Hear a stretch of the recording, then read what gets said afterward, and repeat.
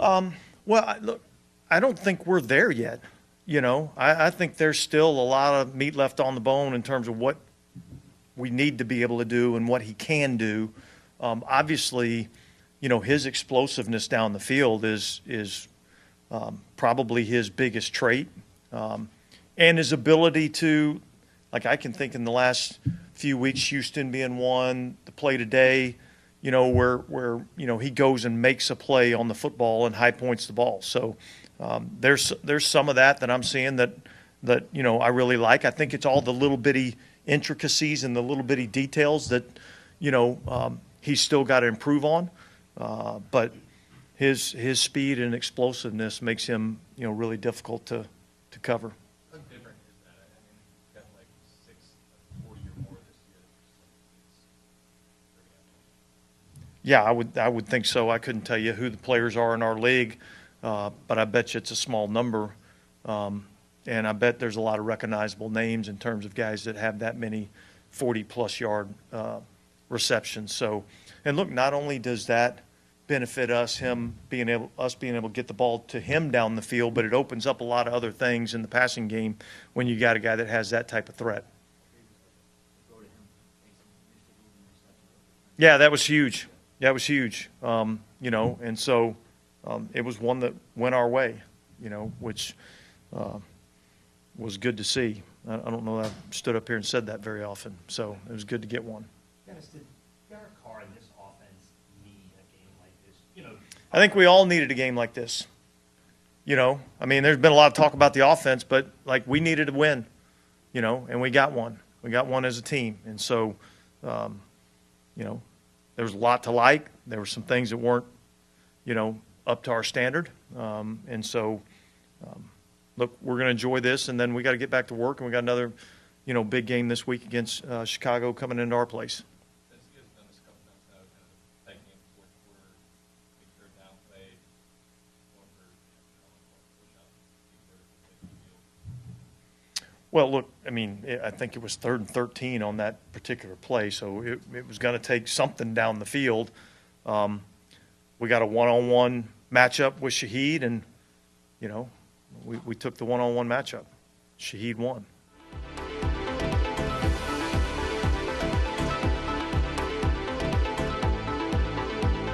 Barker Honda. It's better at Barker. New Accord. Sleeker style. More performance. All new, bigger HRV. It's hot. All new Pilot. Honda's most rugged SUV ever. Civic.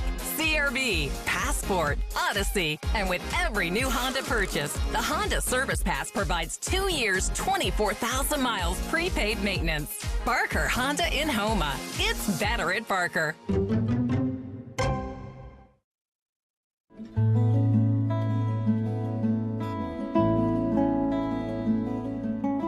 My role model is my mother, Helen Patterson, because she taught me that no matter what circumstances that are brought upon me, to keep striving and to never give up. Some of my extracurricular activities at Terrebonne are volleyball, National Honor Society, the Beta Club, and Campus for Christ. At South Louisiana Bank, we're great at banking, but we're great at a lot of other stuff too. Is that a new rod and reel? Hey, a girl's got a fish. We care about the community we live in and the people we serve. We're not just like you. We are you. Are you boiling crawfish? No, just letting them soak. We're proud to be here and work for the place and the people we love. South Louisiana Bank. It's in the name. Thank you again for choosing Trapp Cadillac Chevrolet. Trapp Cadillac Chevrolet has been serving South Louisiana for over 50 years. That's right, 50 years. No matter how much Trapp has grown, you can count on hometown feel, friendly service every time we stop it. Our unmatched service and diverse Chevrolet, Cadillac, and pre-owned inventory has set us apart as the preferred car dealer in South Louisiana. We're also known for our outstanding auto repair service, changing your oil quickly and easy financing. We promise to always give the most in your auto buying experience here at Trapp Cadillac Chevrolet in Houma. Cardiovascular Institute of the South is celebrating 40 years of delivering health care to our patients and communities. Founded by Dr. Craig Walker in 1983 and guided by a mission to provide the highest quality cardiovascular care available, CIS has pioneered hundreds of firsts to improve outcomes for cardiovascular diseases. Through new technology, virtual care, outpatient procedures, and national growth, CIS is improving lives and leading the way for advanced care and innovation. My husband, Robert Allen, is running for state senate for one reason: to ensure a better future for our children and yours. We've watched family and friends leave their homes for more opportunities in other states. With skyrocketing insurance rates, a lack of opportunity, and a declining economy, we need a new generation of leaders like Robert who will stand up for your family like they're his own. Let's pave the way for a better Louisiana. Vote for my husband, Robert Allen, for State Senate District 21. Bayou Time Sports is brought to you by Terrible General Health System's Community Sports Institute in conjunction with Barker Honda.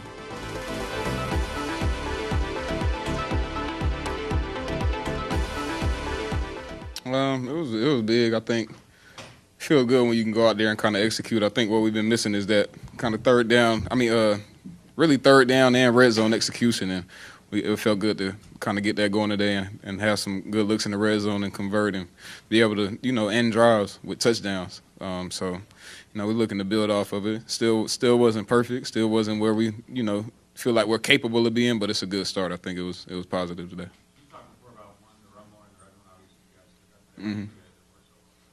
Because we can do it. You know what I'm saying? We just got to do it. So it was good to rip some of those runs off down there. The O-line did that thing. I think anytime we can get them going and get them kind of juiced up with the run game, the offense opens up, so they did a good job today. I just carried the ball.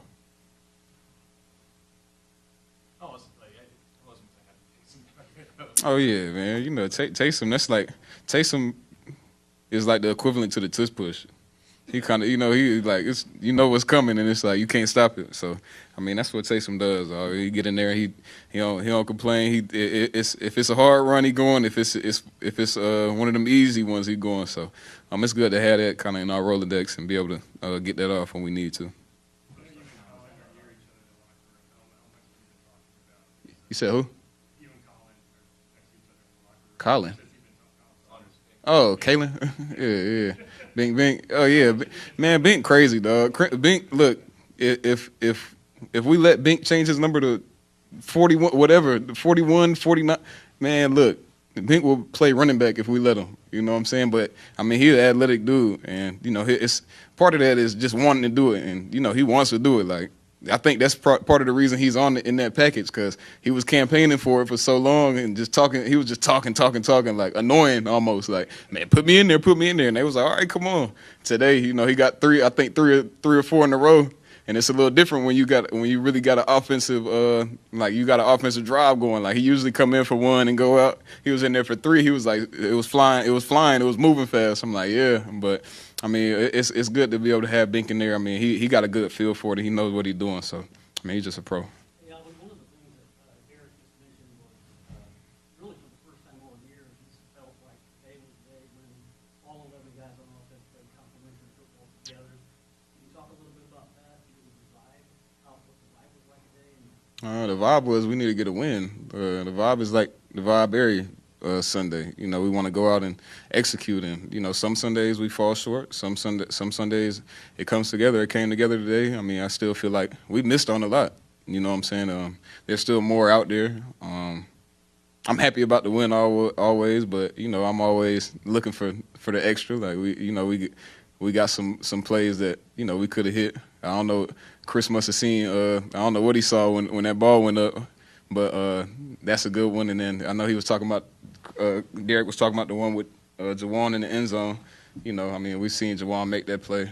It was good coverage, but, we still want that one. What else? We had some false starts that kind of took us back in the drive. It's still a lot out there. So, I hate to be the bearer of bad news, but, it's a good day. But, you look at the film and then you're like, man, we still got more. So, we got to keep going. Just keep going like I've been saying.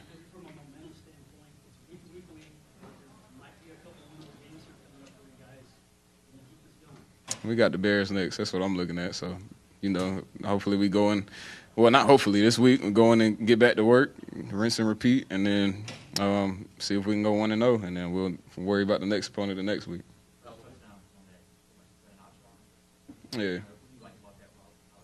No, I like that no linebacker can cover me when we call it. So I think, you know, it's just been trying to get that kind of back into our offense and back up. And, you know, Derek likes the call. I think as an offense, I think we like the call. It's just getting the right looks and getting out there and getting in position to be able to call those. You know, sometimes in my head I'm like, man, we need to just call it and just rip it. But, you know, you can't do that with every play and just force it. So I'm happy we got one off. Hopefully the offensive staff goes upstairs and just puts that on the call sheet next week.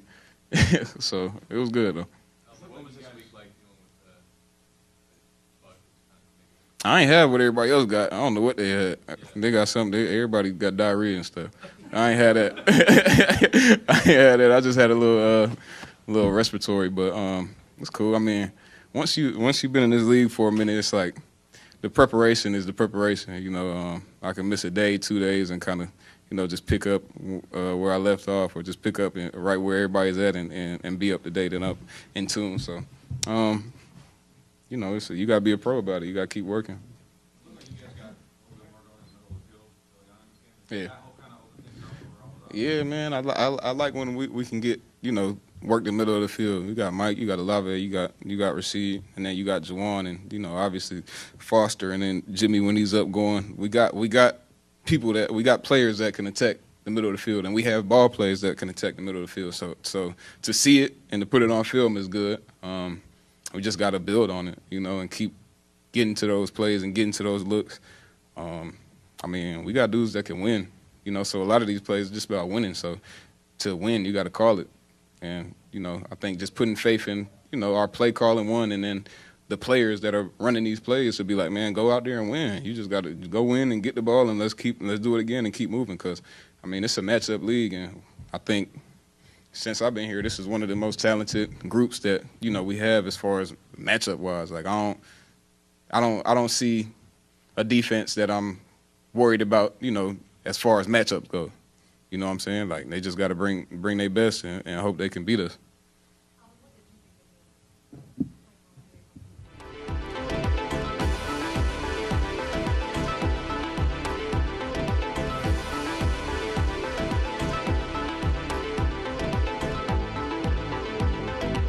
Barker Honda. It's better at Barker. New Accord. Sleeker style, more performance. All new, bigger HRV. It's hot. All new Pilot. Honda's most rugged SUV ever. Civic, CRV, Passport, Odyssey. And with every new Honda purchase, the Honda Service Pass provides 2 years, 24,000 miles prepaid maintenance. Barker Honda in Homa. It's better at Barker.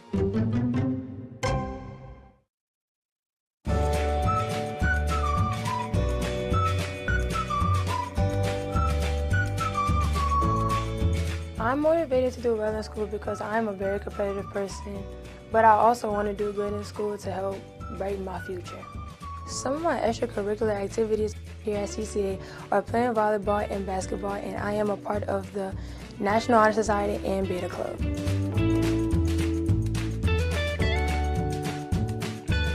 Selecting an insurance provider for your business is a big decision.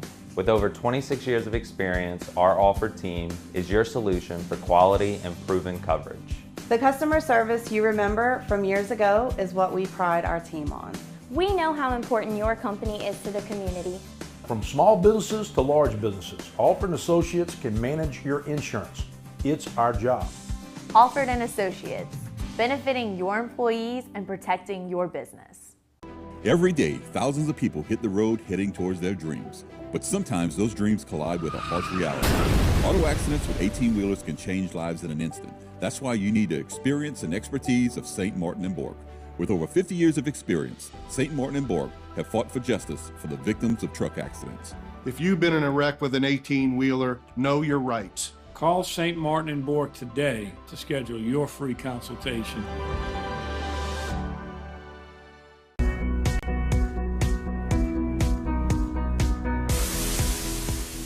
I was coaching softball at Vanderbilt and was the athletic director at Vanderbilt. We won 5 state championships in a row. We won 118 ball games in a row, which is still a national record, I think, a high school record. Martin really began HTV by coming over to Vanderbilt and filming some of our softball games. I've been named, I think, 4 Hall of Fames, the Vanderbilt Catholic High Hall of Fame, the Softball Hall of Fame in the state of Louisiana, the Coaches Hall of Fame in the state of Louisiana, the Bayou Region Hall of Fame.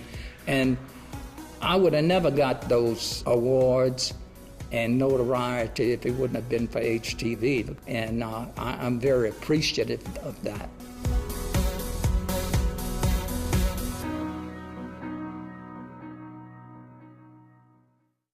Bayou Time Sports is brought to you by Terrible General Health System's Community Sports Institute in conjunction with Barker Honda.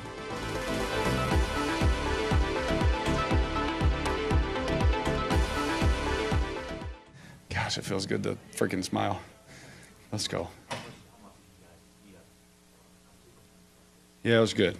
Yeah, especially especially in the red zone. We had been moving the ball. Whether we threw it, ran it, doesn't matter. We did it all in all kind of ways today, and that's exciting for us. So it feels good, and it's exciting. Some of the stuff we talked about over the weekend and all that kind of stuff, we did better at the end of the game. And like I told y'all earlier this week, I think we're getting better, And I'm just happy that the fruits of that showed up. You never know how long it takes and all that kind of stuff. Now the word's just being consistent with what we're doing.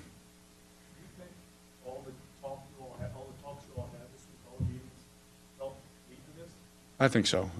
It was needed, when especially for myself, when I'm at one place for 9 years, if I get banged up or hurt something, everyone in that building knew I was playing that Sunday, If I, got upset or, something like that, they knew where my heart was coming from and all that. I could rely on that, whereas I'm in a new place and new things are happening. You got to prove yourself. You got to help guys understand where you're coming from, help guys build the relationship. And that's something that I just felt like the Lord put on my heart to do better this week. And, I thought some of that showed up today, and try not to be so emotional. If a bad play happened and, just keep it pushing and talk about it and move on. And I was really proud of how we handled that kind of stuff too. But you did show some emotion after a couple of big plays. Yeah, oh yeah, the exciting ones, right. The exciting time. Yeah, I was trying to, I've always said, like I always told you, I try my best to stay here, but sometimes on those big plays I get real excited. Even on runs, like I see someone's block, I'll just go nuts. I just love that stuff. And so that part I was good with. But the negative stuff, I just try to be more upbeat and positive. Knowing that we still had a lot of game left to play. So I thought we handled our body language and those kind of things better this week.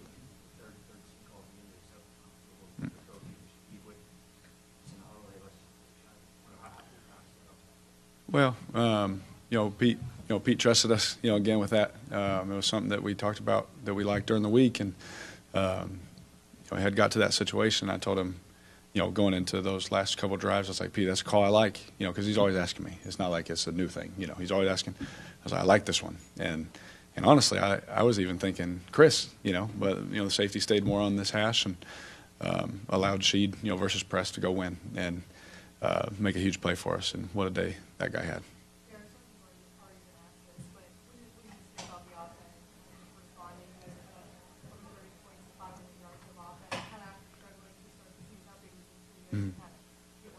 I think well, we won. That always helps.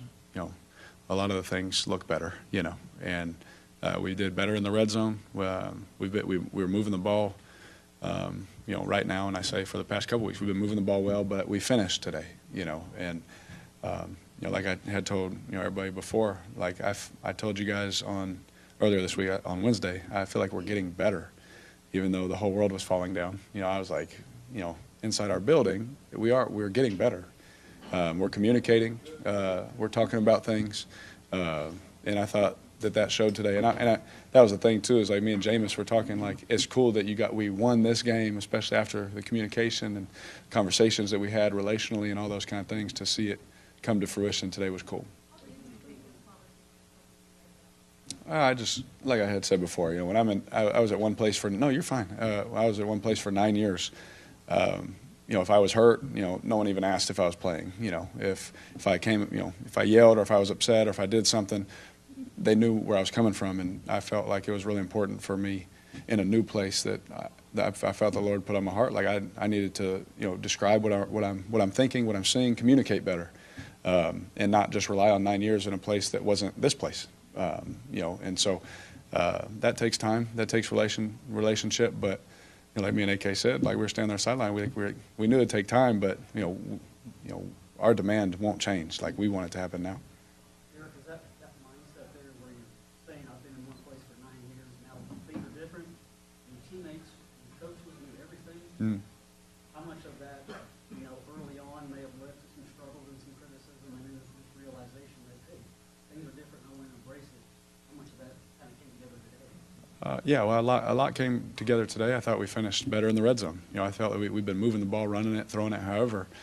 But it did. I mean, to go whatever we went percentage-wise in the red zone, it was great, and that's huge for us. And so, just like I said before, I'm in a new place, but I can't rely on almost a decade of just like, what do you mean? Like, why do I even have to explain myself? I knew that it was important for me to just have those conversations so people could understand my heart and where I'm coming from. And I'm never personal. Like, I genuinely love all my teammates. I'd do anything for them. And so I'm just happy we were able to win so that could come to fruition.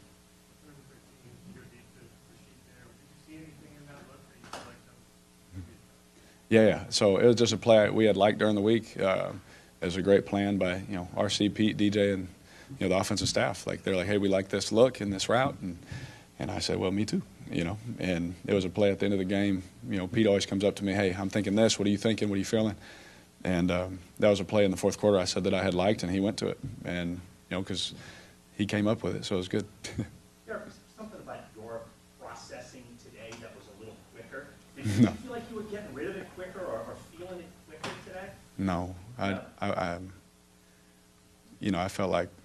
just felt like we finished in the red zone today. I felt like we've been moving the ball really well, for a couple weeks now. But I wish I could say yes to you to help you, but I don't. I feel comfortable, in the sense of playing quarterback, and all those kind of things.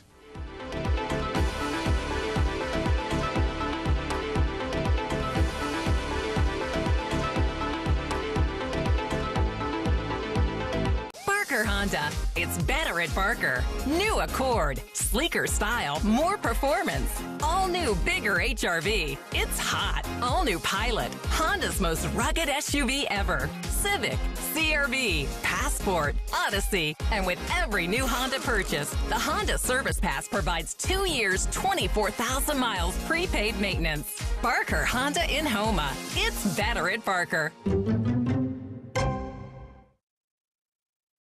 Domestic violence is daunting, and the psychological effects can do enduring damage. Obviously, all abuse needs to end. But how? The Terrebonne Parish District Attorney's Office is dedicated to ending domestic violence and helping those who have already experienced it. Our office supports many programs that educate and adjudicate abuse towards women. If you are a victim of abuse, call the Terrebonne Parish District Attorney's Office at 873-6500. Hi, I'm Councilwoman Jessica Domang, and today we're going to talk about school zone safety. Drivers are required to yield to pedestrians in a crosswalk. Always stop when someone is in the road and wait for them to cross completely before proceeding. Follow the speed limit and always stop when school buses are picking up and dropping off students. Keeping students safe is a community responsibility, so let's all do our part. There are so many reasons to buy your next new car from A.J. Doman Chevrolet, but don't take our word on it. Hear what our customers have to say. Recently, I purchased my fourth vehicle from A.J. Doman Chevrolet. Why? Because they build relationships here. Their service team has kept my vehicles running like new, and their sales team has done things for me that I never expected from a car dealership. A.J. Doman Chevrolet, serving the area for over 38 years, at the foot of the Morgan City Bridge in Berwick. Here at Rouse's, we have our own brands of products, which you'll find down every aisle of our stores. These are the best quality at the best price. They compare to the national brands we sell, but at a lower cost. Most are made right here, but we travel the world too. And we personally taste test and guarantee every item. So if our name's on the label, you can trust it's good. Rouse's brand, best quality at the best price. Hi, I'm Martin False, the owner of HTV, and I just wanted to thank my team because each and every day we come in not always looking for the negative stories. We look for the positive stories. We have so many positive people and events that shape our area. So when you're tired of all the bad things happening in the world, tune into HTV for a little positive attitude. Thanks for viewing, and thanks to a great staff.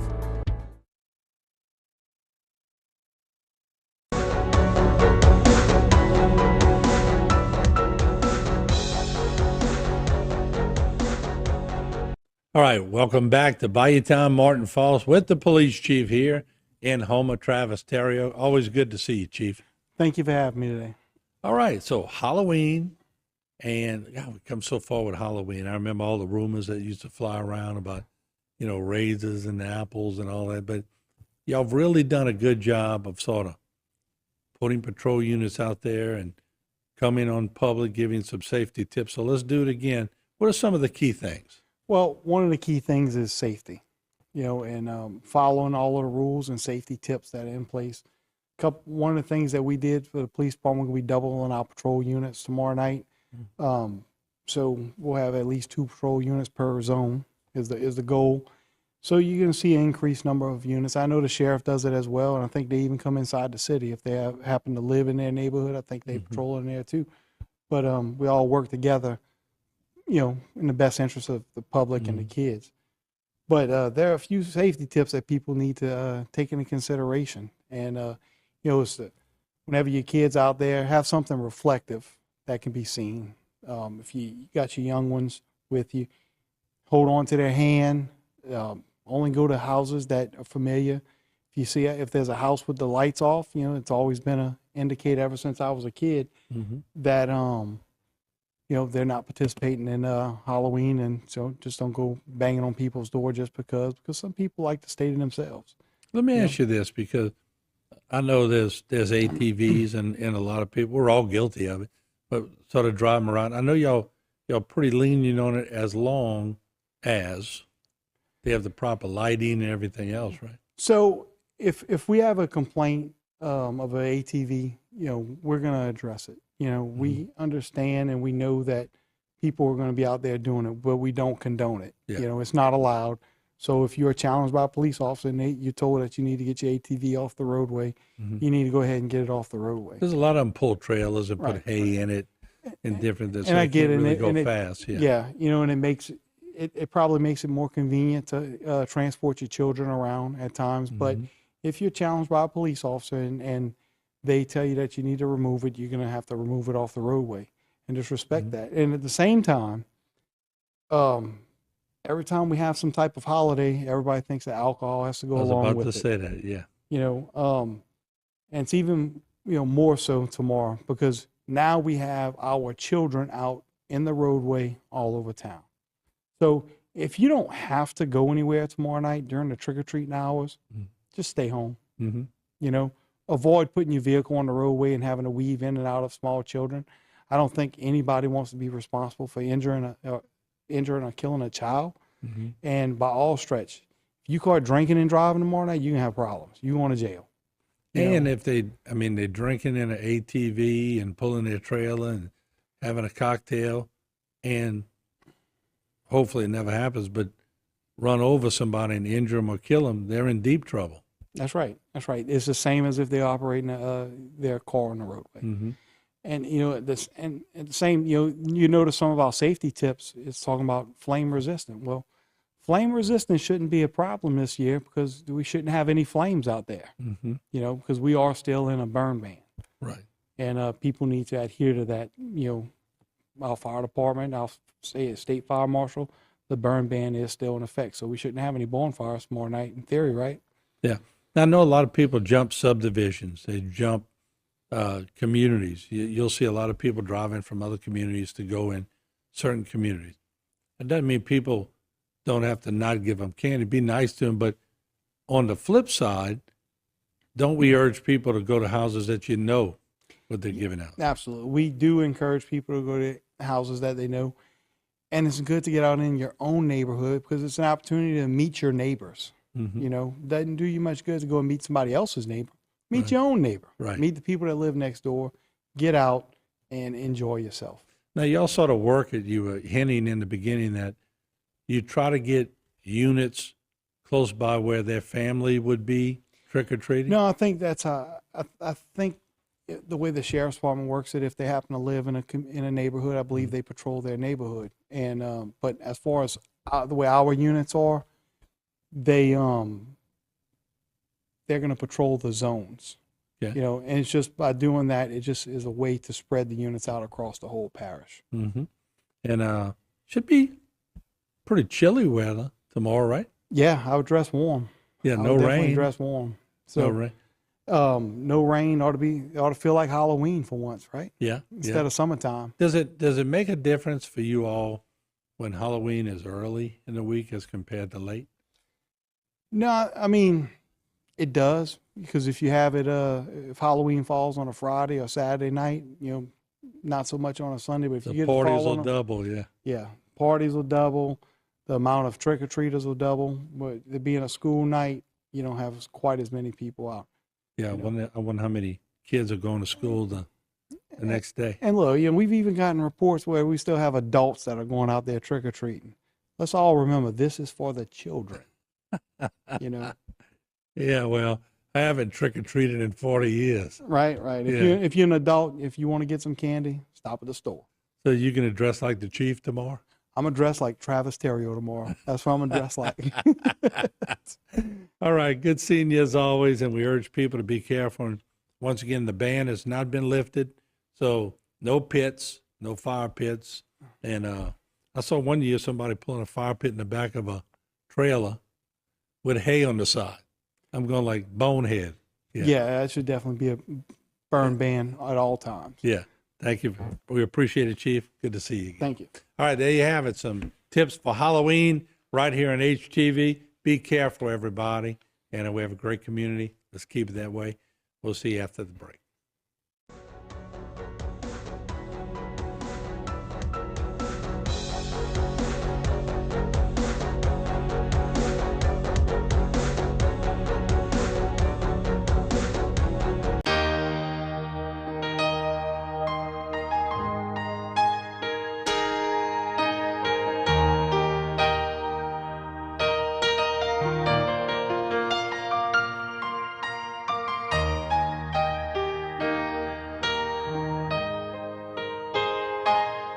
Give where you live.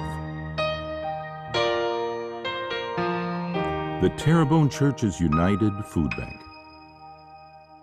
Thank you again for choosing Trapp Cadillac Chevrolet. Trapp Cadillac Chevrolet has been serving South Louisiana for over 50 years. That's right, 50 years. No matter how much Trapp has grown, you can count on hometown feel, friendly service every time you stop it. Our unmatched service and diverse Chevrolet, Cadillac, and pre-owned inventory has set us apart as the preferred car dealer in South Louisiana. We're also known for our outstanding auto repair service, changing your oil quickly and easy financing. We promise to always give the most in your auto buying experience here at Trapp Cadillac Chevrolet in Houma. Hi, I'm Martin False, the owner of HTV, and I just wanted to thank my team because each and every day we come in not always looking for the negative stories. We look for the positive stories. We have so many positive people and events that shape our area. So when you're tired of all the bad things happening in the world, tune into HTV for a little positive attitude. Thanks for viewing, and thanks to a great staff.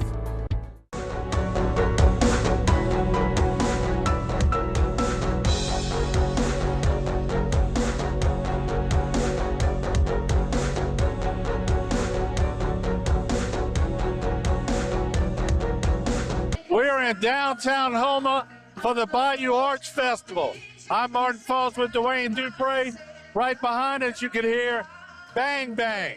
They're tearing it up. Great sound here in downtown Houma. I'm going to walk out the shot right now, and I'm going to give you a little example of what we're hearing.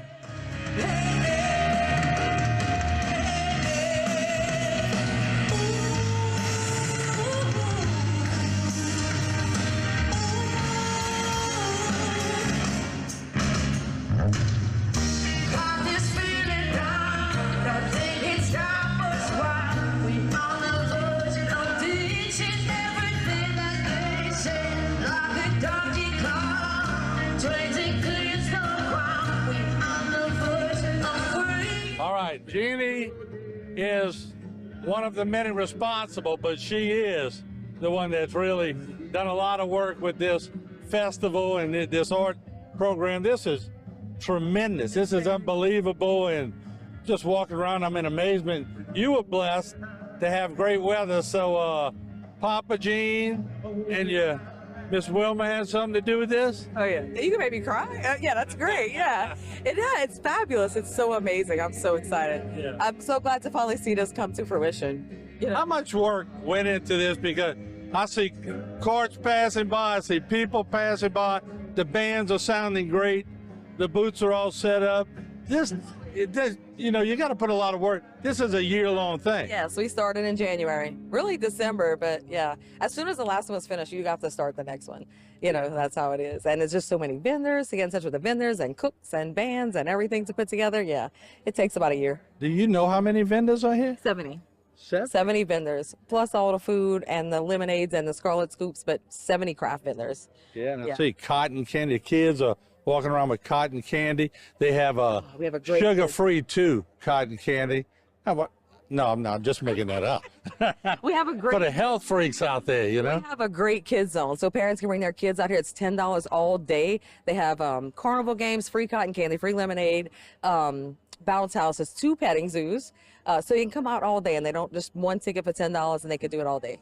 So that's great. So the Dusenberry family, and I'm surrounded by them all over here, but a lot of music in that family, but a lot of art in that family. Yep. My mom was a fantastic artist. There's a lot of art in that family. It runs deep. The blood runs deep with that artistic talent, creativity. Yeah, it's fabulous. So the left side of Jeannie's brain right here is the left side that's always churning, right? Always. It's nonstop, trust me. It doesn't stop, ever stop. Congratulations on a great event. And I know you put a lot of work. I know you put a lot of work in this, and certainly you need to be commended for what you've done. Well, look, there's a lot of people I cannot do it without. Explore Homa has been a massive support. Ann Piku with HTDC is amazing. Yeah. Daniel with Jam Up Marketing. Rouse's, GIS, Louis Mohana. There's so many people to thank, and I hope to just get to that and thank everybody, but it's not a one-man show. Yeah. It's not a woman. Well, Ann's like you. She's like an Energizer bunny. Yes, Ann never stops. And she has all the answers for everything, whatever you need. She's got it, And she's such a great support system. Yeah. Jeannie, congratulations. God bless you. Keep it rolling. Thank you. I appreciate it, Martin. Thanks for coming out. She's a lady right here.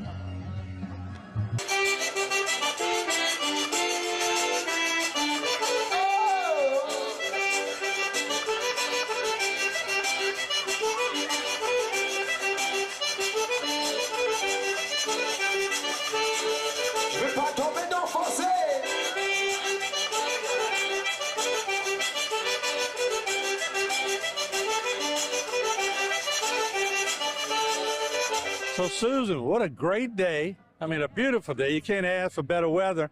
First of all, what's the name of your company, and tell us what you're selling? It's Wild Patchouli and Vine Gift Shop. I make jewelry at home and sell it online and do craft shows. And I sell a lot of like beaded, like mala prayer beads, regular jewelry, beaded jewelry, but also I work with silverware. Vintage silverware, and I make jewelry out of the vintage silverware. So it's just a pastime and keeps me happy. You must have a great imagination. I see a lot of different things, but also you love music. You make music. So you jamming while you're working? Absolutely. We got Bang Bang going. That's some good stuff, man. Yeah. Well, congratulations. And what do you think about Terrebonne Parish when they do these type of events? Because It's big stuff. Oh, it's huge stuff. It's exciting, you know, all the different renovations that we're doing and you know, Ruga Roo Fest and how much that's grown. And now we put together Voice of the Wetlands and the Art Walk. And it's so important for community, for people to come together, and especially for the arts. I mean, that's the world to me, you know. Congratulations on your great work, and good luck selling them. Thank you. I do pretty good. I really appreciate the community because they really support me. And it's kind of like the 70s. I have like a boho vibe. So I got stuck in the 70s. I'm still a hippie? Still a hippie.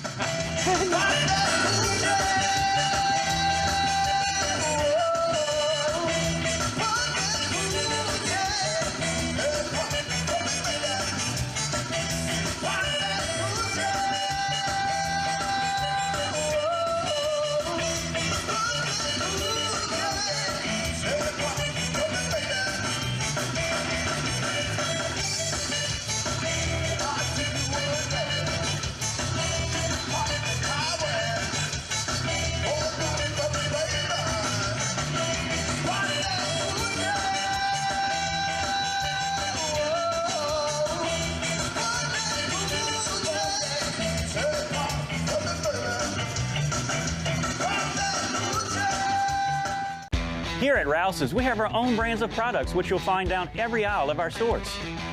These are the best quality at the best price. They compare to the national brands we sell, but at a lower cost. Most are made right here, but we travel the world too. And we personally taste test and guarantee every item. So if our name's on the label, you can trust it's good. Rouse's brand, best quality at the best price. Here at South Louisiana Bank, we know the importance of working together as a team. We're always here for you when you need a loan. By the way, here's that crawfish paddle you needed. You can borrow it anytime. So whether it's business or personal banking, we do it all. Visit our locations to find out how we can support your financial needs. Good luck with the restaurant. Thank you. And tell your mama thanks for the recipe. Her secret's safe with me. I will. South Louisiana Bank. It's better when we bank together. Great news, Homa businesses. We're here. We are Rev, a telecommunications provider with powerful solutions and unmatched local support. We've been bringing Louisiana people, businesses, and culture together for 85 years. Our fiber network delivers superior internet, phone, and security.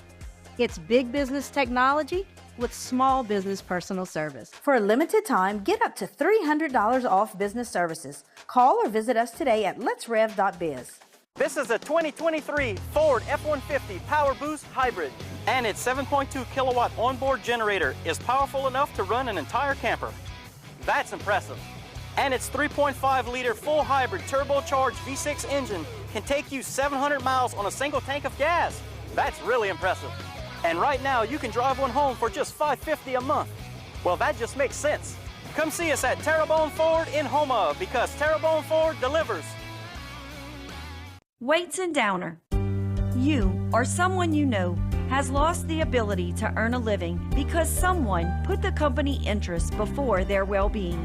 In times like these, there's one firm who has handled hundreds of catastrophic and lost earning cases. Before you settle fast with a company's attorney, give Weights and Downer a call. 985-876-0870. Weights and Downer. Let us fight for your rights.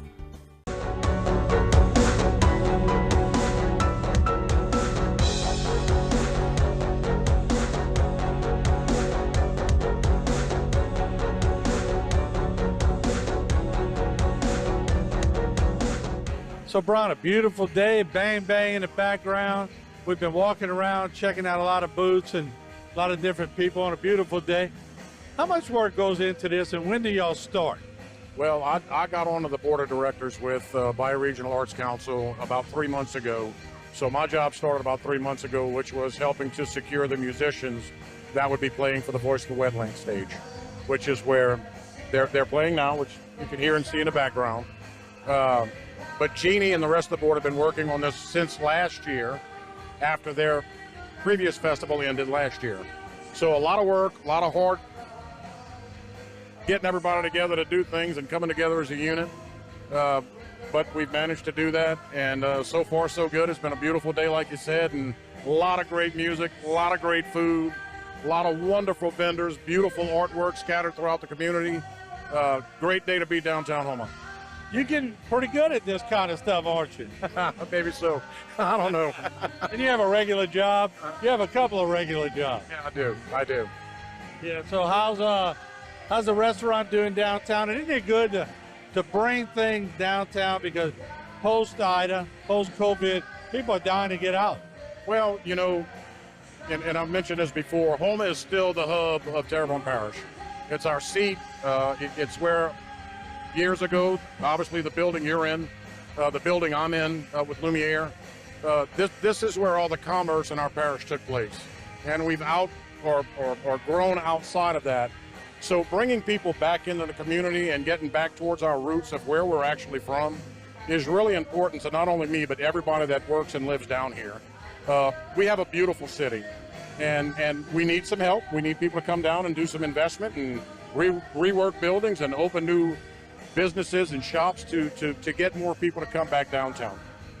So Jeannie, we ran into her a little while ago. She's been putting in a lot of work too, and a lot of other people. It doesn't happen without sponsors too. No, it does not. And if you look around on the scrims we have on the stages and all the various booths and everybody that came out to give their time, none of this would be possible without them. People like Grand Isle Shipyard, Corbeline, and I know there's many others. Explore Houma, HTDC. It's a cooperative endeavor between a lot of different nonprofit organizations, along with government and private investment, that makes these things happen. And now we understood that later on you're getting up on the bandstand and singing? No. That's one thing Brian doesn't do, but he doesn't claim to do. But great job, fun day, and it's good to see you and congratulate. Thank you very much, Mark. We appreciate y'all.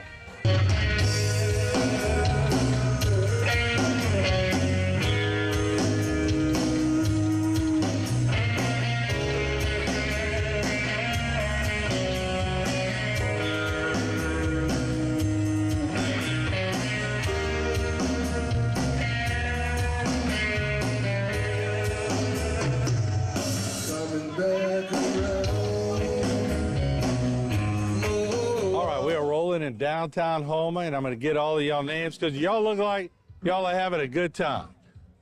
I am having a good time. Go Knights. All right, what's your name? John. All right.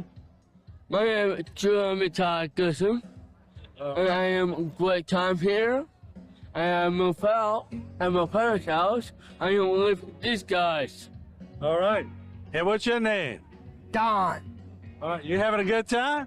Yes. All right. My boss, that's a question for you. All right, go ahead. January 19.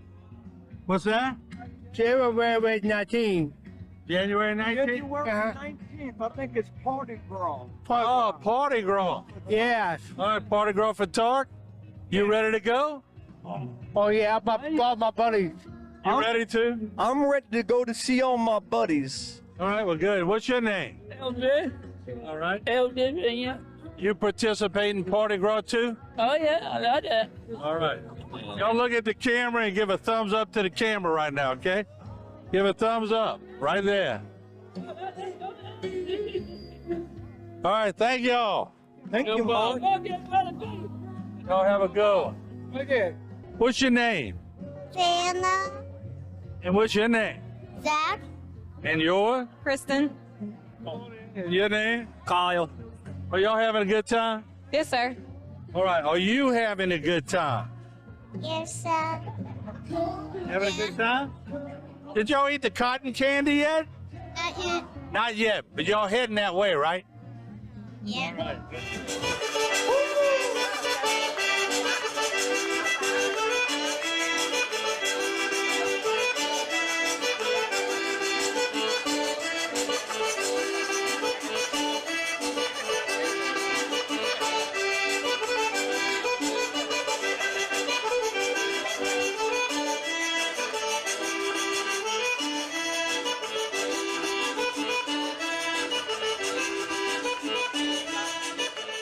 All right, as we stand here down Main Street, what a fabulous weekend.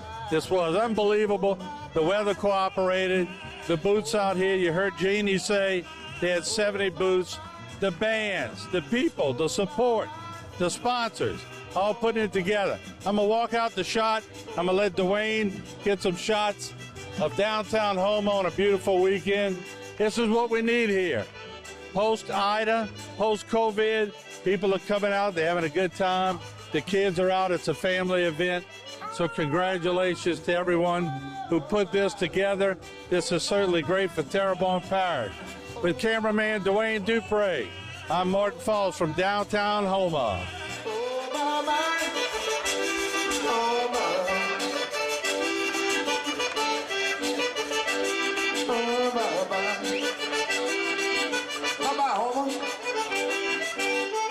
There are so many reasons to buy your next new car from A.J. Doman Chevrolet, but don't take our word on it.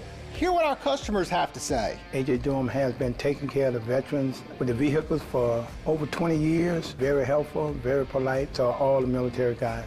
My family and I have been shopping here for over 20 years. The sales team is great, and the service department is unmatched. A.J. Doman Chevrolet, serving the area for over 38 years, at the foot of the Morgan City Bridge in Berwick. Terrebonne Parish School District is now hiring bus drivers. A valid CDL is required. If you don't have a CDL, we will train you. You must be able to pass a medical health exam and a drug test. Salary range is $19,253 to $29,859. Benefits include free health insurance and retirement. Contact the TPSB Transportation Office at 985-876-7400. At Big Wheels Travel Center, the fun and excitement are just around the corner in Bayou Blue. Big Wheels is open 24 hours a day and features 24-hour security, clean restrooms, and a wide selection of beer, soft drinks, and chips for all your needs. While you're there, visit the casino for daily cash prizes and drink specials 7 days a week. You'll get the feeling as if you're in a lush Vegas-style casino. Big Wheels also has one of the largest subways in the area. So stop by Big Wheels Travel Center, where everyone's a winner. Led by a 7-member commission, the Terrebonne Port was created to assist our local industry in promoting economic development. We monitor government regulations that affect our local industry and work with the U.S. Army Corps of Engineers to secure maintenance dredging funds. Because the HNC is the main artery for the heartbeat of Terrebonne's economy, Terrebonne Port fights a constant battle for funding to maintain the federally authorized navigable depth. We are now leasing waterfront and non-waterfront property. Terrebonne Port Commission, serving our industry to keep Terrebonne thriving. There are so many reasons to buy your next new car from A.J. Doman Chevrolet, but don't take our word on it. Hear what our customers have to say. Recently, I purchased my 4th vehicle from A.J. Doman Chevrolet.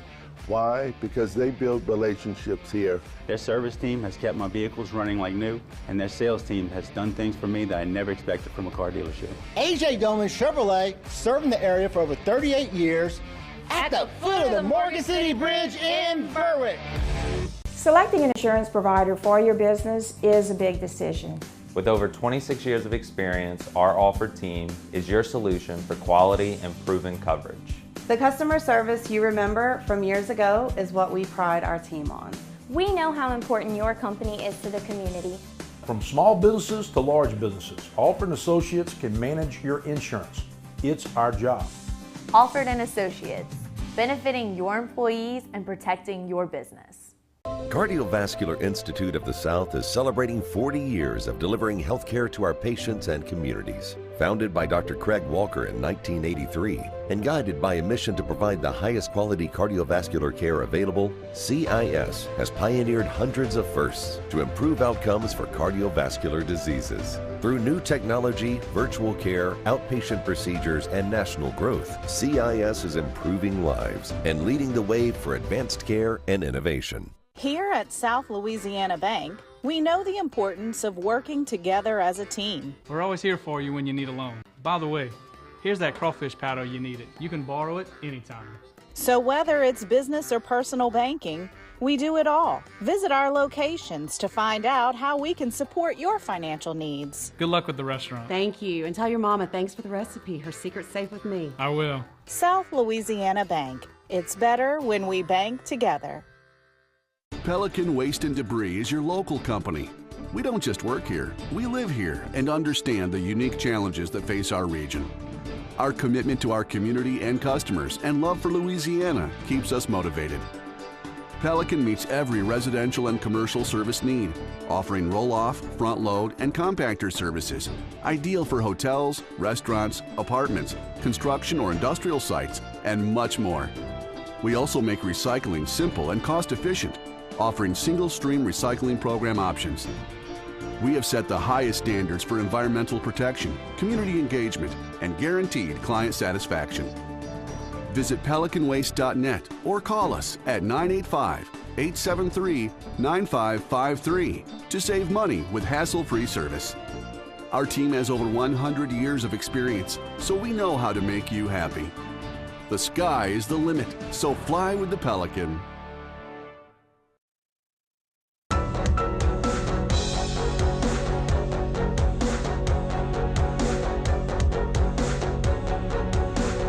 All right, welcome back as we continue to meet the candidates, and we have two survivors in that District 8 race for parish council, and closest to me on the desk is Ms. Kim Chauvin, and then right next to her is Mr. Barry Soudier. We appreciate them being here today. Thank you all for coming. I appreciate that. Thank you for having us. Yeah, thank you. Yeah, it's so important that you come and be transparent in representing your district. And ladies first, you don't mind, huh, Sudi? Ladies I don't first. mind at Okay. all. So, Kim, just tell us a little bit, why'd you decide to run? Just give us your reason why you jumped in. I think most of it was I looked around the district and seen a lot of potential that we have. And I have been pretty much solution driven in the shrimp industry. And I figured that there was some creative ways in which I can delve into the district and try and fix some of our major issues that we have. Mm-hmm. And because we have no time clocks, I'm going to give everybody, I'm a sense when I'm giving everybody equal, but tell us a little bit about yourself, your married life, and just a little bit about your family. Okay. I've been married for 37 years to David Chauvin. We have 3 kids. We have 7 grandchildren, which is such a blessing. Those are so much fun. In that I've homeschooled some of my grandkids, and we have shrimp boats, and we have a dock. We have some facilities that supply vessels and such. And most of the stuff that I've done is advocating in the shrimp industry through either the parish, the state, or the federal government. So, and it's continuing. It doesn't stop, because in the industry, you're forever advocating for your industry and such. So that's pretty much what I've done in times of need in our community. We have volunteered services and done a lot of that part. And I've taken part in many leadership classes, which is the tourism leadership in the state. I've done the 10 KSB, which is the 10,000 businesses through Delgado. And so in that, I've learned a lot of creative ways and created relationships for resources that we can gather on an economic venue with other businesses and such.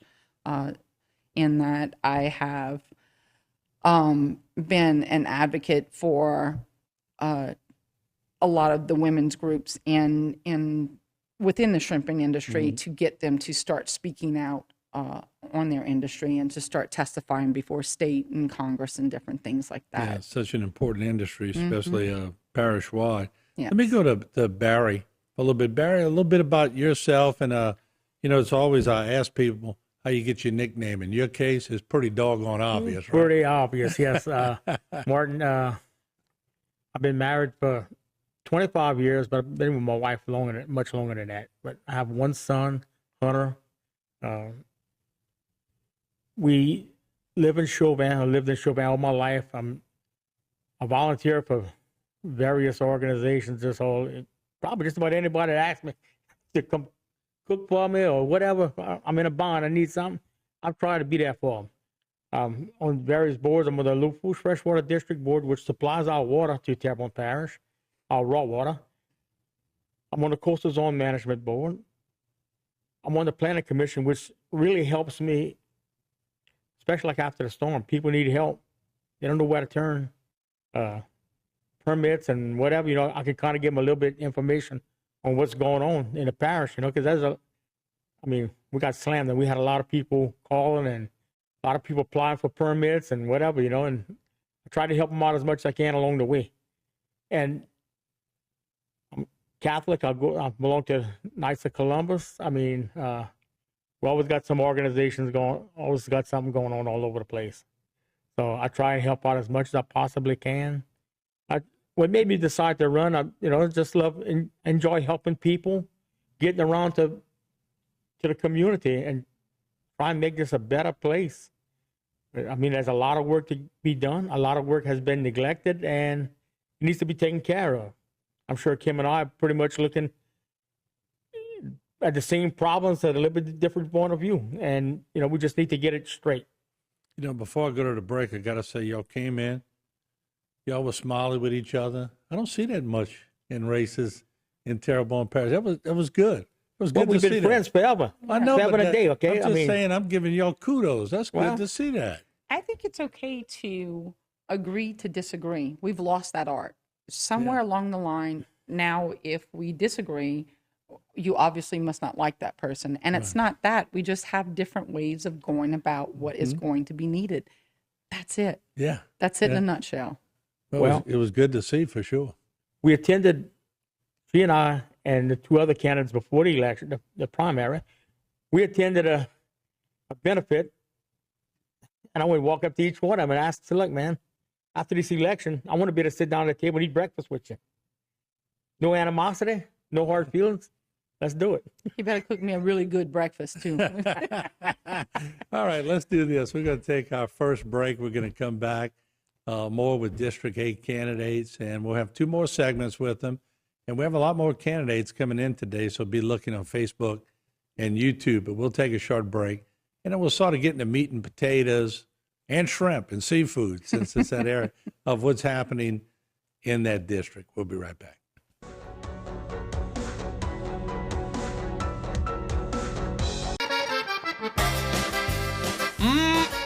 You gotta try this. And some of those. Ooh, and definitely that. You won't be disappointed, but just know you can only get it here. Up and down Louisiana's Cajun Bayou in Lafourche Parish. Y'all come visit. We're just 35 miles south of New Orleans. Hungry? Let's eat! Selecting an insurance provider for your business is a big decision. With over 26 years of experience, our offered team is your solution for quality and proven coverage. The customer service you remember from years ago is what we pride our team on. We know how important your company is to the community. From small businesses to large businesses, Alford & Associates can manage your insurance. It's our job. Alford & Associates, benefiting your employees and protecting your business. Hi, I'm Rhonda Alford, your host for To Your Health with Terrebonne General Health System. Our weekly show provides the latest in healthcare specialties only offered by Terrebonne General. Join us each Wednesday at 7 p.m. to stay up to date with the latest innovations in health. Terrebonne General provides healthcare breakthroughs in cardiology, cancer care, women's health, health and wellness, and much more. You don't want to miss our next To Your Health. See you then. Barker Honda. It's better at Barker. New Accord. Sleeker style, more performance. All new, bigger HRV. It's hot. All new Pilot. Honda's most rugged SUV ever. Civic, CRV, Passport, Odyssey. And with every new Honda purchase, the Honda Service Pass provides 2 years, 24,000 miles prepaid maintenance. Barker Honda in Houma. It's better at Barker. My husband, Robert Allen, is running for state senate for one reason: to ensure a better future for our children and yours. We've watched family and friends leave their homes for more opportunities in other states. With skyrocketing insurance rates, a lack of opportunity, and a declining economy, we need a new generation of leaders like Robert who will stand up for your family like they're his own. Let's pave the way for a better Louisiana. Vote for my husband, Robert Alain, for State Senate, District 21. At South Louisiana Bank, we're great at banking, but we're great at a lot of other stuff too. Is that a new rod and reel? Hey, a girl's got a fish. We care about the community we live in and the people we serve. We're not just like you. We are you. Are you boiling crawfish? No, just letting them soak. We're proud to be here and work for the place and the people we love. South Louisiana Bank. It's in the name.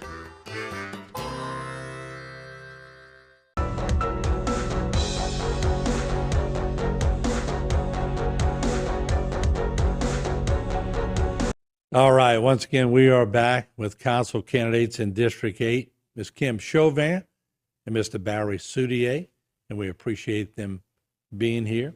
And let's talk about the district itself. Kim, give us a little overlay of your perception of your district and what you expect to do if you're elected. One of the things that I know is going to be a top priority is insurance. And as a council person, you know, I hear a lot of, well, we can't do anything about that. I think that you can advocate for your district. I think that that's important that you make note to do such a thing. And so what I did was kind of look at what was going on. The 2.0 is different from the maps. So that is more in line with the parishes going in to sue FEMA to put an injunction for that part of it. And that's bureaucratic red tape right there. That's no one has been elected to do this. It is just what it is in our federal government. On the map part of it, my part of it is that I have already typed up the letter to FEMA, our congressional delegation. Those are important things. I've also have a letter that I've typed up for the insurance commissioner, and also a request to meet with him because we are hitting some very serious avenues of, I'm watching a lot of people that are having to sue the insurance company to get their money. And that, it's not the lawyer part of it. You know, I get they're giving a service, but when you're getting a lot of elderly people having to sue and you pay to 33%, which is normal when you're hiring a lawyer, but when you're doing that and you lack the funds to fix your home, it's a problem. Yeah. So there are issues within that. There's issues with the amount of information that has gone out or not gone out, the lack of information that has gone out of how much time an insurance company has, what is allotted, what you can do. I think that creating an informational hub is going to be super important for District 8 because we're not at a point where, you know, you're never going to get a hurricane or never going to have to deal with, you know, big major events. And I think that supplying people with information helps them to know what they have to do and what services they can go for, what programs they can go for. It puts them at the fingertips. And a lot of times people don't get on social media, but there are other avenues to do so. People have cell phones. There's the Council on Aging. There are many different ways with flyers and different things. And so that's something that I'm pretty good at in getting that part of it out. I think that that's important. I think meeting with the Public Service Commissioner is going to be super important. We have been paying a surcharge for a long time, and we didn't get much in this area in paying a surcharge from Katrina. And here we are again. We have smart meters. They're still, to this day, estimating the usage. Might want to tell me what's smart about these meters because I'm not getting it. You know? No estimation. Yeah. I mean, we're 2 years and some change later, and we're still estimating. It's a problem. And part of it is that people were still led to believe they had to pay their charter bill or spectrum bill. They had to pay their Entergy bill when everything was down. Because when you would call there and say, oh, we're going to credit you later. People don't have that kind of money after a storm. So those things need to be dealt with on the forefront. Well, let me come to you and we'll add 30 seconds. We'll just take it off the last segment. But same thing. I mean, just describe your district and what are some of the needs. If it's the same as Kim, fine. If you have something different, go well, like every politician talks about insurance. We can't get the rates down. There would be no growth on the buy because who can come build businesses? They can't get insurance. I mean, so what happens later on down the line? Our ad valorem tax goes down, recreation goes down, and that's a big problem. We got right now. Recreating the kids, we got demolished with a storm, and again, we're fighting insurance, fighting FEMA, and we're supposed to get a ruling pretty soon about all of this. See where we at. But in our district, there's a lot of people that left, a lot of blighted houses, grass growing up to the windows. People still fighting. Some of them are fighting insurance, and some of them just left. But the ones that are fighting insurance, I think, if your lawnmower still works, you cut your grass. Because, they got grass to the windows on a lot of these houses, and we need to get something done. Either the parish comes in and takes them out, or what? We need to get something done. And, we got to get our insurance rates down for our community, because our elderly people who live on Social Security, they can't afford these rate increases like even the working man has a hard time finding the money to pay for this. Just think our elderly people who's living on Social Security, who barely can afford their medication at the end of the month, and then they get an insurance rate. I said, man, come on, we got to do something with this. And until we do something, we're gonna be in a bind. We're gonna lose everybody. All right, let's do this. We'll take our next break early. We'll come back and we'll add a minute more to the last segment. So we'll take a break. Don't go away.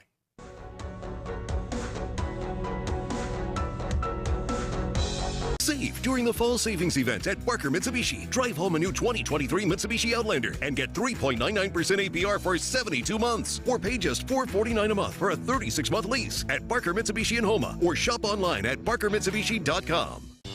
Welcome to the Cypress Stop, your new Phillips 66 on the corner of 311 and Savan Road. We have all your breakfast, lunch, and dinner needs with smoked ribs, smoked chicken, boudin, homemade pulled pork, and daily plate lunches. We have a very large selection of white wines, red wines, liquors, beer, tobacco, and vapes. Going fishing? We have your bait and tackle and the ice to keep your catch cool. Cypress Stop, home of the happy customer. Every day, thousands of people hit the road heading towards their dreams. But sometimes those dreams collide with a harsh reality. Auto accidents with 18-wheelers can change lives in an instant. That's why you need the experience and expertise of St. Martin & Bork. With over 50 years of experience, St. Martin & Bork have fought for justice for the victims of truck accidents. If you've been in a wreck with an 18-wheeler, know your rights. Call St. Martin & Bork today to schedule your free consultation.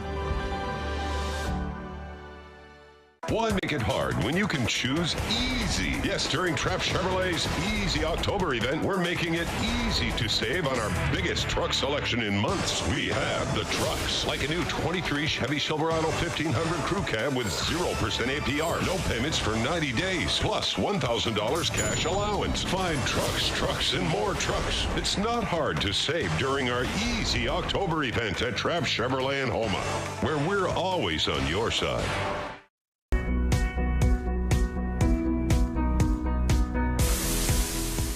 I was coaching softball at Vanderbilt and was the athletic director at Vanderbilt. We won 5 state championships in a row. We won 118 ball games in a row, which is still a national record, I think a high school record. Martin really began HTV by coming over to Vanderbilt and filming some of our softball games. I've been named, I think, 4 Hall of Fames, the Vanderbilt Catholic High Hall of Fame, the Softball Hall of Fame in the state of Louisiana, the Coaches Hall of Fame in the state of Louisiana, the Bayou Region Hall of Fame. And I would have never got those awards and notoriety if it wouldn't have been for HTV. And I'm very appreciative of that.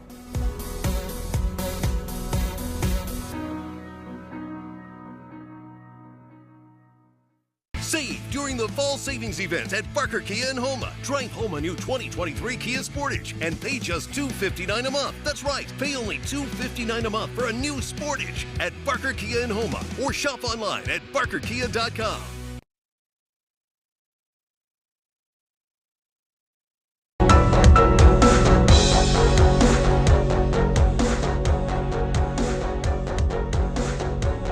All right, we are back with candidates in District 8, and we have Ms. Kim Chauvin, Mr. Barry Soudier, and we appreciate them being here and being so transparent. Let's talk about drugs. Drugs is parish-wide, nationwide. Barry, will come to you. Yes. But it's on the bayous, too. It's on the Oh. bayous. It's everywhere you go. It's changed. Every community has changed. What are your thoughts on drugs? And then when you're on drugs, it leads to a lot of people burglarizing other people's homes. Yes, you're right, Martin. This is nationwide. There's so many people on it. I don't know if it's because a lot of people lose their job, they get divorced, they go down the hill. They ain't got nowhere else to go. They turn to drugs, and some people just, that's just a way of life that they choose, I would say.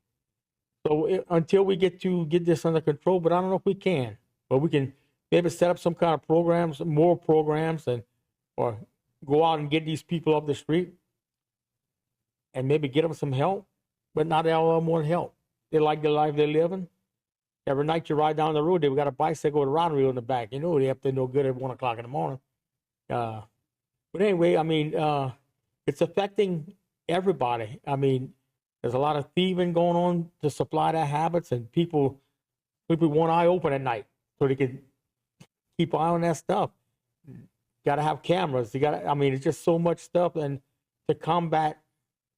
And I think we're losing. We got to do something to come up with a solution to try and curb this.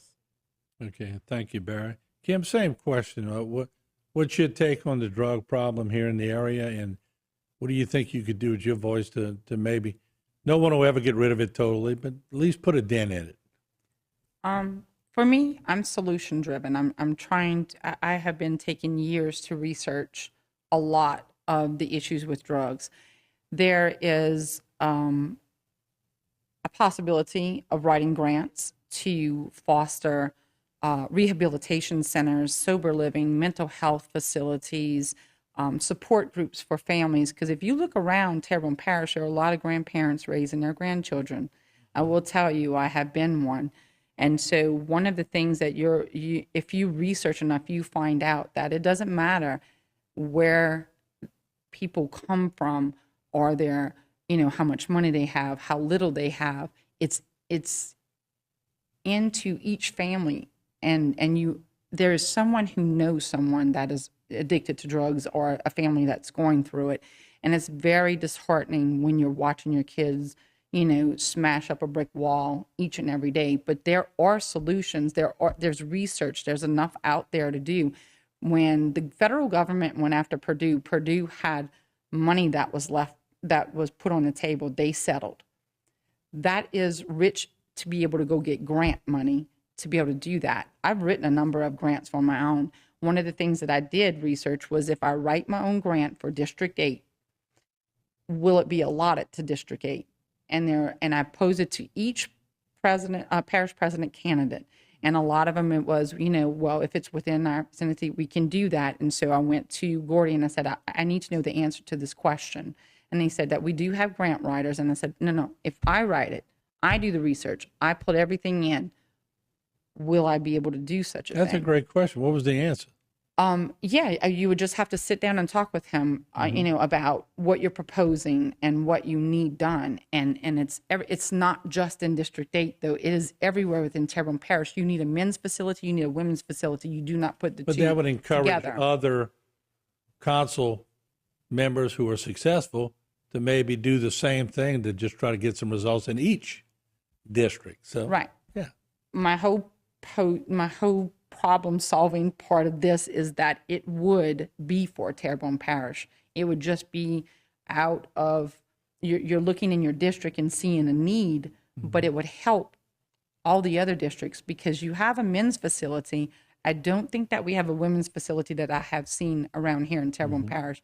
And if we can sweep it under the rug, but you're not sweeping it for long because I think what they said, 80 to 95% of the crime is due to drugs. Yeah, I would believe that for sure. Yeah. Let me ask you each a question with a short answer, if we could. Just Barry, just overall, your campaigning, the people you've met, What's the number one issue amongst the people that you're walking and talking to? A lot of people talking to me about drainage. Drainage. They lateral ditches getting overgrown, and then when it rains hard, the water have nowhere to go. That's one of the biggest issues.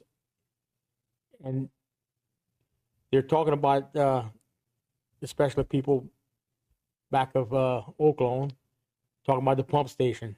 If they ever going to get that pump station redone because they had problems with it a while back. Now, I think they have money allocated for that. But that's the big issue. And somebody else was talking about street signs. But, I mean, I don't think that's too bad of a big deal because if everybody got GPS on their phone, they can tell where the street signs are at, what it should be. But we got a couple lights, street lights in some areas because we still have some dark spots on the highways, and which I know Energy worked diligently to get where they at now because they had hundreds of lights that were out. Kudos to them. They tried their best. But that's one of some of the most issues, along with the crime. But let me do this because we're running out of time. But Kim, let me let you jump in. What you been hearing?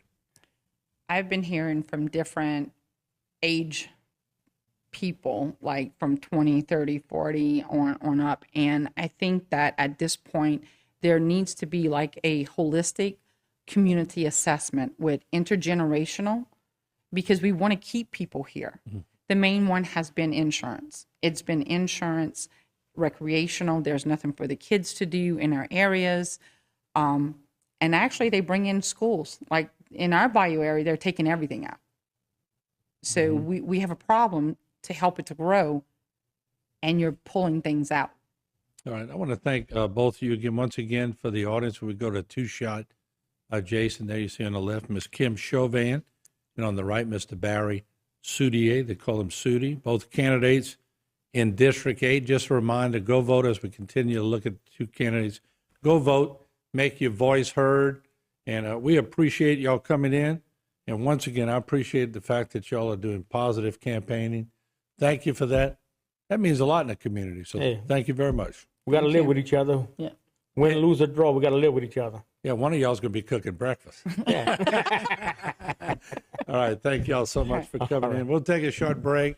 Check out Facebook and YouTube. A lot more candidates. We'll have a lot more nice debates like this, I hope. See you around the corner.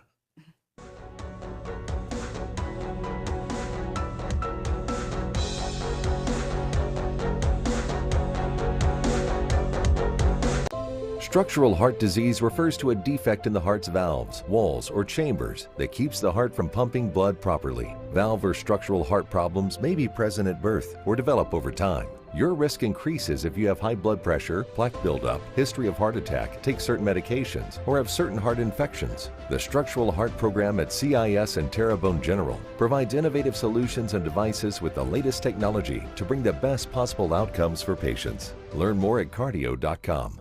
Hi, I'm Councilwoman Jessica Domingue, and today we're going to talk about school zone safety.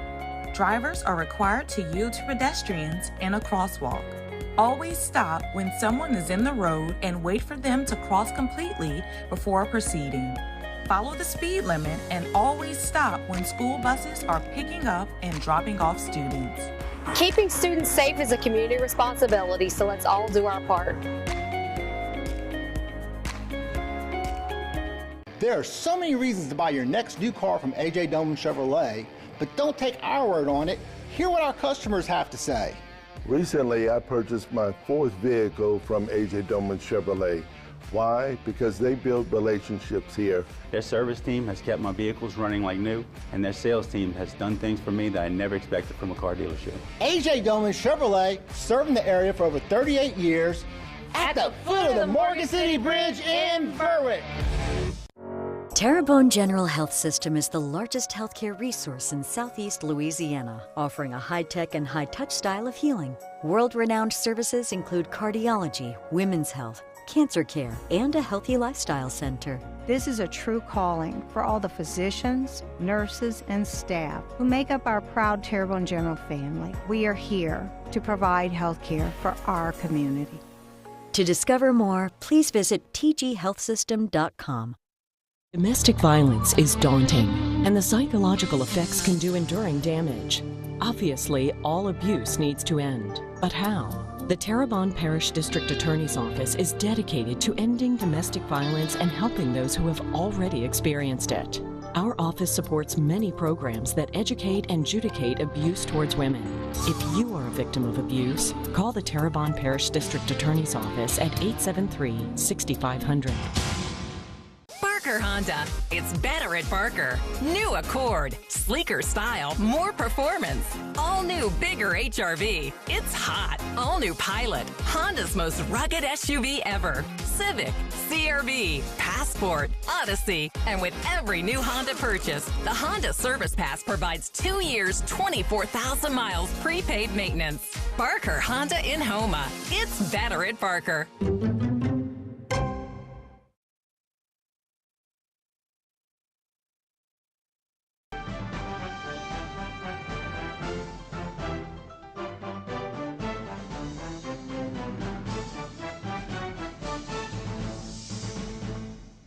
Hey everybody, welcome into Going Public. I am Harry McCullough. We're joined this week by Nicholas Mathern, of course, the general manager of South Lafourche Levee District. So appreciate you being here, man.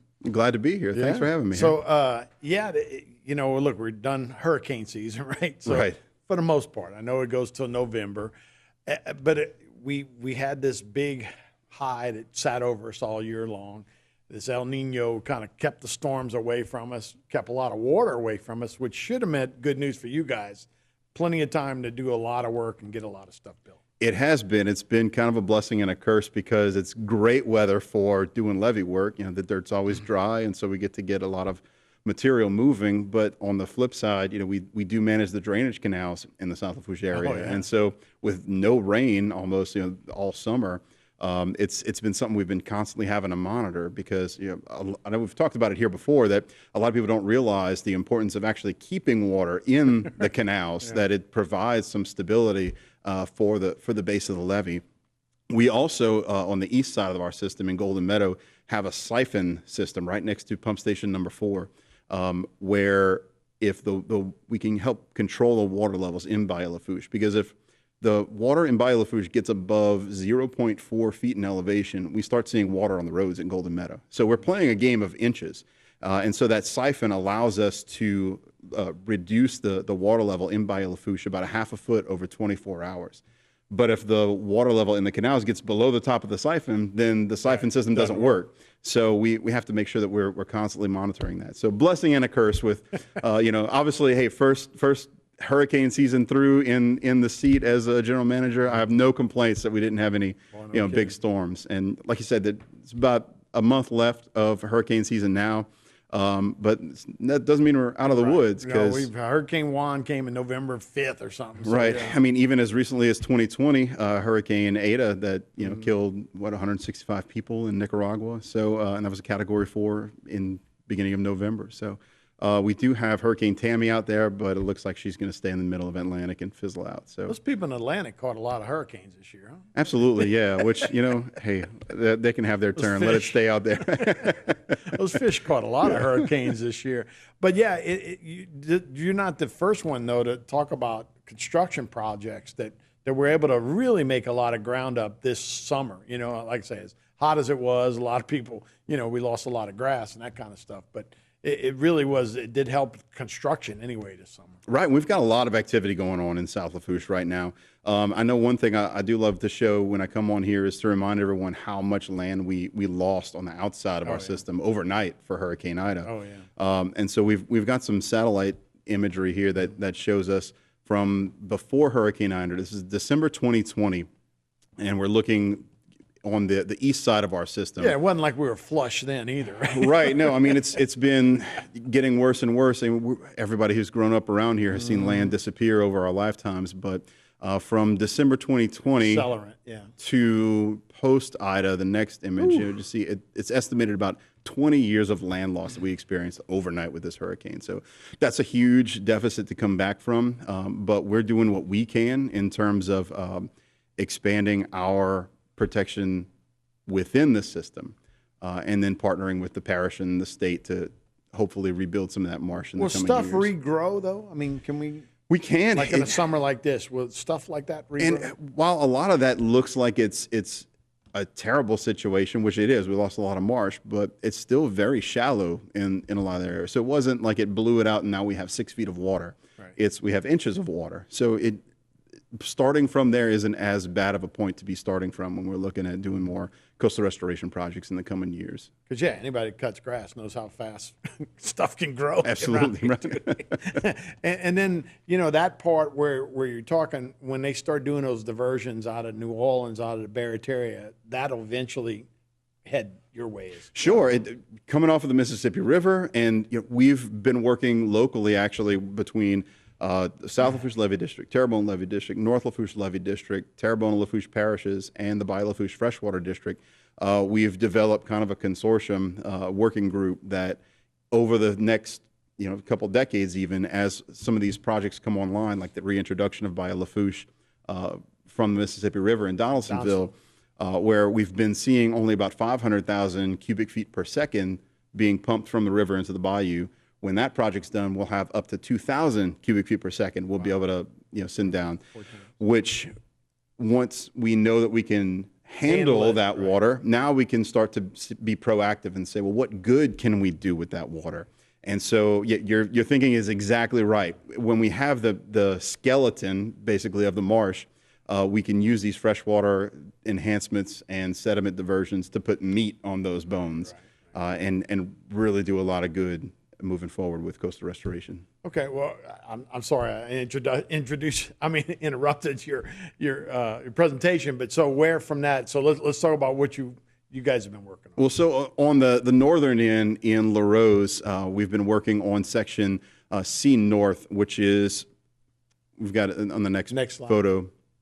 So section C North runs from about the Berg-LaRose Highway to the Côte Blanche connection and cutoff, and we actually put together a little update video that we posted on Facebook to show some of that progress that we've been making.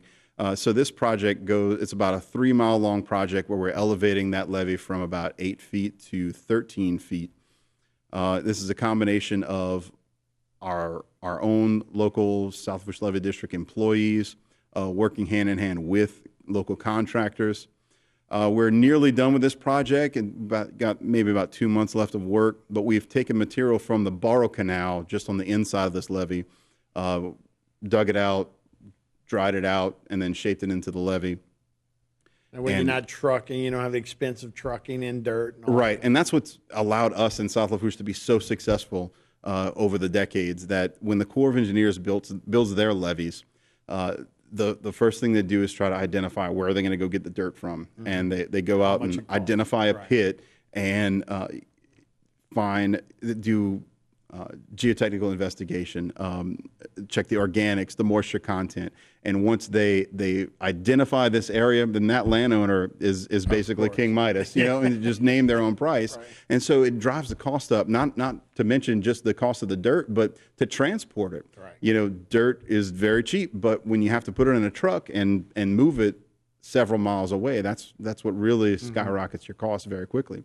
So us being able to dig material out of our borrow pit and dry it and process it, while it might not be the solid gold version of dirt that the Corps likes to use, obviously we've done something right, because where the Corps' calculations say that we shouldn't be able to stand up to a 10-year level storm, we've proven against a 300-year level storm. So while we're not following their guidance to the letter, we don't have a bad system, and we've proven that we can construct stuff for, and it's up.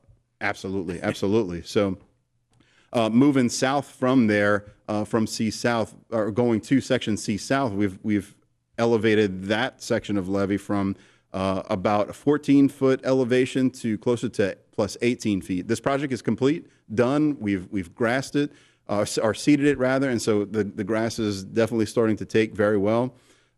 We'd imagine that section would settle down from the 18 down to about a 16-foot elevation, which is what we've targeted for this area. So in Ida, we saw about 13-foot storm surge in this area. So 16 feet, we're very comfortable with moving forward.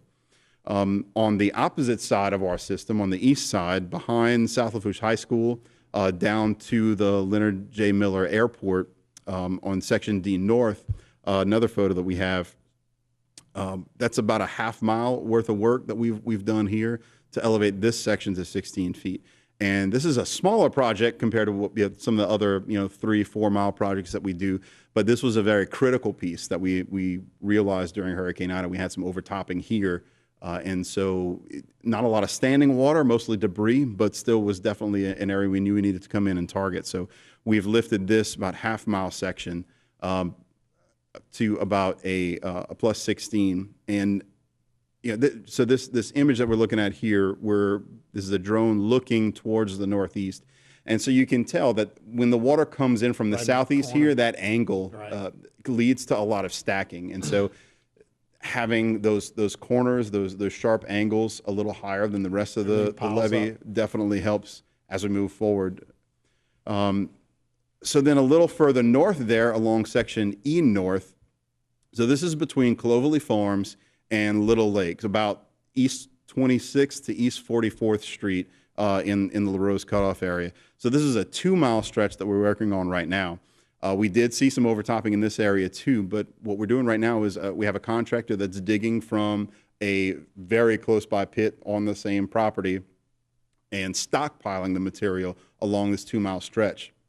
And then as they stockpile it and it dries, our levee district personnel are we've got an excavator and a dozer there that are pulling it up and shaping it into a higher levee section that we're targeting another 16 feet here. And so that's all happening now. We do have some other projects that are in the hopper that we're excited to get started in the near future. But we've done a lot since Hurricane Ida to identify the places where we saw we had weaknesses and always keep improving, always getting higher. And look, that's what these events are about, right? Is to figure out exactly where you're at. And you don't know when you're going to have a turn like, oh, wait, we didn't anticipate that everything was going to come right here. Right. And I guess every storm's going to be a little different, right, as to where it all builds. But, yeah, you can find your weak spots and then improve them on the off years, right? Right. So that's what we've tried to tackle, the priority areas, and then we'll be able to not be so much in firehouse mode, as I've called it. But you got some other stuff, and we're going to take our first break. But when we take a look at, there's a plug behind South Lafourche High School right there, that's going to open up some canals and those types of things. Those are all things that you're trying to do to make sure that water moves slow. Water's supposed to find its own level, right? Right. Sometimes you got to make it find its right level. All right, we'll take a break. When we come back, more with Nicholas Mathern right here on Going Public. Cardiovascular Institute of the South is celebrating 40 years of delivering health care to our patients and communities. Founded by Dr. Craig Walker in 1983 and guided by a mission to provide the highest quality cardiovascular care available, CIS has pioneered hundreds of firsts to improve outcomes for cardiovascular diseases. Through new technology, virtual care, outpatient procedures, and national growth, CIS is improving lives and leading the way for advanced care and innovation. You gotta try this. And some of those. Ooh, and definitely that. You won't be disappointed, but just know you can only get it here. Up and down Louisiana's Cajun Bayou in Lafourche Parish. Y'all come visit. We're just 35 miles south of New Orleans. Hungry? Let's eat! Barker Honda. It's better at Barker. New Accord. Sleeker style, more performance. All new, bigger HRV. It's hot. All new Pilot. Honda's most rugged SUV ever. Civic, CRV, Passport, Odyssey. And with every new Honda purchase, the Honda Service Pass provides 2 years, 24,000 miles prepaid maintenance. Barker Honda in Houma. It's better at Barker. Terrebonne General Health System is the largest healthcare resource in southeast Louisiana, offering a high-tech and high-touch style of healing. World-renowned services include cardiology, women's health, cancer care, and a healthy lifestyle center. This is a true calling for all the physicians, nurses, and staff who make up our proud Terrebonne General family. We are here to provide health care for our community. To discover more, please visit tghealthsystem.com. At South Louisiana Bank, we're great at banking, but we're great at a lot of other stuff too. Is that a new rod and reel? Hey, a girl's got a fish. We care about the community we live in and the people we serve. We're not just like you. We are you. Are you boiling crawfish? No, just letting them soak. We're proud to be here and work for the place and the people we love. South Louisiana Bank. It's in the name. Weights and Downer. You or someone you know has lost the ability to earn a living because someone put the company interests before their well-being. In times like these, there's one firm who has handled hundreds of catastrophic and lost earning cases. Before you settle fast with a company's attorney, give Weights and Downer a call. 985-876-0870. Weights and Downer. Let us fight for your rights.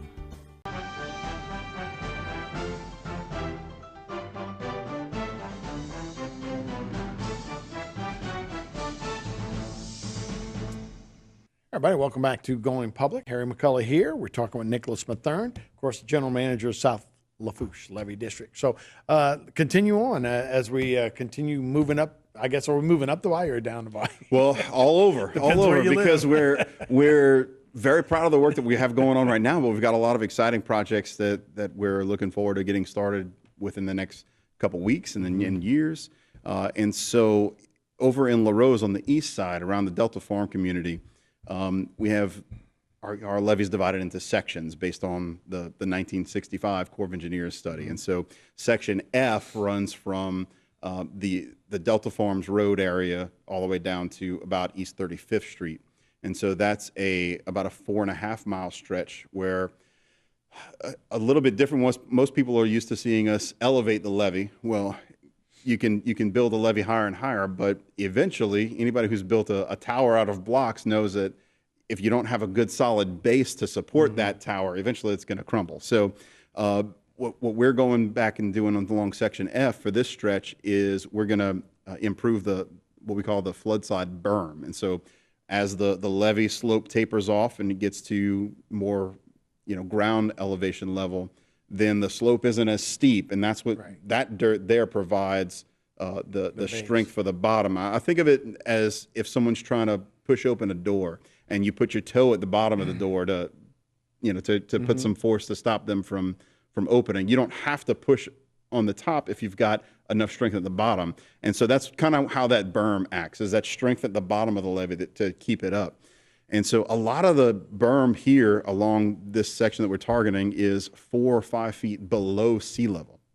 And so we've got a pretty sizable grant of money from the Coastal Protection and Restoration Authority of Louisiana to elevate that berm up to sea level. So the levee section itself is in really great shape. It looks great, good elevation, and this is just going to add some stability there. For every time you go up, you need to go wide too, right? Right. Unless you have a T-wall, but they're not doing that. Right. But yeah, as we move up, we maintain a certain slope, and then as we get higher and higher, obviously you need to build out further to support that elevation. So that's what you're doing in Delta Farm. So that's what we're doing around Delta Farm. So it's going to be kind of one of our first berm projects that we've done in a while, just strictly focusing on the strength of the berm itself instead of only focusing on the height of the levee. But what we've seen after Ida, we've targeted pretty much all of the areas that we saw overtopping. So we're able to show more interest and prioritize more some of these projects that are going to strengthen the great levees that we already have in place. Hey, look, I know they chain the weakest link and all. But all it takes is one, London Avenue Canal or one 17th Avenue Canal to have one spot that causes the whole thing to be catastrophic. So yeah, you got to fill that all up. Absolutely, absolutely. And so every year around January we do a centerline drone survey of our whole levee, and that lets us know where we are now, and we compare that to where we were the year before. We put it up against what our design elevations were meant to be from the Corps. We put it up against the worst storm of record, how high the water got. So for us now, it's Ida that we kind of compare all the elevations to. And that's the highest one on record? In recent times, for sure. But in that survey rather helps inform what our priorities are going into that year and future years. So the Section F berm is one that we have going on right now, and then all the way on the south end, Section A kind of makes a U around Golden Meadow, and so that's the next image that we've got. Yeah. A West is obviously on the west side, East is on the east side. So for A West, that's a 3-mile stretch that we're going to be working on to elevate that from the around 16 feet that it currently is. We're going to construct it to 19 and a half feet, eventually seeing that probably settling down to about 18 feet. And the same thing for the 4-mile stretch on A East, and that runs from pump station number 4 all the way down to the Lee, Ontario lock there at the bottom of the system in Golden Meadow. And that's going to be 19 feet as well? That'll be, right, both sides going up to 19 and a half feet. How long does it take for it to go down a foot like that? Several years. I mean, you'll see some immediate subsidence or compaction, we call it, as the material that you put up dries a little more and settles in place. But so you see that initial surge of reduction in that height, and then over time just tapers off. And then so that's all that we have to protect the outside from flooding. But as you kind of mentioned before the break, we still have to work on the inside too. And so one of the projects that we're working on right now is to reconnect Breton Canal, which is immediately south of South Lafourche High School. So for the students that park in that parking lot on the south side, it's right on the other side of the fence. That canal historically connected to Bayou Lafourche, and then years back to prevent flooding to the neighborhoods in the back, that was an earthen plug was put in. So there's no connection right now between Breton Canal and Bayou Lafourche. Because we're playing a game of inches in Golden Meadow, like we mentioned with the siphon in Golden Meadow near pump station number 4, that allows us to reduce the bayou water level 1/2 foot in 24 hours. We're looking to replace that earthen plug in Breton Canal with a weir structure that we can control the height of, and that'll give us up to another 1/2 foot of control over a 24-hour period. All right. So we had pictures of that, right? We do. So I've got a little video showing that area there, where we have the earthen plug that's going to be removed right there, that goes under a little bridge connecting to the anybody bayou. knows South Lafourche knows exactly where that's right. at, right? And so that's the earthen plug there we're going to be removing. And then our personnel using excavators and dozers owned by the levee district, we've started clearing out all the vegetation on the north side of the canal so that we can actually access. How deep will that canal be?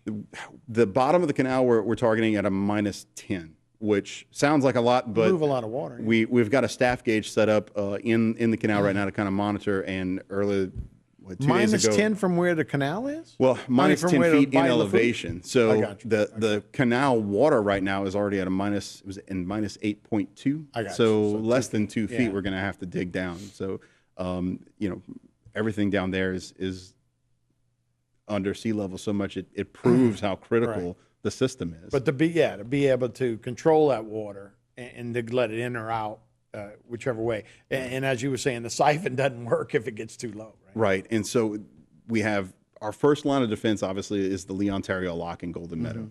The floodgates that we have, the lock in Golden Meadow and the Ted Gisclair floodgate in La Rose, were originally designed to only be closed when there was a storm threatening our area in the Gulf.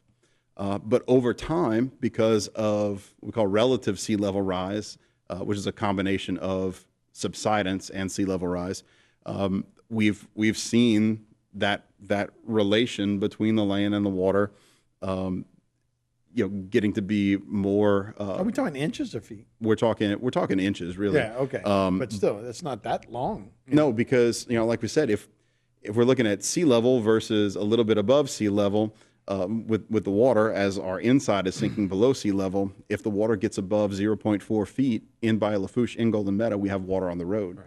And so it's critical that we have that lock in Golden Meadow continuing to operate, but to keep that water from getting inside the South Lafourche area in by Lafourche, but so that we can keep commerce going up and down between Intracoastal and Port Fourchon. The weak link there in that whole system has been the Ted Gisclair floodgate in Larose, because all it is one gate. It's either open or closed, and when we have to have it closed, it's about every 6 hours that we can actually open it. So boats have to wait there until we can safely manage the amount of water coming in. But literally just yesterday, we got our permit in from the Corps of Engineers to convert the floodgate in Larose into a lock system. The exact same thing we did in Golden Meadow. We had a floodgate in Golden Meadow. We added another floodgate immediately north of it and created our own lock complex. We're going to do the exact same thing in Larose. And so that's going to allow us to never have to stop vessels from coming in and always be able to manage that water inside the system. And so between those two locks, the siphon and this weir, we're going to have serious control over the inside of the system, not just the outside. To do the math. Improving. Right. So you make sure you learn your math when you go to school. But what an awesome way to control things, right? Absolutely. And then you can keep the fresh water right and all those different things. Yeah. So we're at a point, we've got a system that we're very proud of.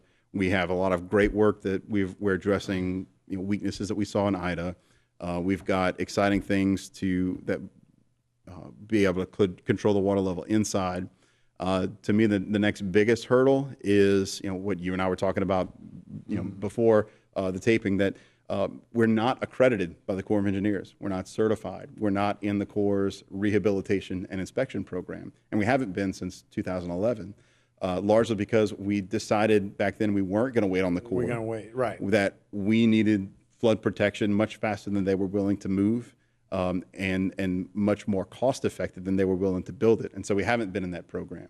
I think now we're at a point where we've got a good base and a good argument to sell to the federal government to say, when the Corps goes out to build a levee, if they go out to build it in a marshy area, the footprint of that levee is going to have to be very wide, kind of like we were talking about. The higher you build a tower, the better your base needs to be. Well, the worse material you're building on, the wider your base needs to be. Well, if that levee eventually crosses a natural ridge, the footprint of that levee can be a lot smaller because the soil is so much better.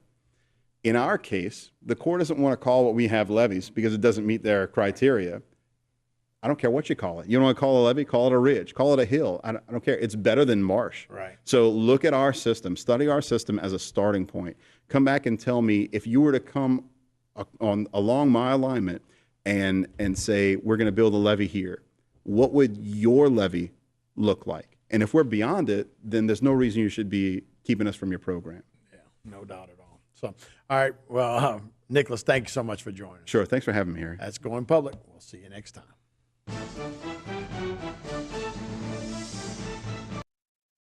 Hi, I'm Martin False, the owner of HTV, and I just wanted to thank my team because each and every day we come in not always looking for the negative stories. We look for the positive stories. We have so many positive people and events that shape our area. So when you're tired of all the bad things happening in the world, tune into HTV for a little positive attitude. Thanks for viewing, and thanks to a great staff.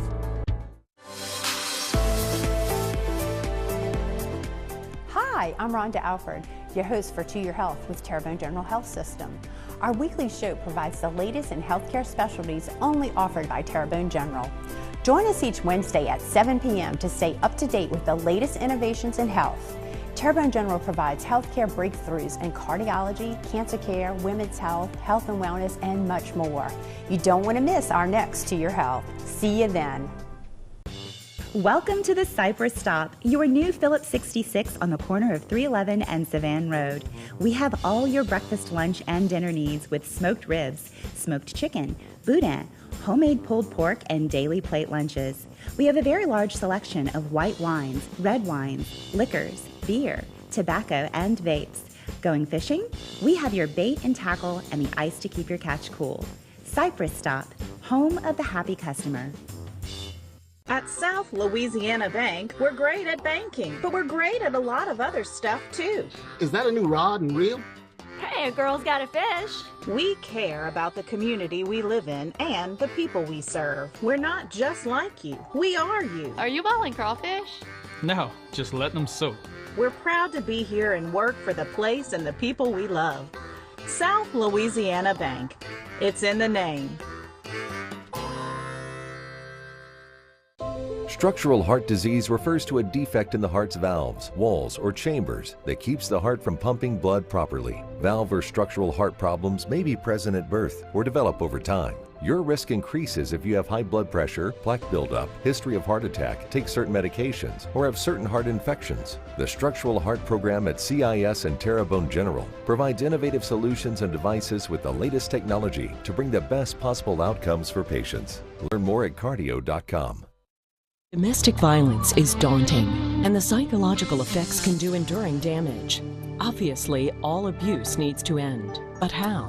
The Terrebonne Parish District Attorney's Office is dedicated to ending domestic violence and helping those who have already experienced it. Our office supports many programs that educate and adjudicate abuse towards women. If you are a victim of abuse, call the Terrebonne Parish District Attorney's Office at 873-6500.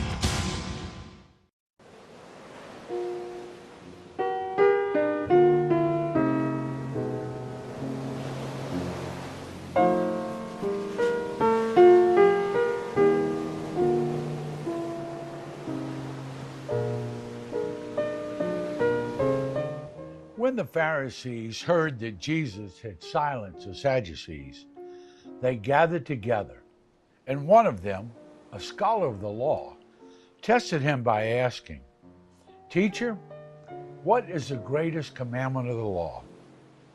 He said to him, "You shall love the Lord your God with all your heart, with all your soul, and with all your mind. This is the greatest and the first commandment. The second is like it. You shall love your neighbor as yourself. The whole law and the prophets depend on these two commandments." Hello and welcome to Closer Walk Catholic Communications. I'm Father Bayer, your host, and we're glad that you can join us today. Which is the greatest commandment? Love the Lord your God, heart, soul, and mind. What does that really mean? Oh, and people say, "Oh yeah, I love Jesus, I love God, I love all that stuff." What does it mean to give ourselves totally to God? A while back in the parish, I was visiting with a couple, went over for supper. Her husband's not Catholic, and he's one of the mainline Protestant denominations. And here in the United States, there are two different branches of their denomination. And he said, the other group, they no longer recognize the supremacy of Scripture. I said, "Really?" So what does that mean? He said, "Well, there's some of the Scriptures that they decide that they don't have to live by or they don't have to observe." I said, "Really?" I said, how does that happen? How do you do that? And he said, "Well, some of them are very different from the world in which we live today. So those that really differ, they gather together in conference and decide whether or not that's what Jesus really meant for today, and they vote to decide whether or not this is a scripture that they have to live by." Interesting. They no longer recognize the supremacy of Scripture. St. Augustine says, when you observe the Scriptures and what you like, and reject what you don't like, you're no longer serving God, but you're serving yourself. And that idea that we're no longer serving God, but we're serving ourselves, is something that I think probably bespeaks a lot of the stuff we see going on in the world today. You can look at my gray hair and realize I'm not a youngster. And back in the day, and this will be familiar for many of us, our catechism, there weren't different series of the catechism. There was a catechism. And that catechism was called the Baltimore Catechism. And the Baltimore Catechism had a question and answer format in which kids were supposed to learn about their faith, asking a question, they give the answer, and that's what we were tested on. Not that I did well in religion class, but anyway, that's what we were tested on. And the first question was, who made me? Answer was, God made me. And the second question was, why did God make me? And the answer was, God made me to know him and to love him and to serve him in this world and be happy with him in the next. We're made by God. We're made for God. We're made to be with God. Just take that one simple statement and ask yourself, as we look around the world and we see what's going on, and we see what's being promoted, and we see what's being legalized and what's being accepted, where does God fit into that equation? The answer is, in the hearts and minds of many, God really does not fit into that equation. It's not about God for them. It's never been about God for them. It's been about their mistaken notion of what freedom is. And when we talk about what freedom is, a lot of people think, well, if I enjoy it, if I'm okay with it, if I feel good about it, then it's okay. Why? Because it makes me happy, or I think it makes me happy. And so therefore they never deal with whether or not this is pleasing in the sight of God, whether or not this is actually serving God in our life and with our life, and whether or not these actions will ever help us to one day see the face of God.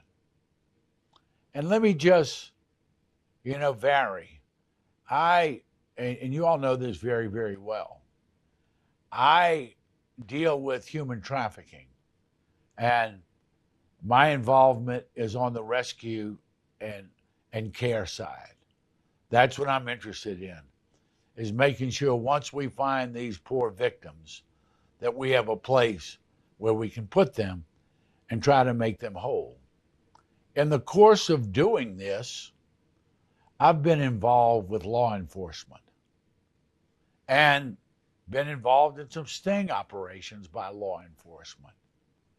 And a couple times involved in the stings, we've not only apprehended and rescued the victim, we've also apprehended their trafficker. Let me tell you something. And I'm not talking to you as a priest right now. I'm talking to you as just a man who has watched children being repeatedly raped and sold. In my heart of hearts, to take that person who has sold these children repeatedly and taken the money for their services, I could have kicked him in the head so hard and gone home and gotten a good night's sleep. I know that doesn't sound like he's preaching the gospel. I'm just telling you on the level of a human emotion to think of what this person has done to children. I don't want to say on the air what I felt like doing to them, okay? But just because I felt like doing it, and just because in my own frustration I thought I was justified to do it, doesn't mean it's pleasing in the sight of God. It doesn't. I'm sorry. The person that I wanted to kick in the head because of what they had done to this child is made in the image and the likeness of the same God that I'm trying to serve in protecting that child. My point being, if we allow mankind's fallen human nature to guide our actions and to say it brings me a feeling of accomplishment or a feeling of satisfaction or enjoyment, and that's all that really matters in life, is that I had fun or I enjoyed it or I felt good about it, that's serving myself. That's serving my own sinful human nature. And that's not serving the law of God. And so when we ignore the law of God, when we ignore that simple fact that we're made by God, we're made for God, and we're made to be with God, when we ignore that, the only thing that we're serving is our own pleasures, thoughts, ideologies, feelings, or carnal desires. And so now, we live in a world where we have to deal with, and I think this is really shrewd, DEI, obviously the Latin derivative from God, and now they've got that DEI, diversity, equality, and inclusion. And it means that we have to somehow rejoice, celebrate, embrace, and think it's wonderful. Make no question about it. I don't care who you are. I don't care what lifestyle you live. I don't care what moral decisions you've made. You're made in the image and likeness of God. And I'm supposed to love you in the image and likeness of God. And sometimes that's really hard. Sometimes that's really hard because in your decisions, you try to vilify my beliefs. And so it's not an easy task, but it's a task as someone who loves the Lord my God with all your heart and all your soul and all your mind, I'm supposed to strive for. I'm supposed to strive for that. So I'm not talking about condemning. I'm not talking about hurting. I'm not talking about being very cruel, but I am talking about not holding this up to be the standard bearer. I'm talking about not holding this up as to something that we all have to realize and recognize and celebrate and make wonderful. I read a quote not long ago that said, first, we ignore evil. Then we tolerate evil. Then we legalize evil. Then we promote evil. Then we celebrate evil. And finally, we persecute anyone who dares to call it evil. And I really believe that that is a reflection of what's going on in our society. That if you don't embrace anything and everything in the name of diversity, equality, and inclusion, then you're seen as evil, you're seen as hateful, and you're seen by the people who misconstrue God's law to say we are to love everyone. And of course we are. But the law is very, very clear. We're called to love the sinner, but to hate the sin. We're not called to celebrate the sin. We're not called to embrace the sin. We're not called to make everyone else excluded because this sin exists. We're called to love the people and invite them back to God and invite them back to God's law and to remind them that they're made in the image and likeness of God. And we invite them to come to know God, and we invite them in their knowledge of God to change their heart and change their lives to imitate the law of God. He said to him, "You shall love the Lord your God with all your heart, with all your soul, and with all your mind. This is the greatest and the first commandment. The second is like it. You shall love your neighbor as yourself." The whole law and the prophets depend on these two commandments. Hello and welcome back to Closer Walk Catholic Communications. I'm Father Bayer, your host, and we're glad that you can join us. Our Lord does something here that's very, very significant, and it's very, very important that we make the connection. Our Lord always, when they say, "What's the greatest commandment?" He always answers it about loving God, but he always connects it to loving our neighbor.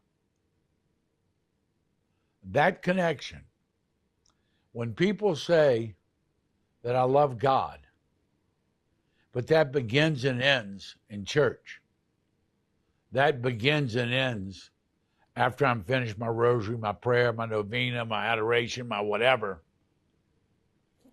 If what we do ostensibly to show our love for God does not translate into how we live our lives all the other time of the week, then something's wrong.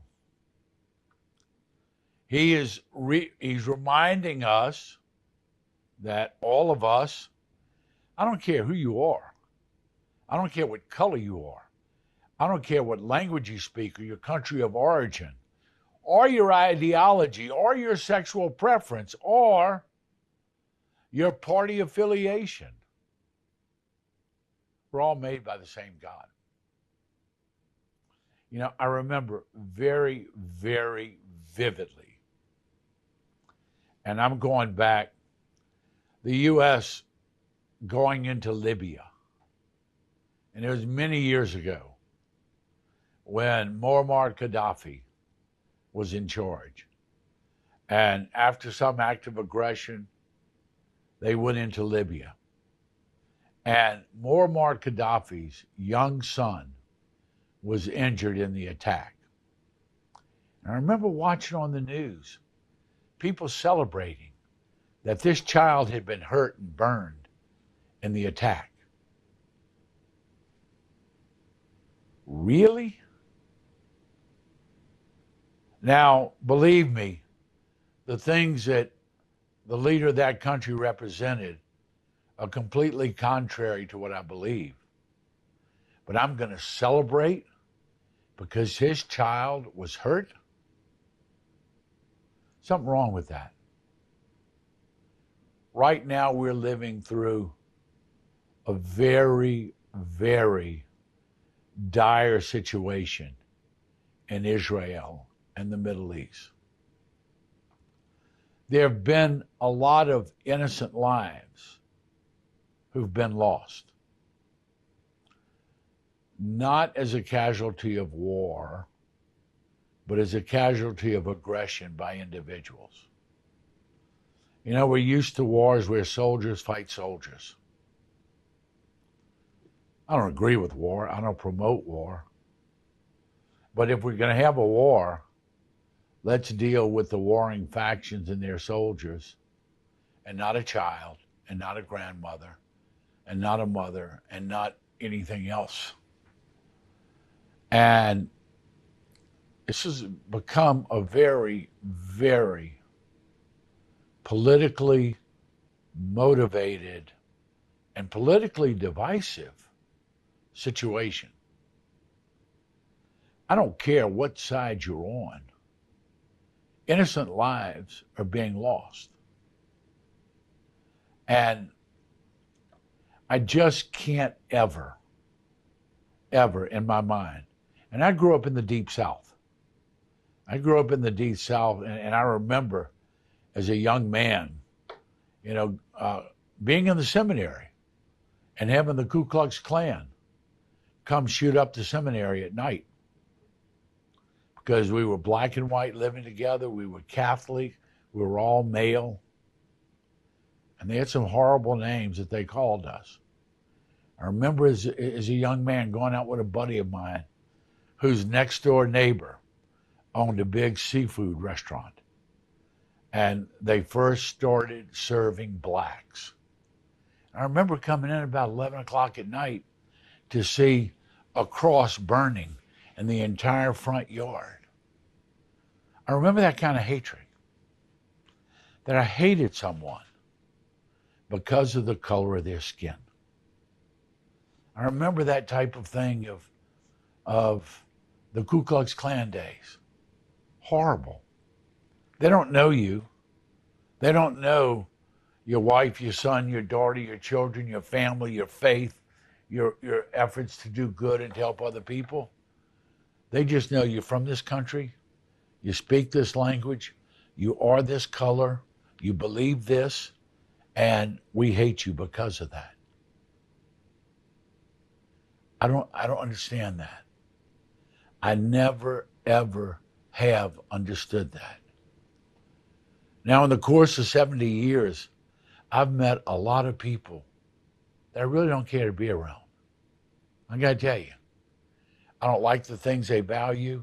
I don't like the way they treat people. I don't like the way they talk. I don't like some of the decisions they make about life and about others. I don't like being around them. But I could never, ever say they're evil. They live this lifestyle. They've made this choice. They believe in this God. They believe in that. And being able to destroy that. And remember, for everyone who says you're a Christian, you believe in God, you believe in his son, Jesus Christ, then for you to have a wholesale hatred for anyone. Now, I certainly agree with really not liking the way they live their life, not liking the choices that they made, not liking their decisions or the way they treat people. I get that. But to say these people don't deserve to live because of whatever, that's an evil that exists in the minds of many people. And when are we ever going to learn from history? One of the most sobering things I've ever done is visit concentration camps from World War II. Dachau, Auschwitz are the places where I've been. And I remember going to Dachau. And the thing about Dachau was, it was in a neighborhood. Not a neighborhood that grew up since, I took a bus from downtown Munich to Dachau and had to walk about 2 blocks to get to the concentration camp. And you could look at the homes surrounding this area and know that it had been there for many years. I thought when I went to a concentration camp, it was going to be at the end of the road, 3 miles from where God lost his shoes, and no one would have ever known. But it was in a neighborhood. But I remember what it said. And it said it in 4 or 5 languages. Never again, plus jamais, never again. And it says, this is what happens when we forget what is possible when mankind turns on mankind. And it was about all the atrocities that took place. There are many things that I see going on that I don't agree with. Sometimes I see bumper stickers and In my moment of weakness, I want to ram the car, okay? How stupid. But anyway, when we decide that we have the right to determine who lives and who dies based on their ethnicity, their religious beliefs, their sexual preference, their color, and we think we're the ones who have the right to decide that, I got news for you. You're no longer believing in God. You're believing in yourself, and you're letting your own prejudices and your own insecurities and your own anger guide you. And that's probably one of the greatest sins, to know what our Lord has always done. Whenever he talked about fully giving ourselves to God, fully loving God, heart, mind, and soul, when he talked about that, always he coupled it with loving the people who are made in the image and likeness of God. Even those who've turned away from God, even those who've rejected God, even those who've committed their atrocities, we're called to love them. I'm not saying we're called to like them. I'm not saying we're called to let them run loose and run free and let them hurt someone else and do other atrocities. But when our mind is filled with hatred, when our mind thinks we have the right to hurt, destroy, create prejudices that we hold on to, that we embrace, that we think we're justified in, whenever we justify those actions, we've turned away from God, and we've turned to our own beliefs, and we've turned to what we believe and what we feel and what we want. And in mankind's fallen human nature, that's where we've always been very, very destructive. We're living at a time that, in my mind, is great peril in the world today. To see the political division and to see the rallies and people actually cheering that innocent people are being killed, and they think it's okay because they're this group or that group. To think that that's an acceptable behavior, to me, is just absolutely an unacceptable thought. And it denies our belief in God. And it denies the existence of God because of the way we justify hatred, prejudice, or anything else. It really is a time when we start to feel this, when we start to think it. This is a time where we go to adoration and ask God to fill our hearts with himself and not us. Thanks for being with us. May each day bring you closer in your walk with the Lord. God bless.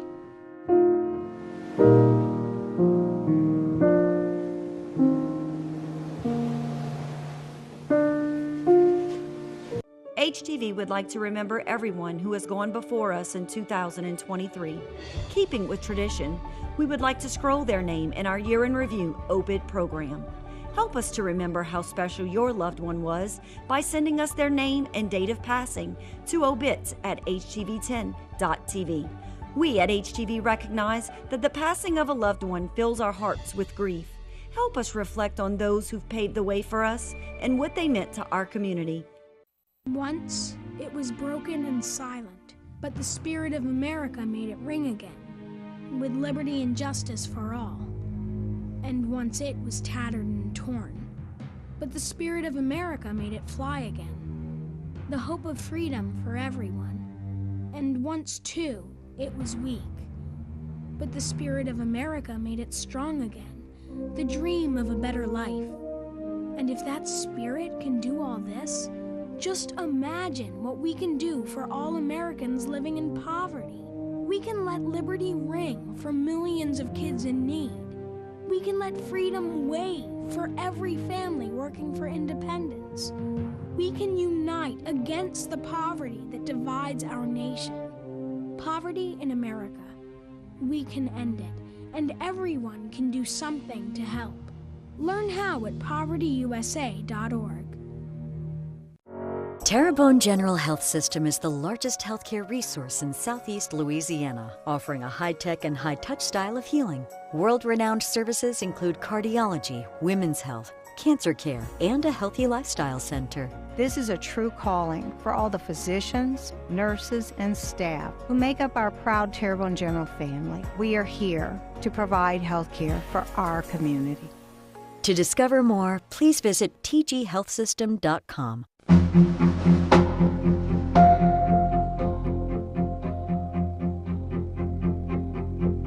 For 37 million Americans, this is life.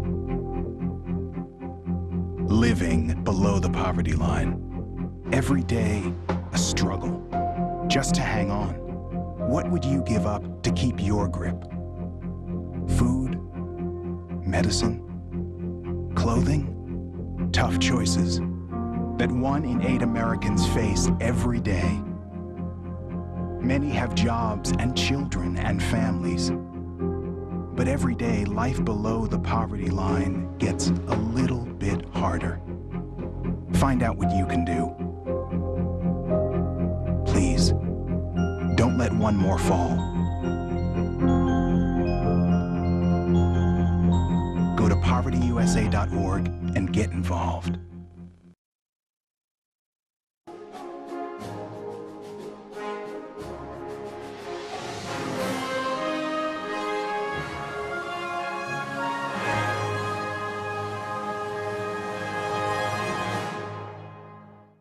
All right, on this episode of One-on-One, we're going to come back and we're going to talk with someone very instrumental in the development of baseball in this area. Plus, he coached other sports. He coached great athletes. Coach Edmund Groh. You know the name. We'll get to meet a little in-depth about what he did, how he got into coaching. It's all next on One-on-One.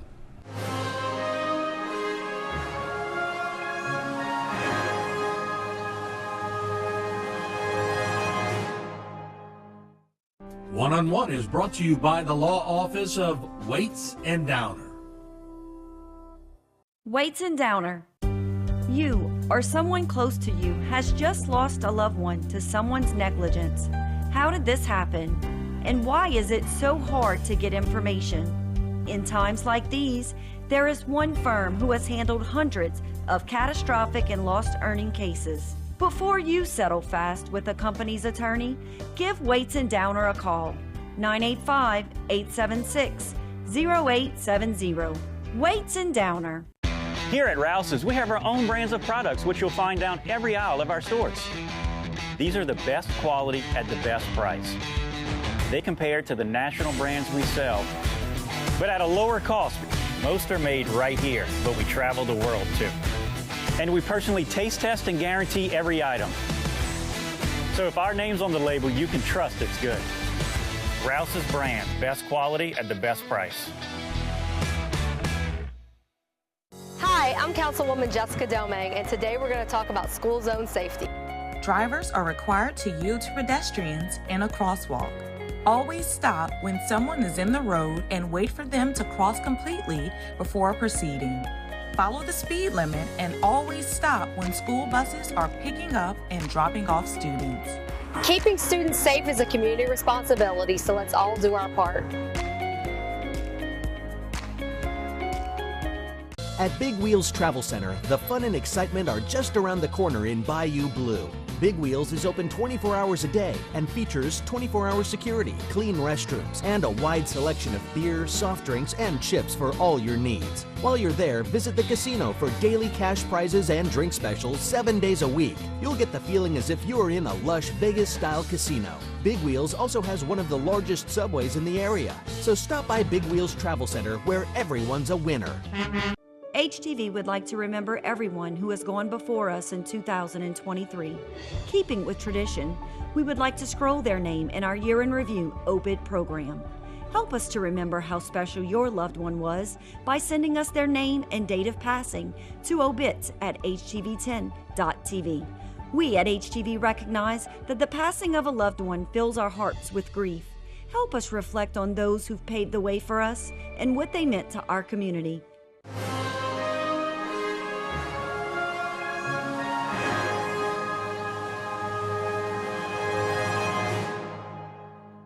It was palatable this year with E.D. White going to state. Oh my God. That, and boy, they played their hearts out, but there's been such a long period of time.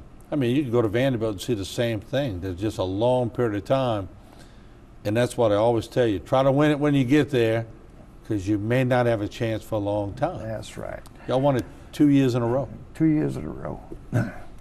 And look how many schools never get to win a state championship, you know? A bunch. A heck of a lot more schools that don't win, that do win, you know?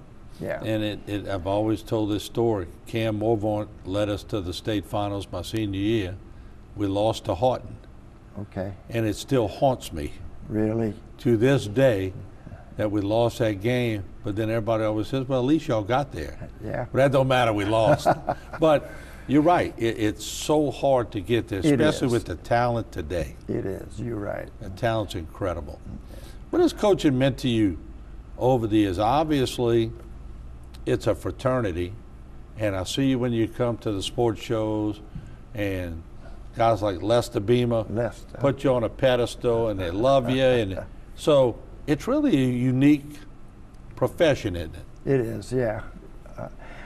I wish I could have stayed in coaching much longer, but I had an opportunity to go into business, in the business field.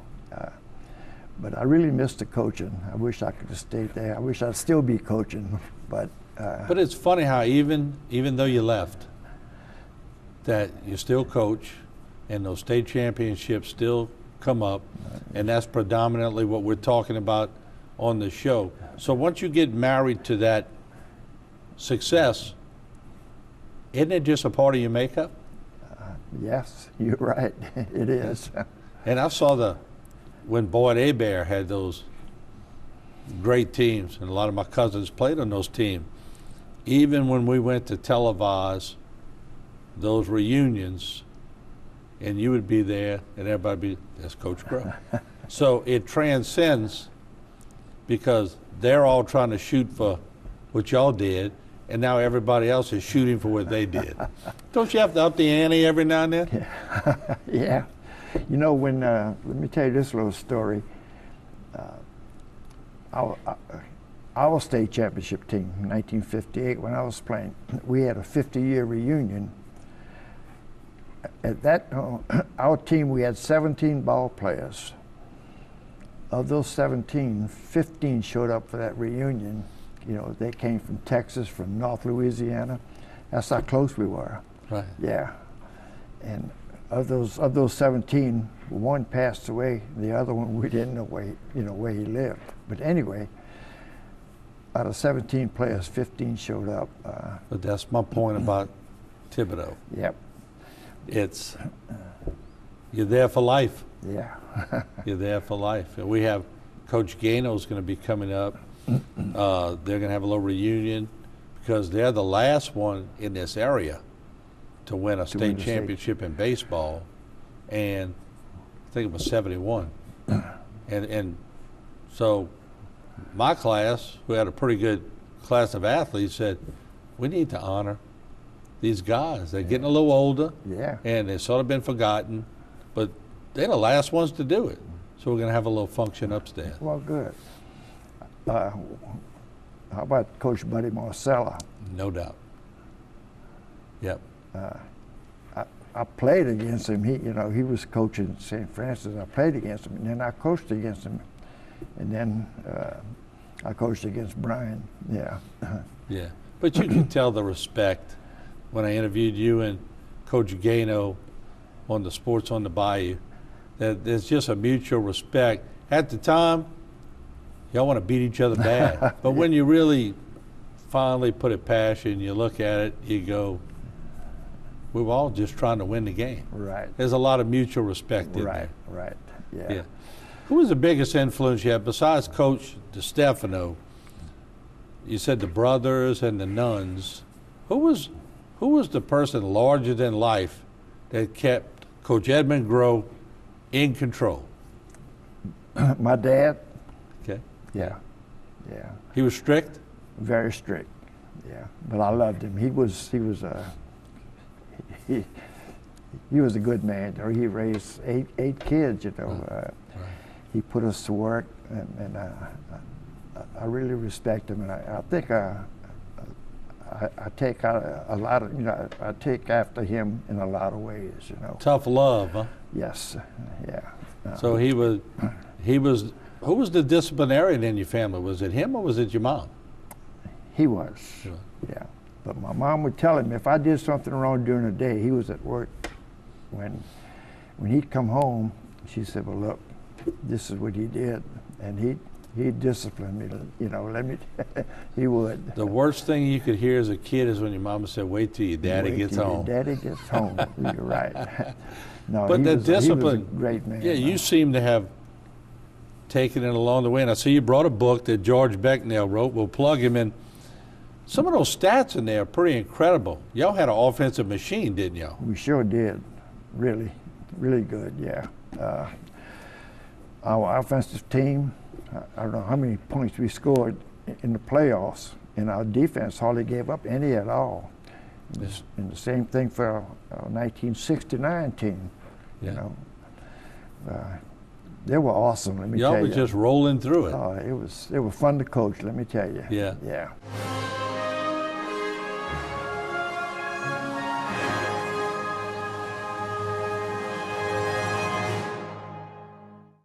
For all of your cases, including those with catastrophic significance, call Waits and Downer Law Firm. Waits and Downer.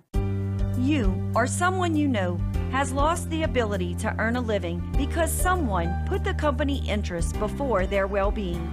In times like these, there's one firm who has handled hundreds of catastrophic and lost earning cases. Before you settle fast with a company's attorney, give Waits and Downer a call. 985-876-0870. Waits and Downer. Let us fight for your rights. Structural heart disease refers to a defect in the heart's valves, walls, or chambers that keeps the heart from pumping blood properly. Valve or structural heart problems may be present at birth or develop over time. Your risk increases if you have high blood pressure, plaque buildup, history of heart attack, take certain medications, or have certain heart infections. The Structural Heart Program at CIS and Terrebonne General provides innovative solutions and devices with the latest technology to bring the best possible outcomes for patients. Learn more at cardio.com. Terrebonne Parish School District is now hiring bus drivers. A valid CDL is required. If you don't have a CDL, we will train you. You must be able to pass a medical health exam and a drug test. Salary range is $19,253 to $29,859. Benefits include free health insurance and retirement. Contact the TPSB Transportation Office at 985-876-7400. I am a professional firefighter. Because of the line of work I'm in, you know, there's a much higher risk to develop cancer. You're looking for a place that is going to support you in the manner that you need. Mary Bird Perkins Cancer Center is a place that you would want to come. I had to be positive to show everybody else that it was okay to be positive. They supported my mission to live a long, healthy, cancer-free life. A new company with a lot of history.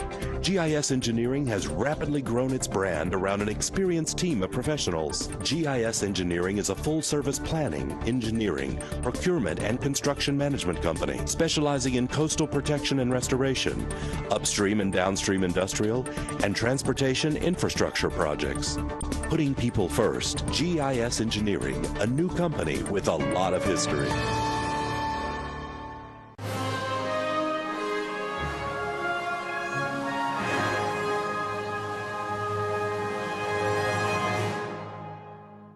Well, there's sometimes as a coach where you watched Laurie DuPont or you watched Joe Fake do something and you turned to the other coaches and went, what? I can't believe I just saw that. I would have to say that probably many times. Yeah, especially Joe Fake. The clock was running out one game, and it was a real close ball game, and we were winning. And the clock was running out. We didn't have much time. We didn't want the other team to get the ball. So Joe got the ball, and he just backpedaled and ran around back, and he ran the clock out, you know. Stuff like that. You know, I heard that story many times, but you were there. Yeah, I was on the sideline. They said he ran forever. Oh, my God, yeah, he did. Wow, that's incredible. Yeah. And as we hear the stories, I remember Coach Morvaunt, when we played a particular team, I won't mention the name, but he kept saying, I don't like that coach on the other side. And he kept playing the film back. And of course, we the soldiers. So we didn't like the guy either. So he kept saying, I don't like this guy. And he kept playing it back and playing it back. We get to E.D. White. We warm up at Nichols Field, across in that little pasture. He does not want to warm up on E.D. White's field. He made us think that he hated it. Really? Because we knew he loved it to death. Okay, but here's the story. So we're walking in the stadium, and I could hear the fans visible. We're walking in. The national anthem is played. We stop, we salute, and we keep walking. I hear, that's Cam Morvaunt. Then I hear, that is Joe Fake, because Joe was our coach. So I'm going, wait, something ain't adding up here. So we went, we won the game, but then later on, a few weeks later, all of us just happened to be around this facility in Terrebonne where we saw Coach Morvaunt having a couple of beers with some of the E.D. White coaches. And we go, we thought they hated each other. Fact is, they were just using it for motivation. Motivation. Y'all did some crazy things for motivation. God. Tell me, we had an airplane fly over already and drop flyers, you know, leaflets. E.D. who? You know, stuff like that. Right. Oh, yeah.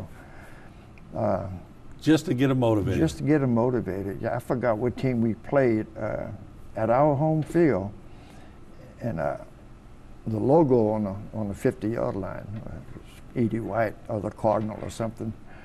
Well, our whole team was in our dressing room, and somebody came in there and told the football team, look, the other team just walked on the field and they messed up that whole logo, that wasn't true. Right. One of our guys that pulled that, you know, and that just fired them up. Oh, you know, yeah. And stuff like that, you know. We had all kind of little pranks, yeah. Who's the best athlete you ever coached or saw? I would have to say Joe, Joe Fake, yeah. They had some good ones after that, you know, but he was the best one that I was.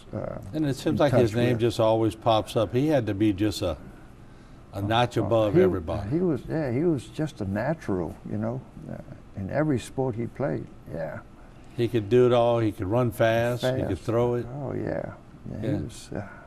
He just had a natural ability to get it done. Yeah, and he was a good guy, you know. He wasn't a troublemaker, you know.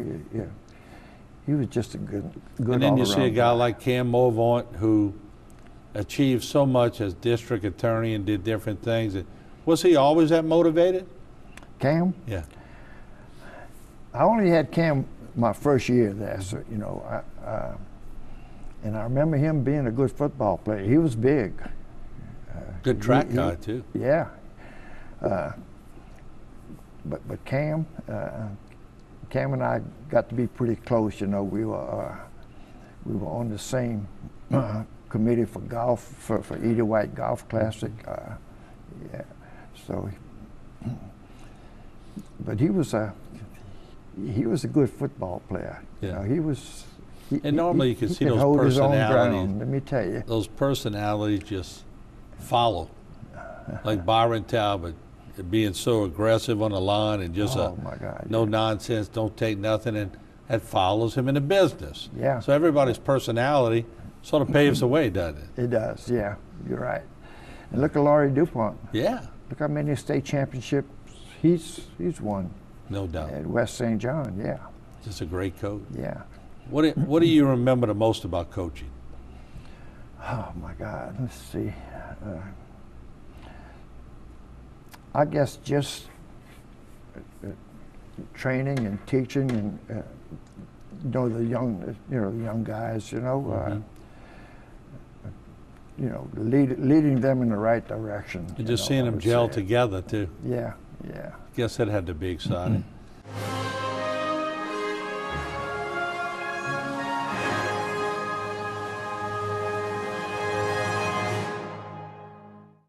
For all of your cases, including those with catastrophic significance, call Waits and Downer Law Firm. Waits and Downer. You or someone close to you has just lost a loved one to someone's negligence. How did this happen? And why is it so hard to get information? In times like these, there is one firm who has handled hundreds of catastrophic and lost earning cases. Before you settle fast with a company's attorney, give Waits and Downer a call. 985-876-0870. Waits and Downer. Barker Honda. It's better at Barker. New Accord. Sleeker style. More performance. All new, bigger HRV. It's hot. All new Pilot. Honda's most rugged SUV ever. Civic. CR-V. Passport. Odyssey. And with every new Honda purchase, the Honda Service Pass provides 2 years, 24,000 miles prepaid maintenance. Barker Honda in Homa. It's better at Barker. Here at South Louisiana Bank, we know the importance of working together as a team. We're always here for you when you need a loan. By the way, here's that crawfish paddle you needed. You can borrow it anytime.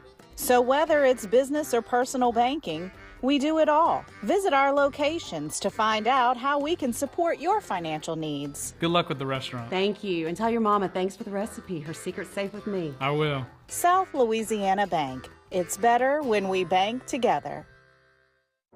Terrebonne General Health System is the largest healthcare resource in Southeast Louisiana, offering a high-tech and high-touch style of healing. World-renowned services include cardiology, women's health, cancer care, and a healthy lifestyle center. This is a true calling for all the physicians, nurses, and staff who make up our proud Terrebonne General family. We are here to provide health care for our community.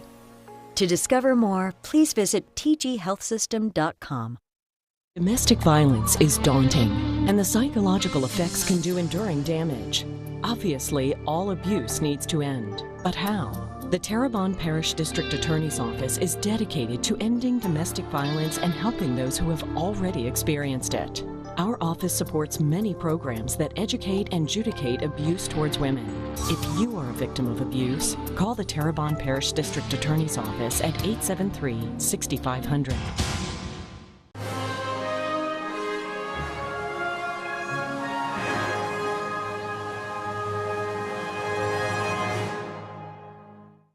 Yeah, we got a few minutes left, and I want to make sure I tap into the psyche of it all. It's just coaching is a special career where you get instant feedback from the players. You get it in results, or you get it in the newspaper being there at the time writing about you, or you get it from the parents. Did you ever have to deal with the parents much, or they were pretty much in line? Never had to deal. No, they never had to deal with parents. Of course, we had. I was real close to a lot of the parents. Close in age too. Yeah, close in age, right? Yeah. Thibodaux was a small town. We knew almost everybody. I knew the parents. I knew just about all the parents of the boys I coached. Yeah. So. And they had some pretty big names in Thibodaux. Still got big names in Thibodaux, but I guess the art of a coach is learning how to handle all the players who come from some pretty prominent families. Yep. That's any city. Yep, you're right about that. Boy, none. Yeah. If I was able to get all the people that went before you, but I was able to get those people still around and get them in a room and start talking about Coach Crow and your state championships and the sports you played, then I was able to get some of those brothers and the nuns who taught you, not just coached you, but taught you. And I asked them what one word would describe Coach Grow or Edmund Grow before he was a coach. What would you hope they would say? I would hope that they would say that he was sincere, honest. I guess those two words, you know. Yeah, we'll give you two because you've earned it. You know? So sincere and honest. That goes a long way, doesn't it? I think so, yeah. Yeah. To this day, when you give somebody your word, you give them your word, right? Yeah. And a lot of my life, I really have to give a lot of credit to my wife, you know. She graduated from LaRose Cutoff, and 2 weeks after that we were married, you know, and now we have 3 kids, outstanding kids, but I got to give her a lot of credit, you know. She kept me in line a lot of times. Well, you knew what you wanted and you went after it, right? Right. Oh, yeah.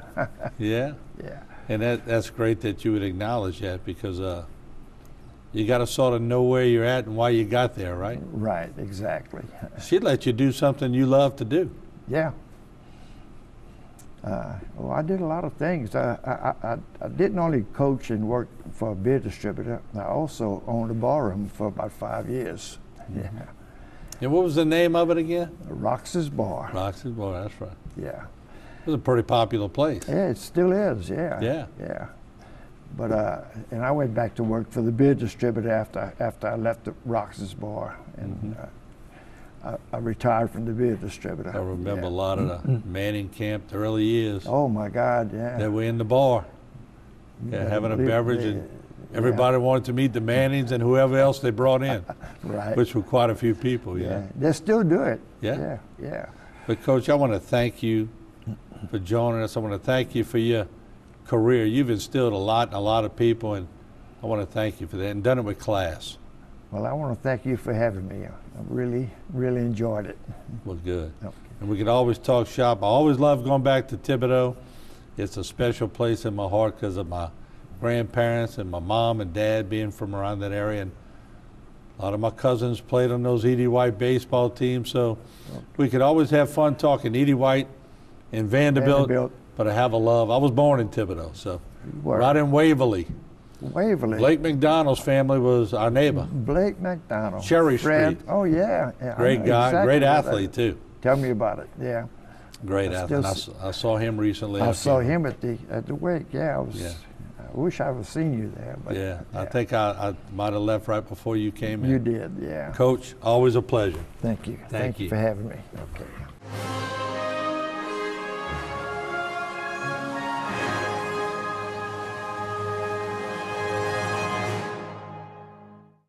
For all of your cases, including those with catastrophic significance, call Waits and Downer Law Firm.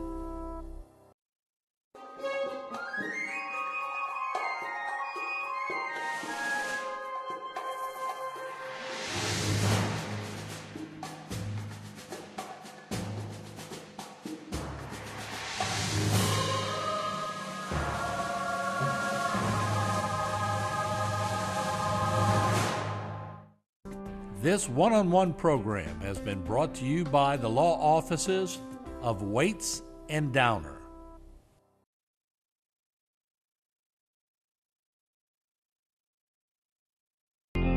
West Park Self-Storage is a state-of-the-art storage facility with clean, convenient, and secure climate-controlled storage. Our professional storage counselors are here to assist you with all your storage needs. We now offer after-hour access, and you can access your unit 7 days a week. We also have parking for RVs, boats, and cars with 24-hour access. West Park Storage would like to thank you for 20 years of business. My name is Joshua Van Buren. I've been a firefighter for 14 years. A firefighter is a person who answers the call. It can be a mother, a father, a son, a brother. I think it actually chose me. Honestly, I really wanted to find something that not just be a job. I wanted to feel like I was serving my purpose. It's almost like you a superhero. Structural heart disease refers to a defect in the heart's valves, walls, or chambers that keeps the heart from pumping blood properly. Valve or structural heart problems may be present at birth or develop over time. Your risk increases if you have high blood pressure, plaque buildup, history of heart attack, take certain medications, or have certain heart infections. The Structural Heart Program at CIS and Terrebonne General provides innovative solutions and devices with the latest technology to bring the best possible outcomes for patients. Learn more at cardio.com. Hi, I'm Martin False, the owner of HTV, and I just wanted to thank my team because each and every day we come in not always looking for the negative stories. We look for the positive stories. We have so many positive people and events that shape our area. So when you're tired of all the bad things happening in the world, tune into HTV for a little positive attitude. Thanks for viewing, and thanks to a great staff. Billy's Best Brands Plus has all of your bedding, appliance, and electronic needs. Whether you're in the need of a new washer or dryer, refrigerator or stove, at Billy's we have a wide selection of HD TVs and home theater systems, plus the best bedding around. Come in and see our great selection today, only at Billy's Best Brands Plus. And let us deliver to you. Billy's Best Brands Plus, located at 5805 West Main Street in Houma. Why make it hard when you can choose easy? Yes, during Trepp Chevrolet's Easy October event, we're making it easy to save on our biggest truck selection in months. We have the trucks, like a new 23 Chevy Silverado 1500 Crew Cab with 0% APR, no payments for 90 days, plus $1,000 cash allowance. Find trucks, and more trucks. It's not hard to save during our Easy October event at Trepp Chevrolet in Houma, where we're always on your side.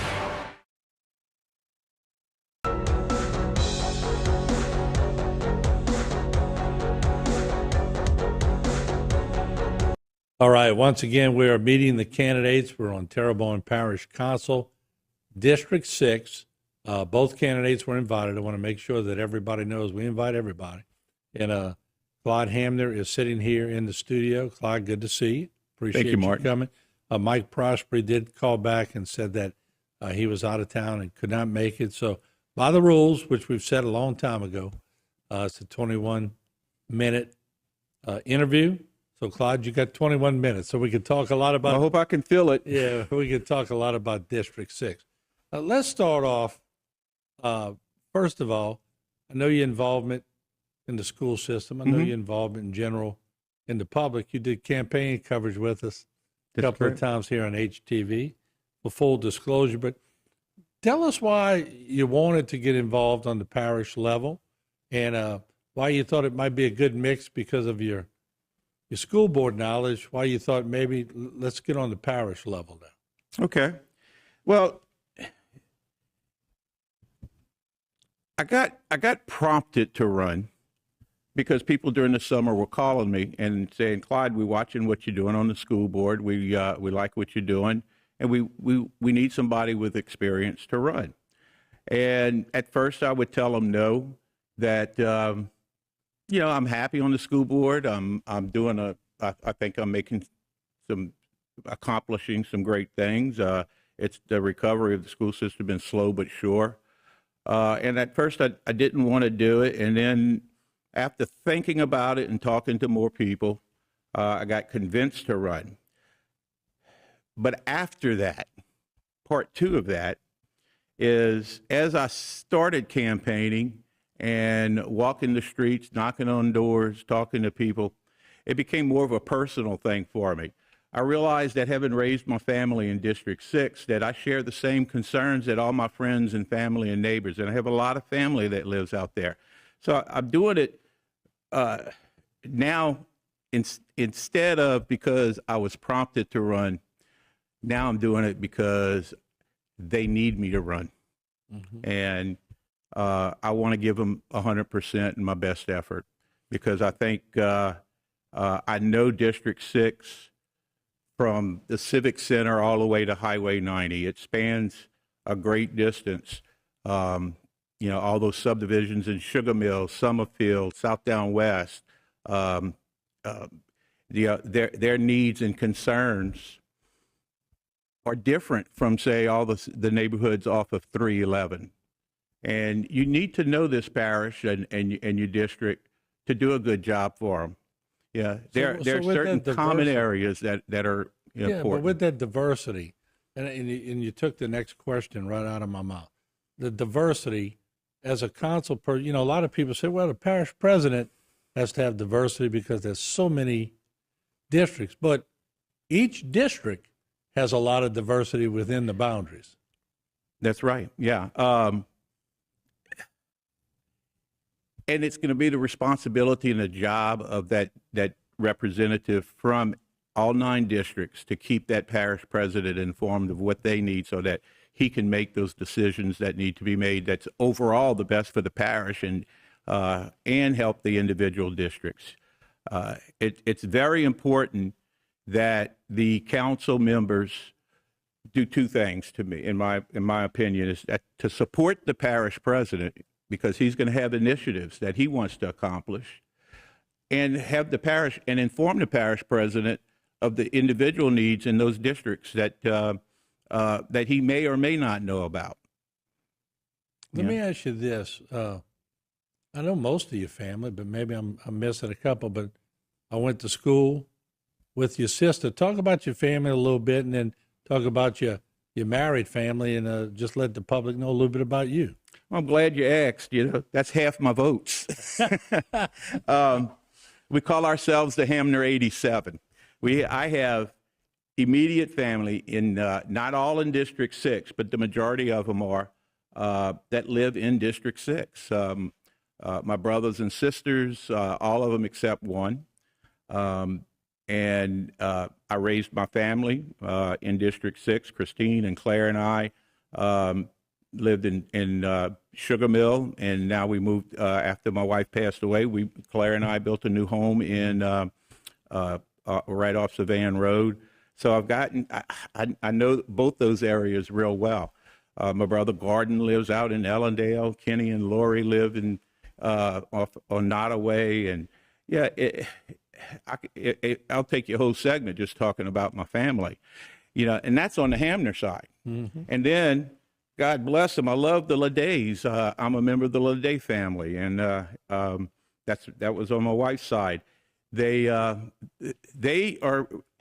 many of them have moved from the east side to District 6.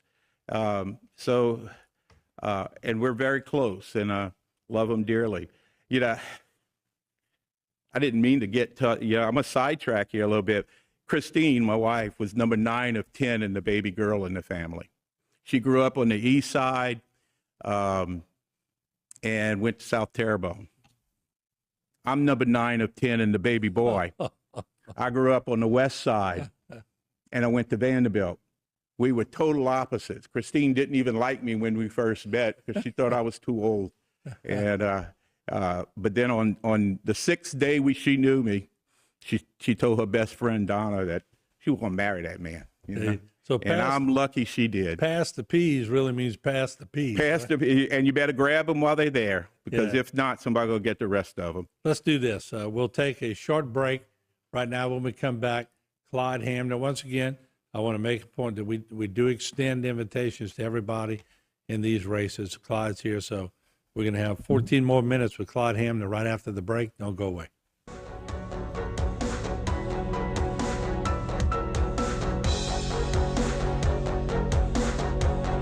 Drive hometown luxury for less at Barker Mazda in Houma. Get 1.9% financing, plus take $1,000 off a new Mazda CX-5. That's right, get 1.9% financing, plus take $1,000 off a new Mazda CX-5 at Barker Mazda in Houma.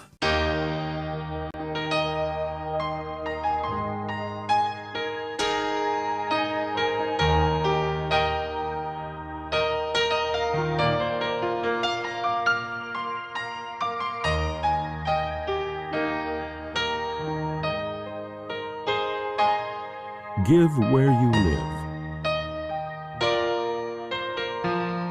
The Terrebonne Church's United Food Bank. Since 1911, the Pierre Part Store has been your one-stop shop. Family owned and operated for 4 generations, the Pierre Part Store has served the community by providing groceries, hardware, home products, and much more.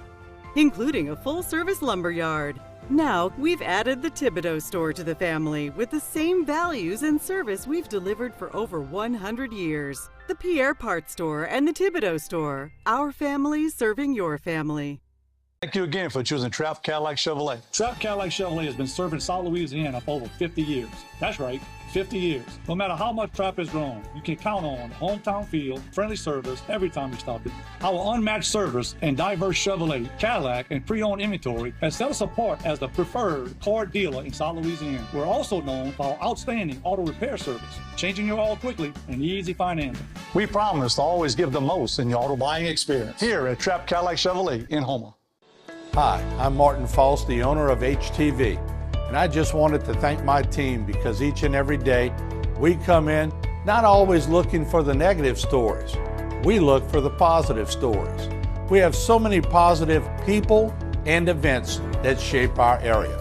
So when you're tired of all the bad things happening in the world, tune into HTV for a little positive attitude. Thanks for viewing, and thanks to a great staff. Drive hometown luxury for less at Terrebonne Lincoln. Take $4,000 off the MSRP of a new Lincoln Navigator. Or get $3,000 off a new Lincoln Nautilus. That's hometown luxury for less at Terrebonne Lincoln in Houma.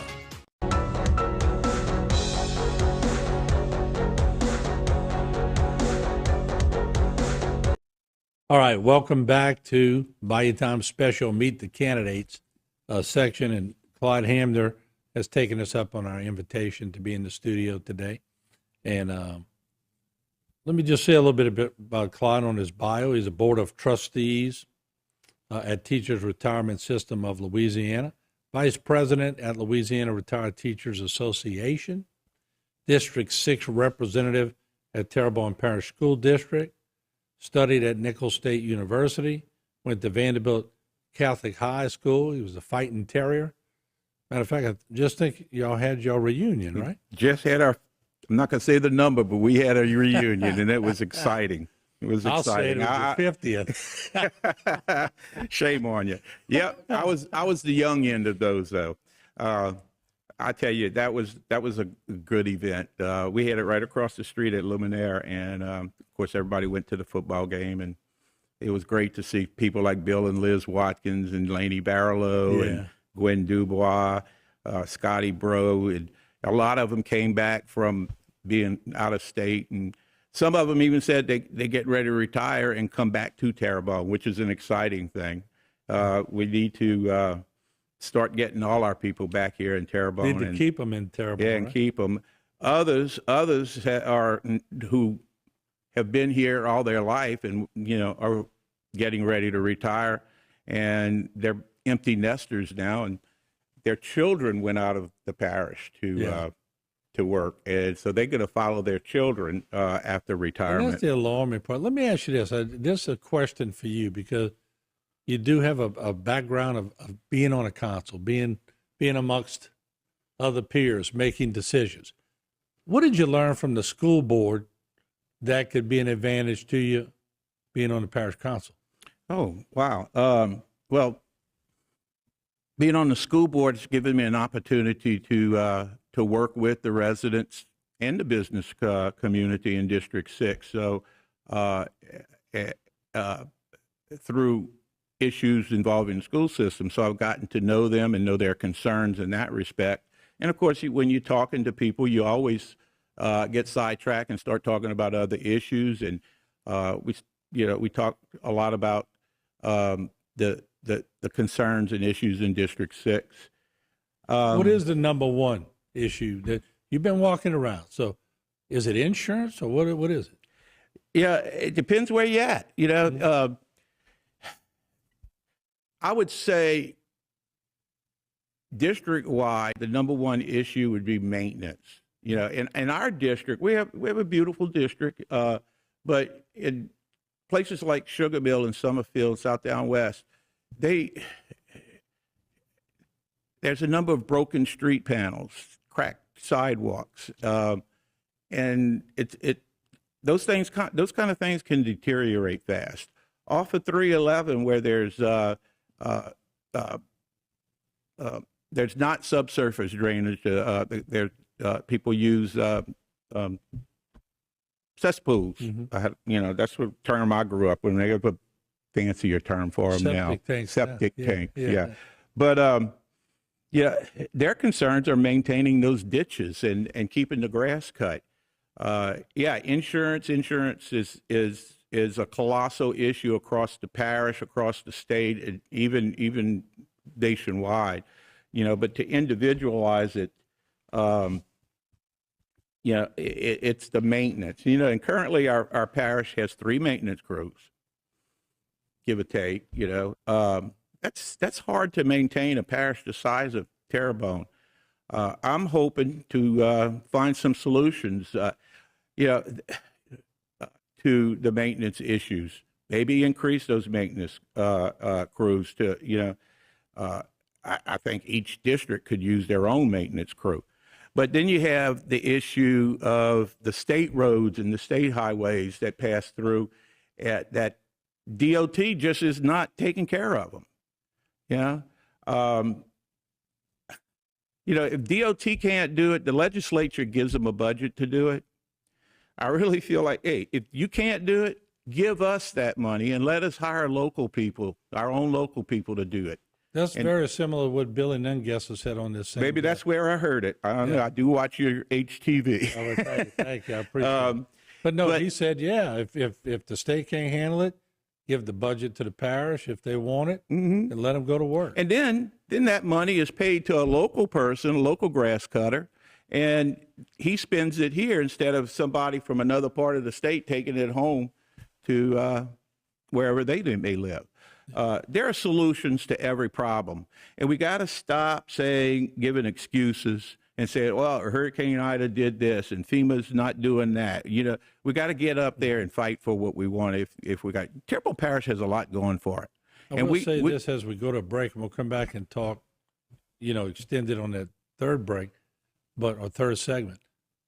If people go to Lake Charles and still see the damage, and their hurricanes were way before Terrebonne, we still got some work to do in Terrebonne, but they might come back with a different opinion because Lake Charles got blistered. And I'll just add this, Lake Charles,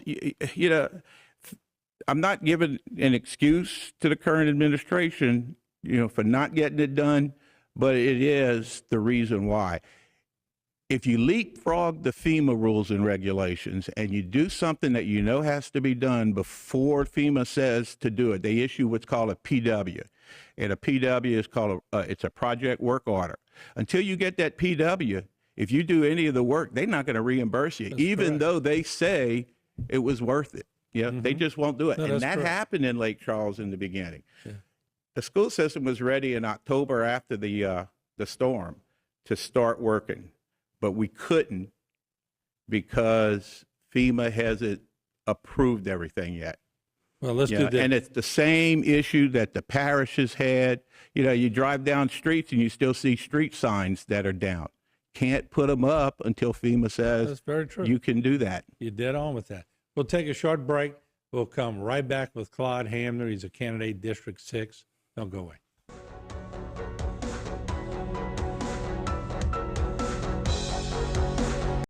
Take advantage of record high gold prices by getting the most for your gold and silver at Vintage Jewelry Company in Houma. Our professionals evaluate your items while you wait for free. Most transactions take 10 minutes or less. So search through your jewelry box today and bring it into Vintage Jewelry Company, because even this little bit of gold is worth over $500. You can come to Vintage Jewelry Company for the highest prices and most honest service. Located at 5951 West Main Street in Houma.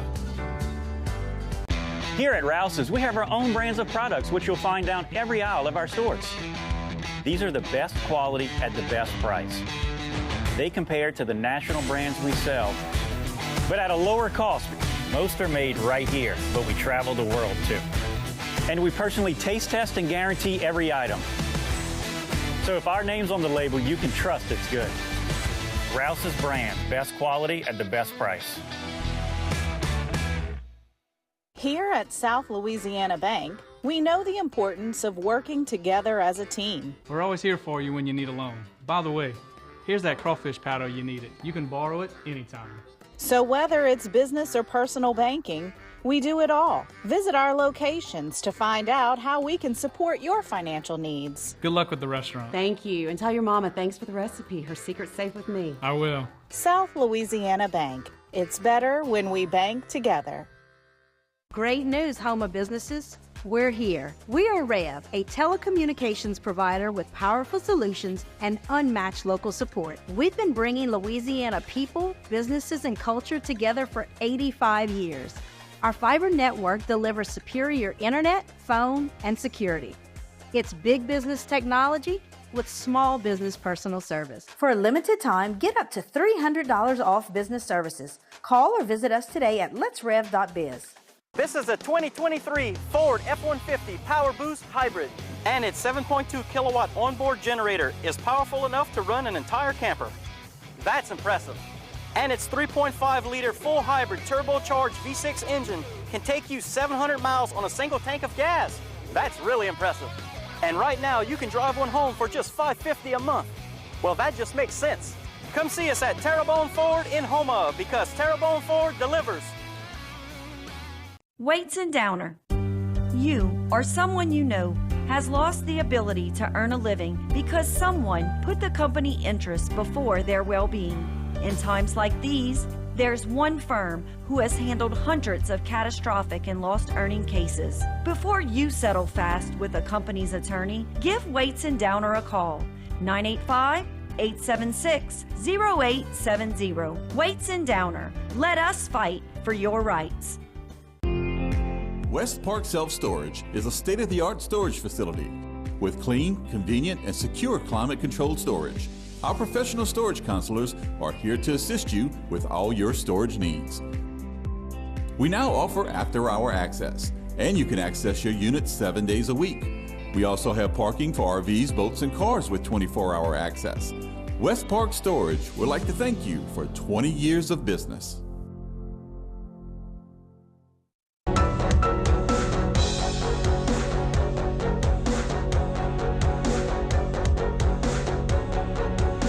All right, welcome back, and we are meeting the candidates, and we are talking to everyone who accepts. We open door here at HTV. We try to get everybody on, and I think we've been successful getting about 90% of candidates running for office here on the show. Clyde Hamner is a candidate in District 6. And just real quick, your district is talked about quite a bit. It's a very educated district. They're informed. They're on top of the ball. They're opinionated, which they should be. They're taxpayers. And I bet you get some very diverse comments walking around and doing some campaigning. That's true. Yeah. And they will give you their opinion, and they'll give it to you solidly, won't they? Yeah. Let me tell you a little bit about District 6. Yeah, the growth in District 6 is really our biggest asset, but yet it's our biggest concern. Like I said earlier, it spans from the Civic Center and all the neighborhoods around there all the way to Highway 90. The concerns have a common theme, but they're a little bit different depending on which part of District 6 you live in, because it's such a large geographic area. Yeah, every day there's an increasing number of people that pass through District 6. You know, you either live there, you work there, you're going shopping there, you conducting business, or just, you know, it's a growing part of Terrebonne Parish. Take, for instance, Belmont Place subdivision. Just 6 years ago, there were 5 or 6 houses there. I went through it the other day because it's a new subdivision in my district.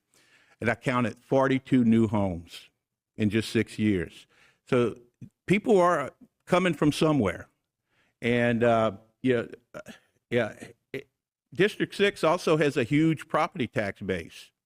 Yeah, that tax base produces a lot of income and revenue for Terrebonne Parish. And assets in it. You know, you have light industrial facilities, retail shops, healthcare facilities, like the Terrebonne General Healthy Lifestyles. They're planned for that area, and luckily, people were asking me at one point, is that off the table? They haven't started anything. But Terrebonne General is still having problems getting 3 floors done over there because of the F word, FEMA. Yeah. And so they've had to put that on hold. But I'm really happy to say that that's still on the table and it's still going to be planned. You know, it houses amenities for the whole parish, like Bayou Country Sports Park. Mm-hmm. I went to the ribbon cutting for the soccer fields the other day, and y'all, I have one word to say for it. It's wow. And that's not just for District 6. It's for the whole parish. You got the Civic Center in District 6. You've got the wildlife, the museum, the Children's Museum. You got so much but going for it. But if you listen to some people, Gordy has done nothing for quality of life, right? These are all quality of life. These are all quality of life, and Terrebonne Parish has a lot. You know, walking around, I hear all the negative side, but I have to remind them there's a lot going for us here in Terrebonne Parish. You know, we've got the 2 great hospitals. We've got a booming medical industry. We've got the Houma Airport. That's a hub. Mm-hmm. You know, we got 2 free trade zones in this parish, and the hospital being one, and the helicopter port is the largest. The helicopter port. It's so much going for us here in the district, and we do have a lot of great amenities such as the sports park, and once we start improving them, you know, and carrying out other projects like the revitalization of downtown Houma, that's going to be a done deal with whoever's the new parish president. I want to make sure you get enough time to do a little close for me, so let me do that right now so that we don't get automatically cut off. But I'll give you about a minute to close for us, Clyde. All right. Well, first thing I want to do, I want to thank my constituents and my family and friends who voted for me. Yeah, with 4 candidates, 42% of the vote speaks loudly, and I appreciate it, and I'm honored by your letting me be the leading runoff candidate. With that said, I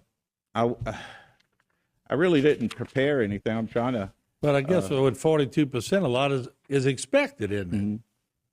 You know, they expected. District 6 was the highest voter turnout in Terrebonne Parish across the board at 48.6%. The others. That's a very educated district. And that was low for District 6. With that said, as a voter, you know the importance of voting. Exercise your right to vote. November 18th is the opening of hunting season. Don't wait till November 18th to go vote. You got 7 days of early voting. Whichever candidate you vote for, go vote because it's important. They're predicting a low voter turnout. Let's show them in District 6 that we still go and vote no matter how important our hunting season is. And I also want to thank my fellow candidates before we go. They ran their race with dignity and style. So I encourage both of them to continue being involved. Once again, thank Claude you, Martin. Ham, thank you, Claude Ham, District 6. We'll be right back. Bye-bye.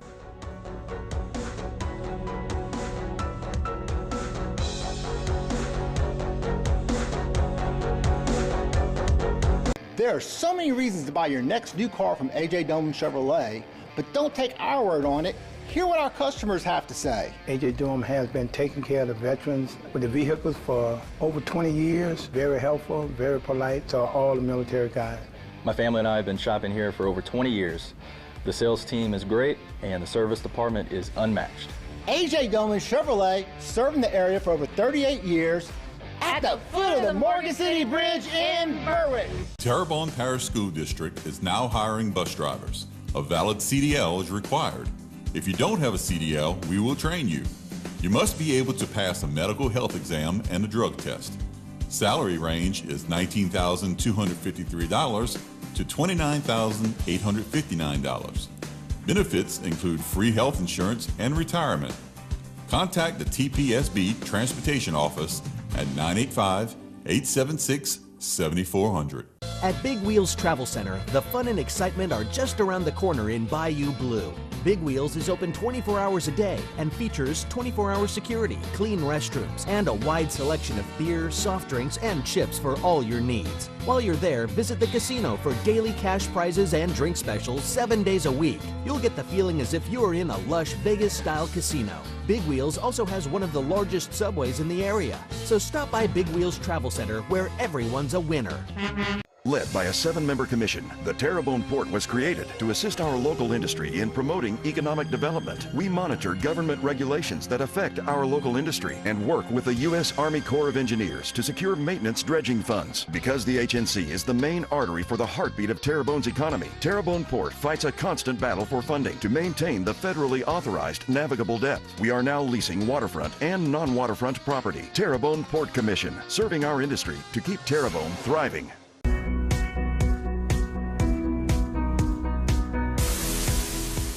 I was coaching softball at Vanderbilt and was the athletic director at Vanderbilt. We won 5 state championships in a row. We won 118 ball games in a row, which is still a national record, I think, a high school record. Martin really began HTV by coming over to Vanderbilt and filming some of our softball games. I've been named to, I think, 4 Hall of Fames, the Vanderbilt Catholic High Hall of Fame, the Softball Hall of Fame in the state of Louisiana, the Coaches Hall of Fame in the state of Louisiana, the Bayou Region Hall of Fame.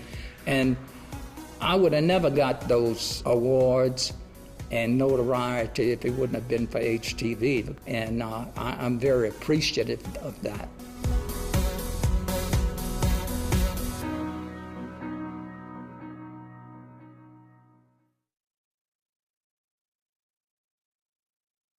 Hey guys, welcome to the broadcast today. We are thrilled to have you join us today. Let's pray. Father, in Jesus' name, I pray for my friends today that as they sit under the Word of God, you will open their understanding so they can receive exactly what you have for them. Lord, it's time for us to have a breakout so that we can have a breakthrough, and we thank you for that. In Jesus' name, amen. Guys, I'll see you in a moment.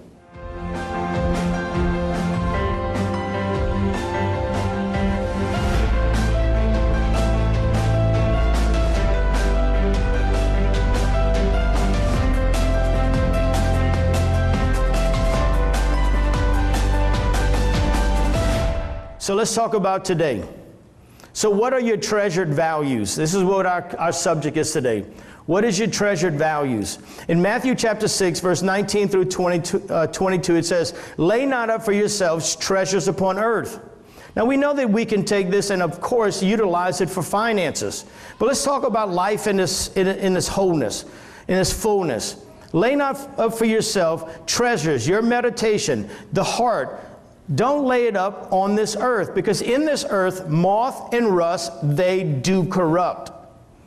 There are thieves that will break through and steal. But you are to lay up for yourselves treasures in heaven. You're to lay up within your being treasures that flow from heaven. There, neither moth nor rust can corrupt it. Neither thieves can break through and steal it. But he says this, because you do have this, you have treasure. Where your treasure is, there will be your heart also.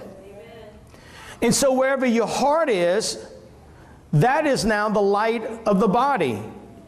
It's going to be the eye of what you see. How do you see life? It determines how much light is in your life. If therefore your eye be single, then the whole body shall be full of light. I love this because it gives me hope that no matter what physical conditions that I'm dealing with right now, the Word of God, in my view, says this: if I can create a world in me that my eye sees what He sees, this body, not only this physical body, but my body of life will fill up with His light. And then the Lord will cause my youth to be renewed. And then I can get older without getting older. Now, you can believe that you're going to get older and get old. I'm choosing to believe that I'm going to get older, wiser, stronger, more vibrant, and I'm going to chase my wife down at 120. He said, that's foolishness. In your world, but not mine. So we don't criticize each other. And I'm not criticizing anybody. I'm just trying to say, can we consider a new way?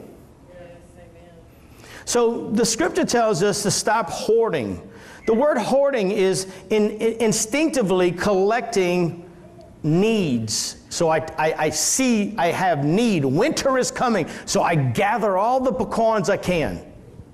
And I'll make a big old vat of pecans because winter is coming. But how many of you know that in most cases, what we do is we collect lower needs. We meditate all the time on things that I have need of in this earthly realm. It's daily existence. It's never eternal existence.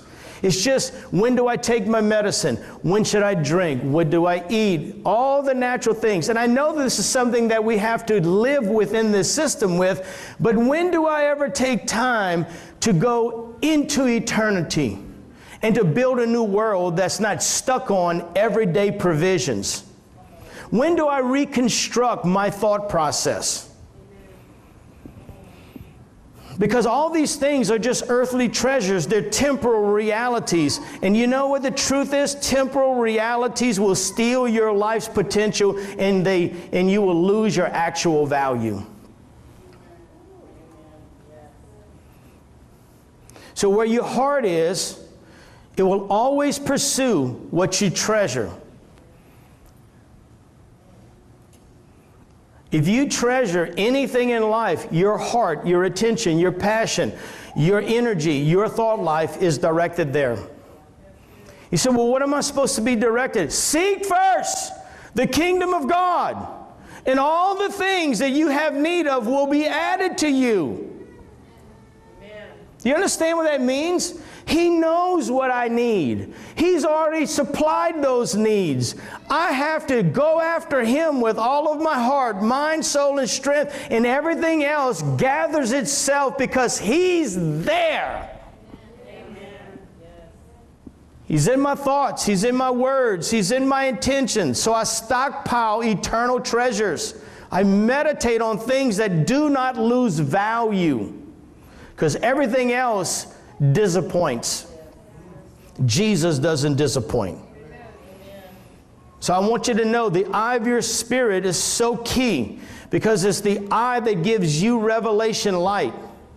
You've got to develop a seeing eye that sees into your prospective harvest. If your heart is unclouded and you're not consumed with temporal things, light floods in by promise. It's revival rain. It's coming, and it's reviving you and me. You ever thought about this? We've taught about it, but have you ever thought you can't serve two gods, two value systems at the same time? So how can you worry about your life and give praise to Jesus for a great life? You've got to live in one world. But that's why the Word of God says that we receive nothing of God, because we live with a double standard. We're happy one day and sad in the next 10 minutes. I can't wait to go to my neighbor and bless him, and the next moment I want to slap him. It's the struggle we're all in. But you've got to dictate what world you're going to live in. When the struggle is on and you want to slap them, you've got to control your inner world and go bless them.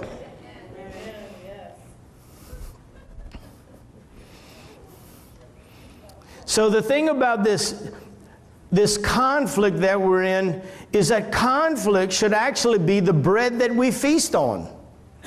Because we are developing a desire to press in for the impossible. And to have the impossible requires conflict. The conflict, though, we're talking about is not an exterior conflict, it's an interior conflict, where I have to bring myself into subjection to the things of God. Remember when we talked about Gideon being a warrior of God, though he never saw it? When he was in obscurity, God began to develop this mindset. You see, a warrior's mindset allows you to face challenges with strength.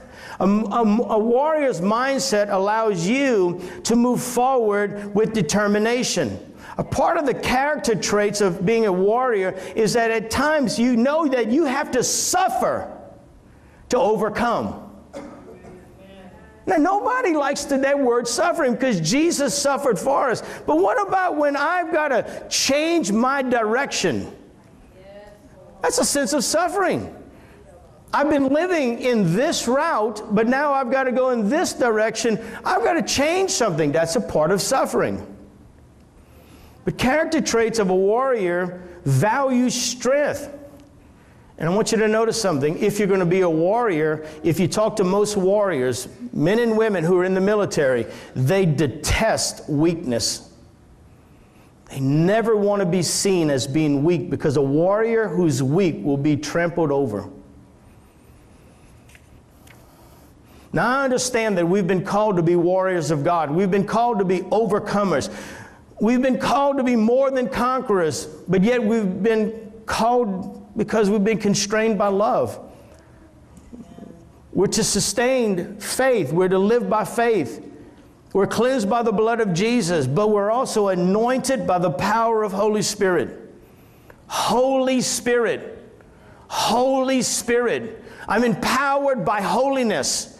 I'm not empowered by brokenness. I'm not empowered by darkness. I'm empowered by holiness. So I have to at some point refuse being bullied by my adversaries, my negativity, my hopelessness. Why am I always pushed in the corner by my own adversities? I have to engage in the battle, and I have to reconstruct a mindset that values the life of Christ. Gideon engaged in the moment. When God said, tear down those images, he went to work.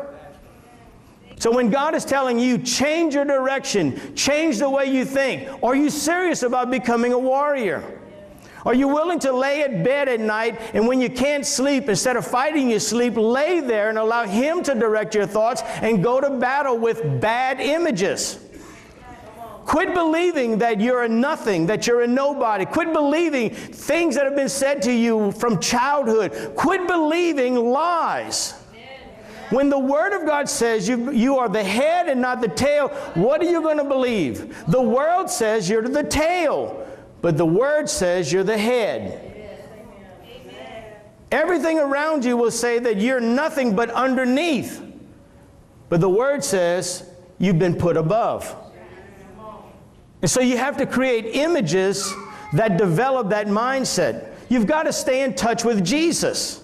You've got to follow Holy Spirit's direction. And you do that first in meditation.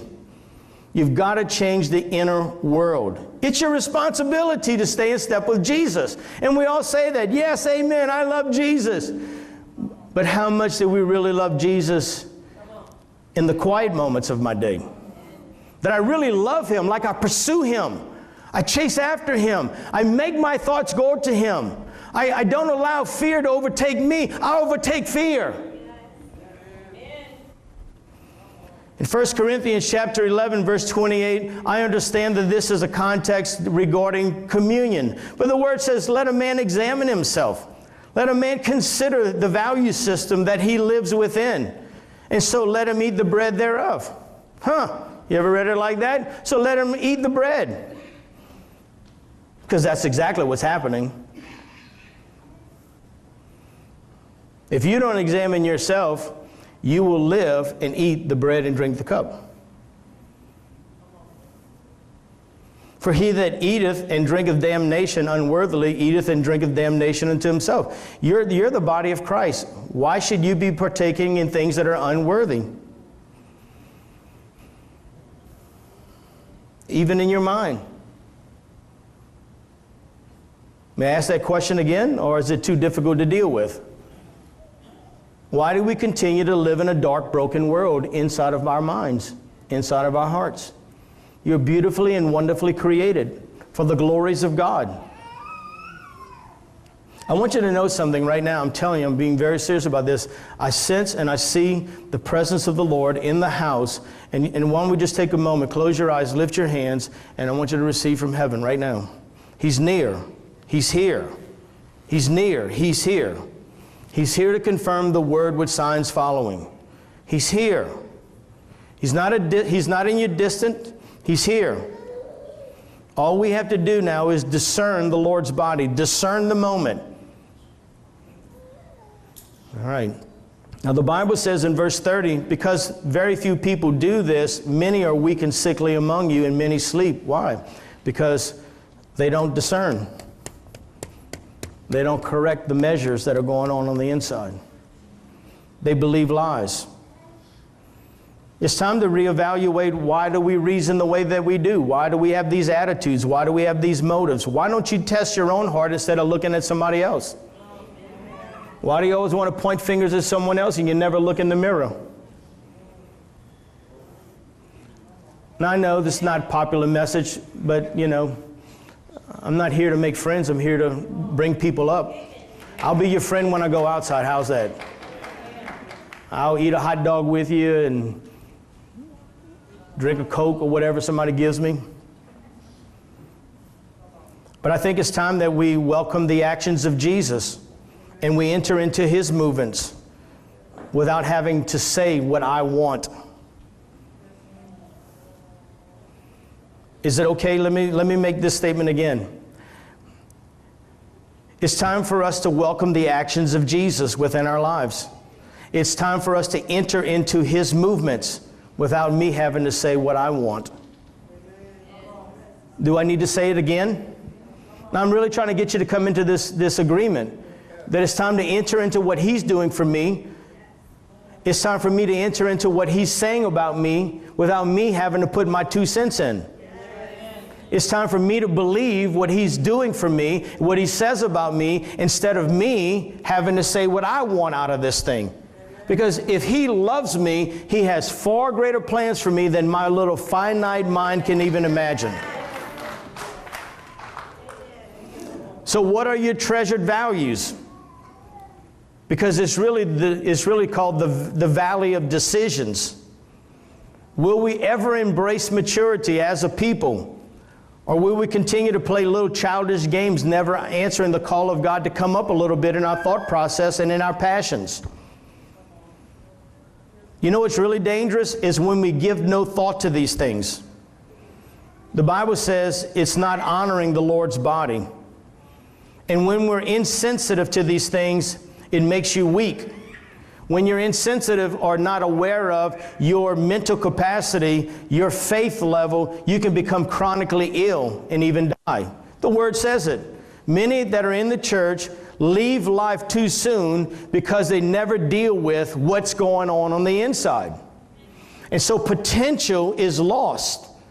I remember Miles Monroe for years would always tell you want to know where the richest place is in the whole world? It's in the cemeteries because of lost potential. It's buried and gone. Because people just gave up. So how about giving yourself to something that is of value? Self-sacrifice. Righteousness is when you embrace what God is doing for you. Righteousness is when you enter the acts of Christ with your whole heart and whole life. You enter into what he's doing. Romans 10 verse 10 says, "For with the heart man believeth unto righteousness," and then you'll know whether you're believing righteousness because your mouth will make confessions that will bring you salvation. You'll always understand what's going on the inside. Just listen to what's coming out of your lips. Matthew chapter 6 verse 21 says, "For where your treasure is, your heart will be also." I'm going to make this statement as we have in just a moment ago. Your heart, your thoughts will always pursue what you value, what you're focused on. I'm asking you to consider taking moments of your day to read or to develop a seeing eye where you see Jesus. You see the outcome of what you've been hoping for. I think far too often we are beggars. We're crying out to God for things that he's already secured for us, but we never step over into the victory of it, and we've never worshiped him out of the victory of it. We just cry on this end as if we can't have it. There's not one of my children or my grandchildren ever believe that they can't have anything in my house. They just go possess it. I mean, the other day we were looking for cheese. Rachel says, you want a grilled cheese sandwich? I said, that sounds good we had corn soup and grilled cheese. And I said, we have no cheese. She says, well, Ava must have ate it all. Ava's my second granddaughter. They don't care. If it's in the cupboard, in the refrigerator, if it's on the table, it's all theirs. And so Leah's got to watch over the two oldest ones, but all the three little ones that don't know yet what's before them, there's a treasure pile right before them.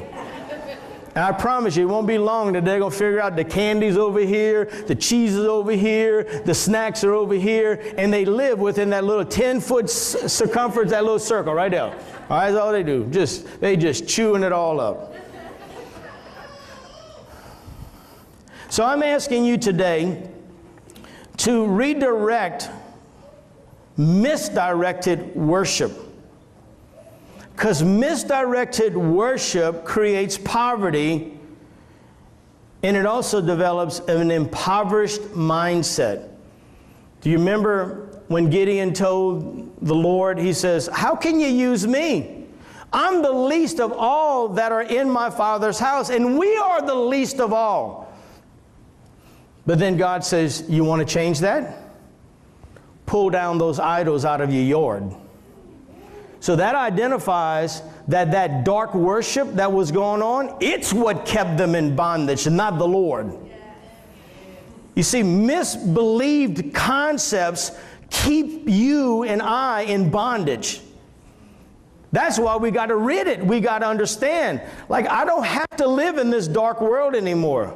I know what it is to live for decades of my life under the fear of death after having a young cousin die in an automobile accident. That thing came on me, and I had to spend years and years and years learning how to deal with it, never shaking it until the last time I had to experience it. And then I said, I got to whoop this thing. And I learned how to whip it. And I'm trying to teach you how to whip it. But you got to have ears to hear for it. So this will take us to the closing of what I want to share with you about the parable of the sower. Got to remember, the heart, your thoughts, your focus is now, your heart is created by God. I think this is so amazing. Your heart, which will be your thoughts and your focus, your passion, it'll be your energy, your thoughts, are created to receive and to grow the Word of God. All right, let me say this again. You were created by God. You are created to receive and to grow God's Word. But there's an enemy that works to transform your value system. If you don't value the Word in His presence, you never really do pursue it. You want to know where I believe the reign of revival is? It's right here. The more of us that will pursue His presence on a continual basis, and we get into His presence really deep and thick at home, you're going to bring it here and it's going to spread out. And the more we get 1, 2, 3, 10, 20, 100, 2, 3, 4, 5, 1,000, 2,000, 3,000, 5,000 that are hungry for His presence, it's on. So here's where it starts with. The first soil is always this: do you have understanding? See, the lack of understanding is when, first of all, you don't desire it. If you have no value in His presence, then there's a lack of understanding, therefore you don't go get it. But if you go get understanding, then number 2 will definitely surface. You have to understand, the moment you create an atmosphere of passion, you create an atmosphere of energy, you create an atmosphere of proper thought process, tribulation or persecution will show up for the word's sake. It's just a fact. So start governing your own life. If I'm not in persecution or tribulation, do I really have understanding for the word right now? Am I hungry? Do I have value for it? If I have value for it and I'm facing tribulation and persecution, start a little jig. Ooh, something is happening for good. And I want you to know something. For Rachel and I, we've been looking at each other for the last 6 months and go, Lord, the bullets are flying. And all we do is abide under his covering and his presence. We stay protected, but it's like kids, children, grandchildren, us, sick, diseased, worried, you know, all this stuff. And then all the other stuff that comes with ministry, and it's just, so it says something. We're moving in the right direction. So if you're facing opposition, don't be discouraged. Because these things come. And then on top of that, well, you got to deal with tribulation, you got to deal with persecution, and then it's just the cares of the world. My God, I got to pay the electric bill. I got to be at the ball practice. I got to do this. I got to do that. And before you know it, you're overwhelmed. These are all things that are supposed to steal the word. Listen, we have to return to a simple life. I learned from this from my own experiences. All right? I took all of my girls, we traveled the country, we played fast-pitch softball, we did it all. And look, we gave every one of them an opportunity to go to the next level if they wanted it. You know what it all ended up being? They got married and had babies. It was all fun and good. But the truth of the matter, did it produce anything beyond ball and physical bodily injuries? Because my girls all deal with injury-related issues right now.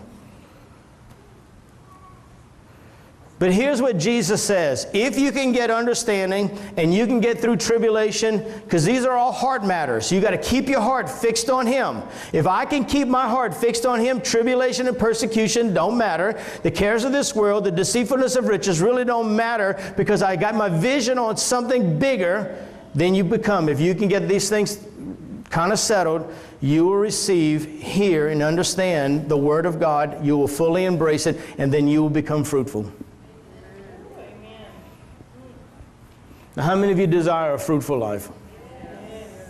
I want a fruitful life. But I have to understand that there are some things that I have to get through. And then the first thing is that I got to set my value. What do I really love? And listen, I know that we're in church, and the easiest thing to do right now is to say, I love Jesus. I understand that. But I'm talking about really seriously, what do you meditate on more and more and more and more than anything? Hey, welcome back to the broadcast. We're thrilled that you're with us today. Remember, the greatest gift that we could present to you is an opportunity to make Jesus the Lord of your life. Would you open your heart, cry out unto the Lord, say, Lord Jesus, I give you my heart. Do something with my life that you, Lord Jesus, would be glorified. Amen. Now, if you pray that, it's the beginning of a great faith journey, and we'd love to help you. So we want you to come to Thibodaux Family Church. We're located at 785 North Canal Boulevard in the city of Thibodaux. Our service times on Sunday mornings are 10 a.m., and we do have Wednesday night services at 7 p.m. If you could join us, we'd love for you to be with us. It would be a great, great delight of ours. So come on into Thibodaux, come in fellowship, and we will take great care of you and your family. So bring everybody you can, and let's grow this great family. So guys, with that, we love you, and remember, Jesus is Lord.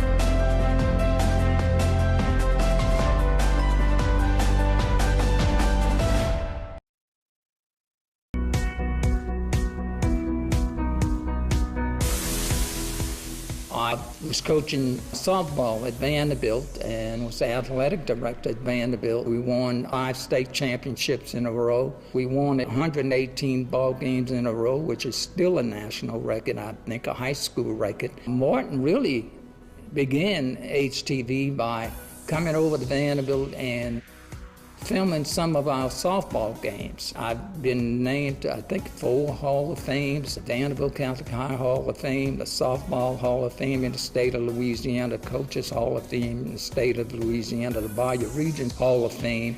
And I would have never got those awards and notoriety if it wouldn't have been for HTV. And I'm very appreciative of that.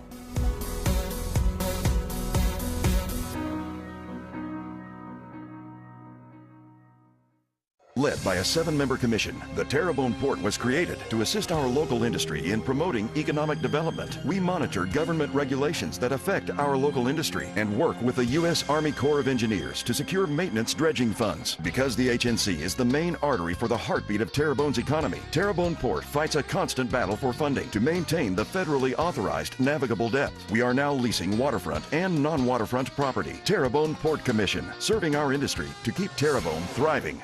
Barker Honda. It's better at Barker. New Accord. Sleeker style. More performance. All new, bigger HRV. It's hot. All new Pilot. Honda's most rugged SUV ever. Civic.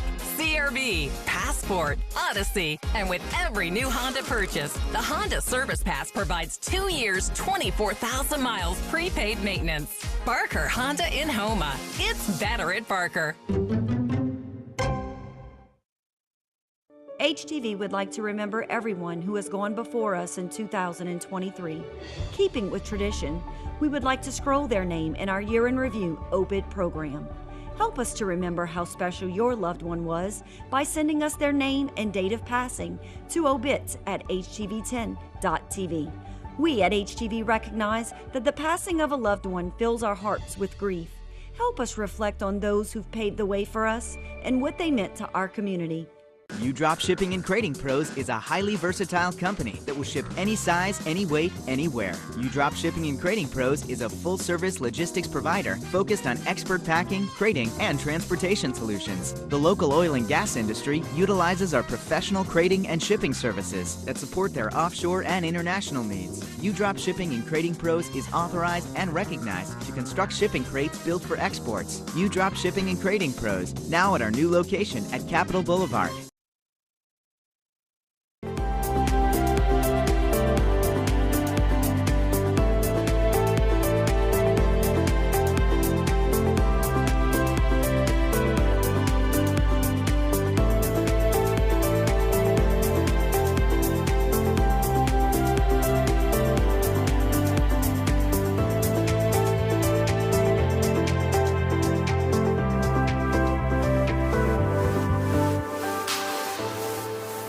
Welcome to Your Health. I'm your host, Rhonda Alfred, and joining us on this episode is Dr. Logan St. Cyr, palliative medicine specialist with Terrebonne General Health System.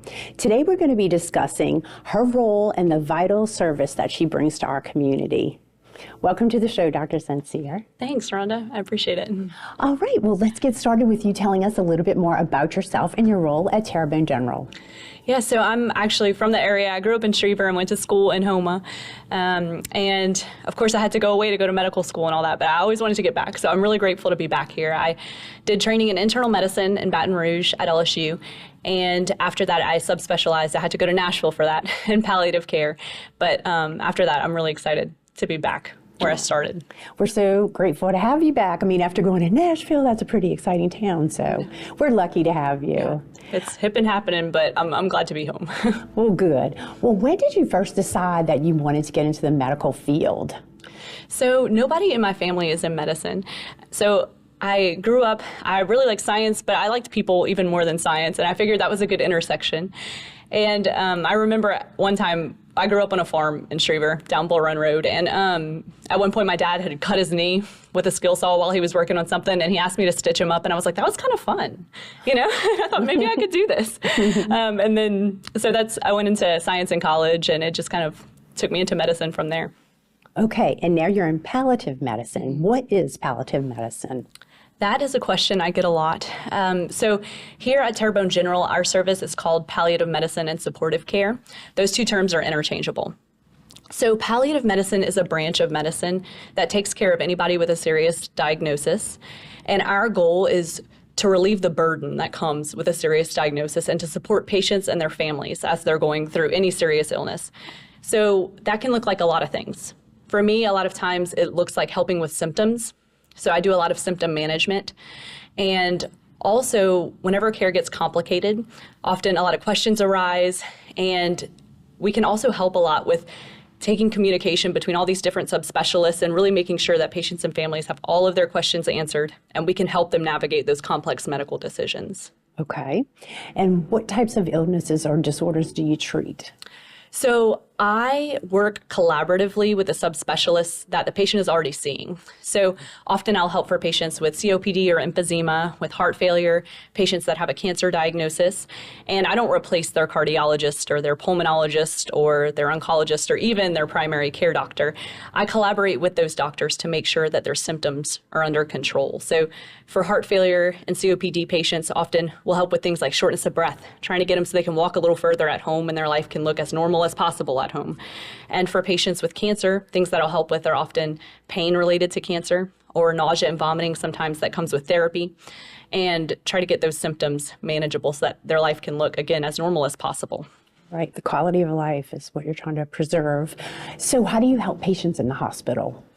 Yeah, so I see patients both in clinic and in the hospital, and often whenever somebody comes into the hospital, it's because of a crisis. Something went poorly at home, and so part of what I do is try to come up with a plan to where whenever they get out of here, hopefully they don't have to come back to the hospital. And so that can look like getting their symptoms under better control. And also, if there's new medical information that becomes available during that hospital stay and there's new decisions to make, I can help them kind of sift through that information with their subspecialists and make a plan that makes sense based on their priorities. Right. And why is this specialty so beneficial to patients? So a serious illness, I can speak from experience in my family, it really turns your life upside down. It changes what your everyday looks like, what you're able to do. You have to think about when to take your medicines. It can change a lot of things. And our goal, while we're trying to treat the illness, is also making sure that your life is as good as it can be for as long as it can be. And so I think it's worth a lot of times taking the time to think about those questions. What symptoms are affecting you every day? What can we do to manage those? Mm-hmm. Do you need more help at home for things to look normal? Especially, I also have some patients with dementia, and I feel like a lot of times I take care of the patient, but caregiving is also very challenging. And any way I can support the caregiver is also another service that we can help with, getting them the resources they need. Well, that's wonderful. So what are you most excited about for your career here at Terrebonne General? I'm mostly excited to be home and get to take care of the same patients for years. It was hard moving around, and I really get attached to my patients. And so it's challenging whenever you get really close with a family and then you have to tell them that you're moving away. That was never fun. That was my least favorite part of training. Mm-hmm. And so to be able to be back and be with the people that I grew up around is just exciting. I'm sure everybody's glad to have you back as well. And do you see patients in a clinic? Yes, so we're hoping to expand our clinic services, but since we're getting off to a new start and I'm mostly in the hospital, my clinic days right now are Tuesday and Wednesday afternoons. And hopefully we'll see if we can gradually expand that, but that's where we're starting. Okay, and how do patients get to see you? So to get an appointment, it usually comes by referral. Sometimes if I've seen a patient in the hospital, then it makes sense for them to follow up with me in clinic, and it can happen that way. But for patients that normally follow with their subspecialist, if their subspecialist thinks that they could have some help with symptom management or there's something else that we could help with, they can send a referral our way. Well, it sounds like a very interesting career in practice of medicine, and we appreciate all that you're doing, and we're so glad you're back home. So welcome home. Thank you so much, and thanks for having me. For more information on Dr. Logan St. Cyr, or palliative medicine at Terrebonne General, visit tghealthsystem.com. Thanks for joining us on To Your Health. I'm your host, Rhonda Alfred, and I'll see you right back here next week.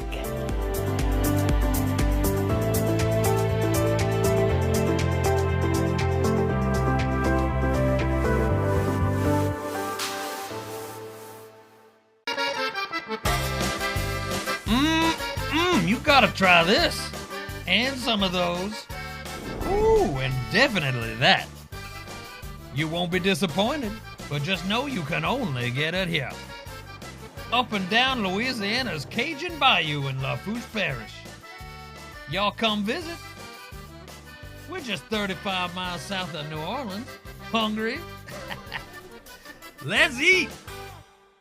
Selecting an insurance provider for your business is a big decision. With over 26 years of experience, our offered team is your solution for quality and proven coverage. The customer service you remember from years ago is what we pride our team on. We know how important your company is to the community. From small businesses to large businesses, Alford & Associates can manage your insurance. It's our job. Alford & Associates, benefiting your employees and protecting your business. Hi, I'm Rhonda Alford, your host for To Your Health with Terrebonne General Health System. Our weekly show provides the latest in healthcare specialties only offered by Terrebonne General. Join us each Wednesday at 7 p.m. to stay up to date with the latest innovations in health. Terrebonne General provides healthcare breakthroughs in cardiology, cancer care, women's health, health and wellness, and much more. You don't want to miss our next To Your Health. See you then. Barker Honda. It's better at Barker. New Accord. Sleeker style, more performance. All new, bigger HRV. It's hot. All new Pilot. Honda's most rugged SUV ever. Civic, CRV, Passport, Odyssey. And with every new Honda purchase, the Honda Service Pass provides 2 years, 24,000 miles prepaid maintenance. Barker Honda in Houma. It's better at Barker. Hi, I'm Martin False, the owner of HTV, and I just wanted to thank my team because each and every day we come in not always looking for the negative stories. We look for the positive stories. We have so many positive people and events that shape our area. So when you're tired of all the bad things happening in the world, tune into HTV for a little positive attitude. Thanks for viewing, and thanks to a great staff. At South Louisiana Bank, we're great at banking, but we're great at a lot of other stuff too. Is that a new rod and reel? Hey, a girl's got a fish. We care about the community we live in and the people we serve. We're not just like you. We are you. Are you boiling crawfish? No, just letting them soak. We're proud to be here and work for the place and the people we love. South Louisiana Bank. It's in the name.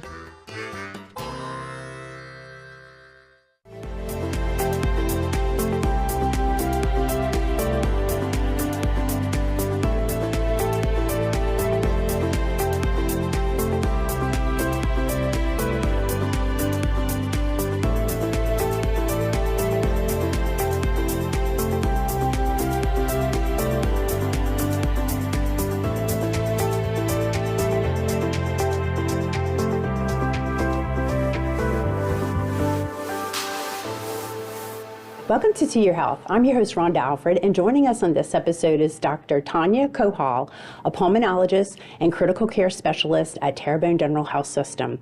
We will be discussing her role in pulmonology and this vital service that she'll bring to our community. Welcome to the show, Dr. Kohal. Thank you so much for having me.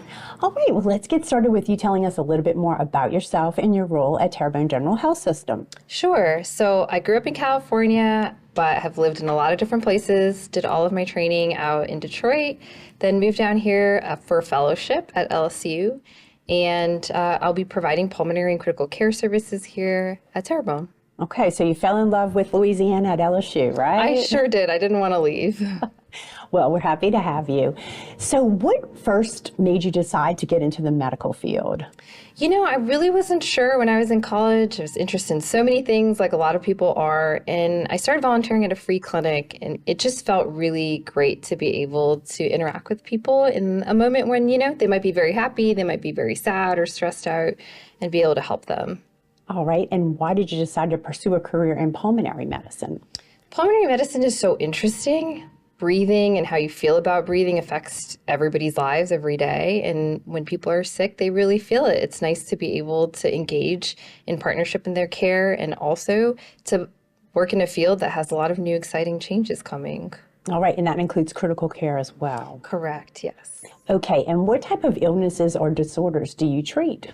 So we see a host of different patients in the ICU, of course, that are really ill. In the clinic, we encourage anybody that has any kind of lung disease that they already know about, asthma, COPD, pulmonary fibrosis, anything like that, to come see us. Or, you know, if they just aren't feeling well or starting to feel short of breath, we're happy to evaluate them and see how they're doing. Okay, and tell us more about, as a pulmonary and pulmonologist and critical care specialist, how are you going to be helping patients in the hospital and at your clinic?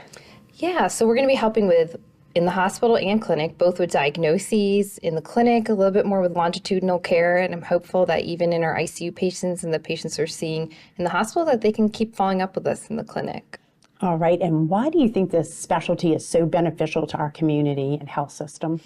I think pulmonary diseases are really something that affect a lot of people in our community. Louisiana has one of the highest smoking rates of anywhere in the country, and with that comes a lot of lung disease, and I think it's important that we have people in the community that are helping take care of people. Okay, and just a little bit more about the types of illnesses that you treat. Sure. So COPD, which is a common disease that we see in the community, especially with people that have been smokers. Asthma, which is also really common in children as well as adults. But even some of our more rare diseases, pulmonary fibrosis, pulmonary hypertension, are all things that we can help people with in our clinic. Okay, and what are you most excited about starting your career here at Terrebonne General? I'm really excited about everybody I'm going to be working with. I feel like we have such a great team in our clinic and in the hospital. I feel like from the patients I've met so far, everybody in this community is so incredible. They're just amazing patients, amazing people, and they have some incredible stories.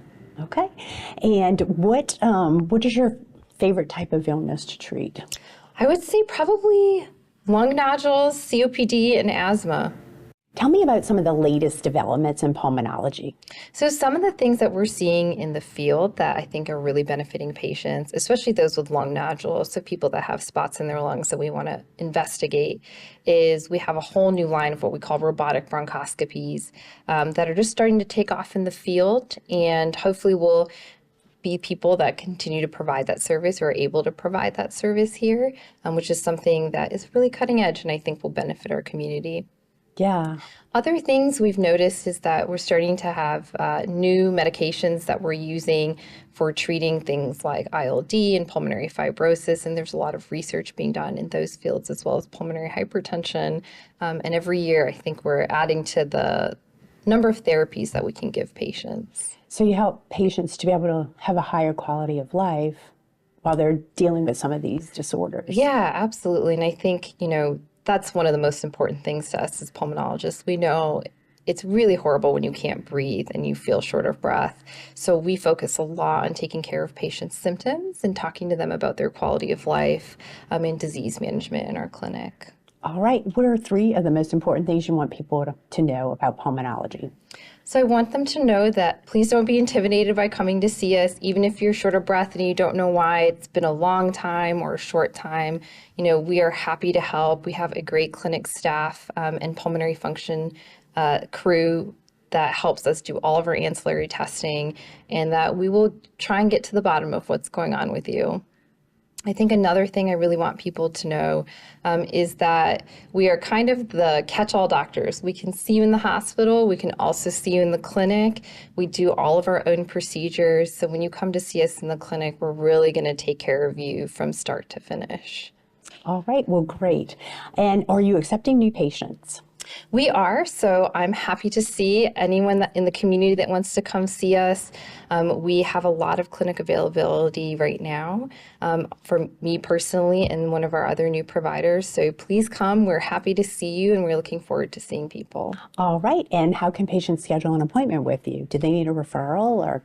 So they can get a referral. We also have a clinic phone number, and they can call us and make an appointment. All right. Well, thank you so much for sharing all this information with us, and welcome aboard. Thank you. Thank you for having me. For more information about pulmonology care at Terrebonne General Health System, visit tghealthsystem.com. Thanks for joining us on To Your Health. I'm your host, Rhonda Alfred, and we'll see you right back here next week.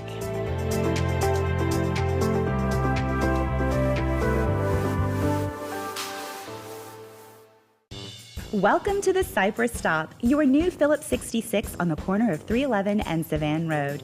We have all your breakfast, lunch, and dinner needs with smoked ribs, smoked chicken, boudin, homemade pulled pork, and daily plate lunches. We have a very large selection of white wines, red wines, liquors, beer, tobacco, and vapes. Going fishing? We have your bait and tackle and the ice to keep your catch cool. Cypress Stop, home of the happy customer. Every day, thousands of people hit the road heading towards their dreams. But sometimes those dreams collide with a harsh reality. Auto accidents with 18-wheelers can change lives in an instant. That's why you need the experience and expertise of St. Martin and Bork. With over 50 years of experience, St. Martin and Bork have fought for justice for the victims of truck accidents. If you've been in a wreck with an 18-wheeler, know your rights. Call St. Martin and Bork today to schedule your free consultation. Why make it hard when you can choose easy? Yes, during Trapp Chevrolet's Easy October event, we're making it easy to save on our biggest truck selection in months. We have the trucks, like a new 23 Chevy Silverado 1500 Crew Cab with 0% APR, no payments for 90 days, plus $1,000 cash allowance. Find trucks, and more trucks. It's not hard to save during our Easy October event at Trapp Chevrolet in Houma, where we're always on your side. Here at Rouse's, we have our own brands of products, which you'll find down every aisle of our stores. These are the best quality at the best price. They compare to the national brands we sell, but at a lower cost. Most are made right here, but we travel the world too. And we personally taste test and guarantee every item. So if our name's on the label, you can trust it's good. Rouse's brand, best quality at the best price.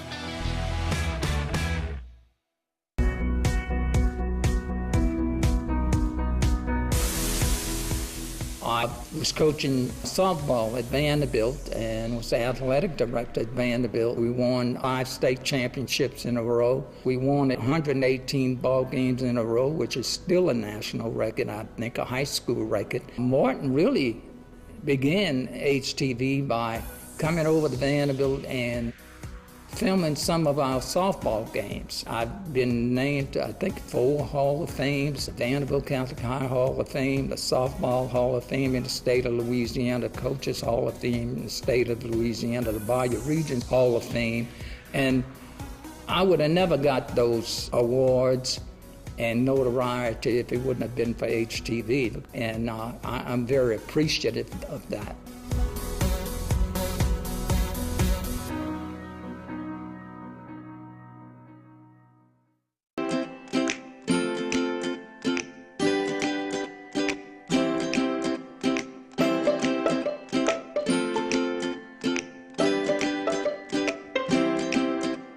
Hello and welcome to this edition of Eat Right with Rouse's. I'm your host, Keith Weissite, and I'm very glad to be here in Rouse's, but it's always more fun when you're in Rouse's with our favorite dietitian, April Sins. April, welcome. Hey, Keith. Thanks for having me today. Absolutely. So very glad to be with you and be in Rouse's. And so fun. Yeah, and it's just this wonderful fruits and vegetables section here in Rouse's.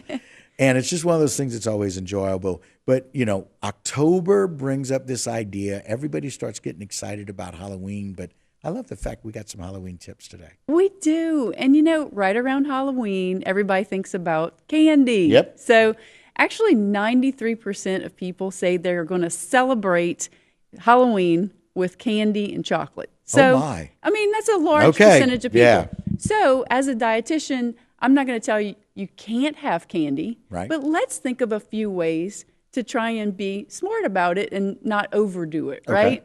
So since candy is sort of a featured item at the Halloween time, the National Confectioners Association, they've put together a few tips and tricks for Halloween candy. Okay? It's good. So tips and tricks for Halloween. Tips and tricks, right, exactly. Not just trick or treat. That's right, the tips and tricks. So the first tip is to make a plan for the candy. Okay. So that could involve maybe having a conversation with the kids about making informed choices. Okay. So maybe, you know, preceding gathering the candy with that conversation and talking about, okay, whenever we get the candy, we don't have to eat it all the night of Halloween. Yeah. Right? We don't need to can spread gorge. that out. Yes, you know, so we don't need the stomach aches and right, all the problems that come with that. Yeah, we could do some things to enjoy the candy throughout. And it be in balance. In balance, and that's one of those big things for us. It's true. Balance, it's right? true. It's true. You don't want to just completely take it away. Right. But we can find ways to balance it out. Okay. The second tip is understanding candy portions. Okay. And the reason why I say that is because after you've enjoyed a few treats for Halloween, what do you do with the rest of it? Now, one great idea that I just absolutely love is and have the kids help you with this. Take the candy and divide it into some Ziploc bags, and that way you have some portions that are set aside, and that way it's not just a big bowl of candy where there's no portions, where you can grab a bag and have that portioned out for you. And we're showing portion control. Portion control. So very important. Enjoy portions and just be balanced with it, right? Gotcha. And then the other thing too is, I know a lot of people probably know this one, is to make sure that you eat before you treat. Okay. So it's not just about treating yourself by eating all candy. Right. Find a way to have a balanced meal first. Balanced meal first. So that way, whenever you do have those treats, you're not going to overindulge in it, because you're going to feel satisfied and full from a meal as well. And that way, you're showing that balance as well. So there's also a few things that you can do with the treats other than portion them out and things like that.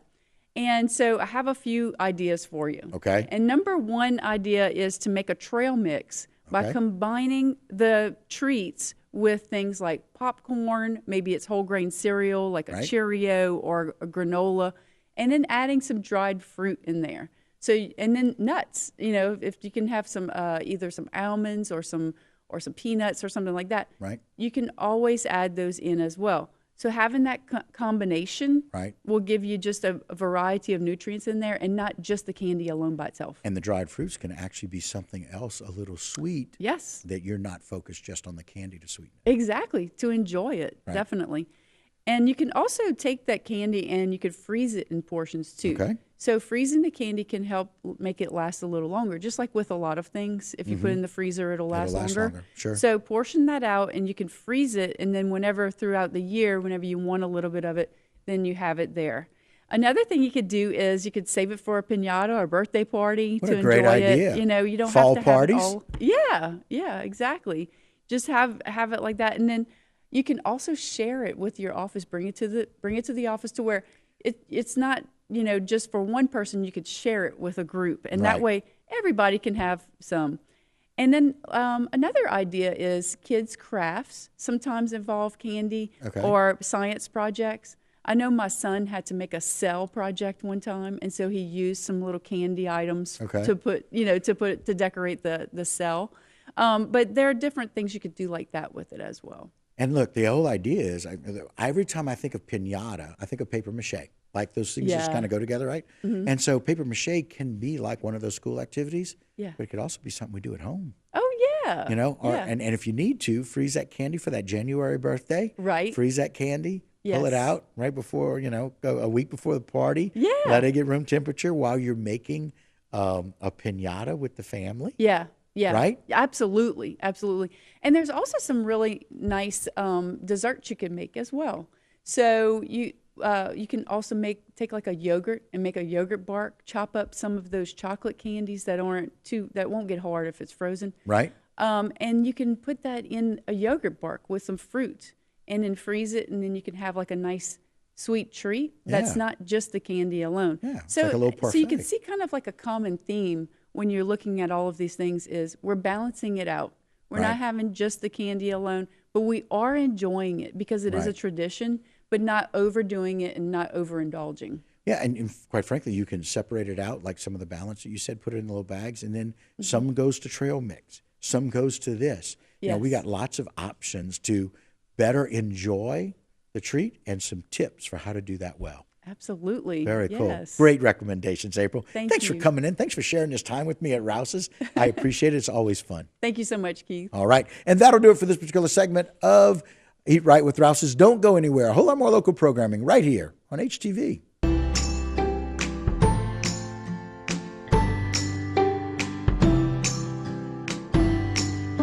Structural heart disease refers to a defect in the heart's valves, walls, or chambers that keeps the heart from pumping blood properly. Valve or structural heart problems may be present at birth or develop over time. Your risk increases if you have high blood pressure, plaque buildup, history of heart attack, take certain medications, or have certain heart infections. The Structural Heart Program at CIS and Terrebonne General provides innovative solutions and devices with the latest technology to bring the best possible outcomes for patients. Learn more at cardio.com.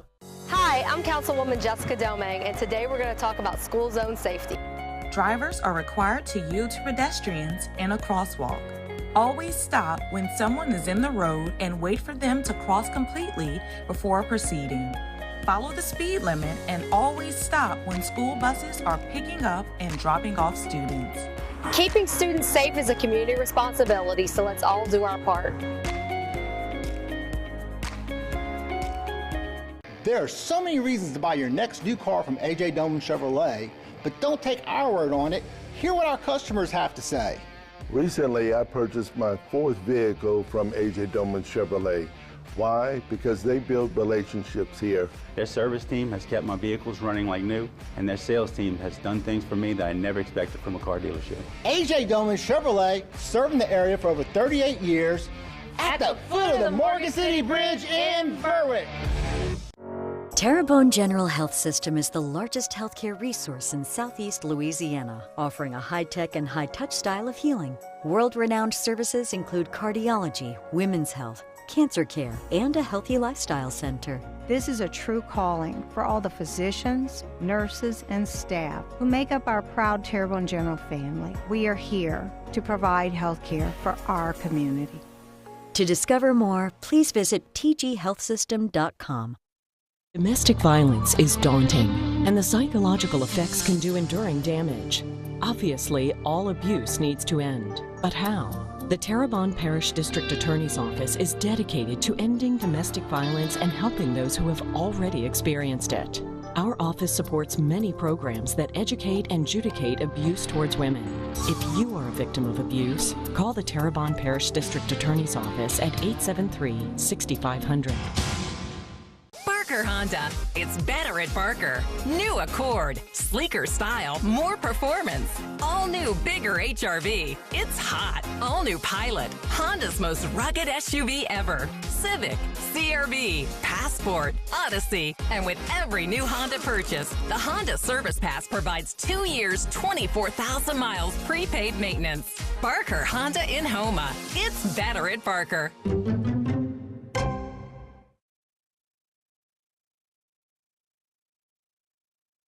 All right, this is show number 14 with Deuce Luke. The Deuce is loose, and we're going to work on the computer today. I'm going to ask Deuce some questions, and he's going to give a special shout-out during today's show. You won't want to miss it. It's all next. Show 14 of The Deuce is Loose.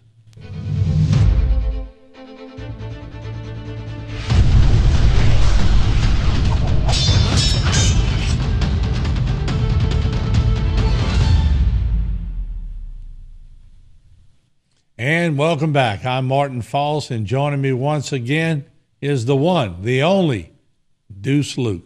This is The Deuce is Loose. Deuce, how are you today? I'm doing great, sir. Boom. How was your weekend? My weekend was amazing, man. Thank you very much. Did your mom and dad watch Raindrops Keep Falling on My Head? I think they probably watched it a lot of times before they even did.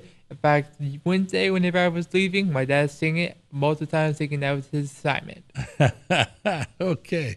Good deal. All right, so we're going to do a little computer work today. Of course. We talked about that. What we're going to do, light mites, a little bit of everything? Well, we're going to try it with Ungar first. Okay, we're going to do that. Let me ask you a few questions first. Can I do that? You could definitely do that. All right, because I love when you do these impersonations, because I like to hit you cold with them, and you're pretty good off the cuff with them. So let me ask you, Luigi. You could do Luigi? Oh, you mean Super Mario Bros. Luigi? I could definitely do him. Let's do Luigi. Oh, yeah. It's Luigi time. I'm gonna help out with Mr. President guy for taking out King Boo. All right. You got Luigi down. Thank you. Now, let me really challenge you. Australian. We've been doing, how we doing? Russian, and we were doing all kind of different. You did Irish, I think. Irish. How about an Australian accent? Oh, that's very good, mate. I am definitely possibly going to win this thing. All right. Very good. Thank you. You're getting good at all these. A lot of practice, huh? Yeah, a lot of practice. It takes skill, talent, and just practice. But you got to step up to the plate, and that's what you're doing. That's correct. A good thing. All right. Can you do a Captain Jack Sparrow impersonation? I believe the better question is, may I do a Captain Jack Sparrow impression? Because I am Captain Jack Sparrow himself. Okay, all right. Let's go to the game. How about that? That's perfect. Let's pull that up. Let's test it on the screen. There we go. And so what did you come up with the game? So basically, I was scrolling through my browser, and then I saw this trailer for the game. And this is whenever things are still getting new. And this game caught my eye, and this basically is a good game I can like.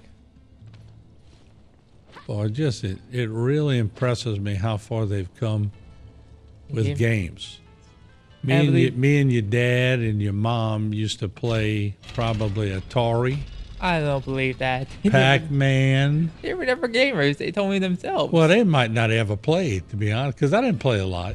I had a lot of friends that played more video games than me, so they may be correct when they tell you that, because not everybody played. No. A lot of people were playing foosball and pool. I didn't play too much of that either. I was outside practicing my punting, my passing, and my kicking and baseball. I was an outdoor person. Your dad was probably outdoor a lot too. He was actually, and so was my mom. Yeah, well, I know your mom was. She was doing all kind of things, training dogs, doing all kind of different things, but she was quite the sports fanatic. But Jay liked to fish too. Yes, he did. He loved to fish. All right, so on the levels on guard, do they get harder as you go on? That's correct. Each level which you go on, there are 4 levels, so each one will get continuously hard as you go along. Mm-hmm. Level 1 is kind of easy. Level 2, you could possibly make it out with a few respawns. Mm-hmm. Level 3 is going to get more challenging. But level 4, that's the final boss. Where are you right now? Well, I'm still doing level 4, but it's very challenging to do it, and I kind of need to respond a lot of times. So you're fighting through 4? Yes. Oh, I tell you, I'd have trouble with 1. I guarantee you. Because does it help that you have a lot of computer knowledge that it makes it easier for you to get from 1 to 2 to 3 now to 4? That's correct, sir. All right. So computer skills help. Computer skills always help. In fact, each level that you kind of examine and you go along, you kind of get a sense of what's going to happen. All right. Show us some more on there. I want to let the audience. Okay. So my character does is just she's acrobatic, like so. Boom, boom, leap, and fly into the air like so. And we kind of got stuck on this the last time. So right here, like a little combat level. So we go through this and sweep right here, jump down, and we made it. Ta-da! Well, wait. How do you? So what's the game about? You have to work your controls to. Can you fall if you do the wrong thing? No. Okay. I mean, whenever you fall in the water, you can just start back where you came from. Yeah, but so what makes it hard? You just have to.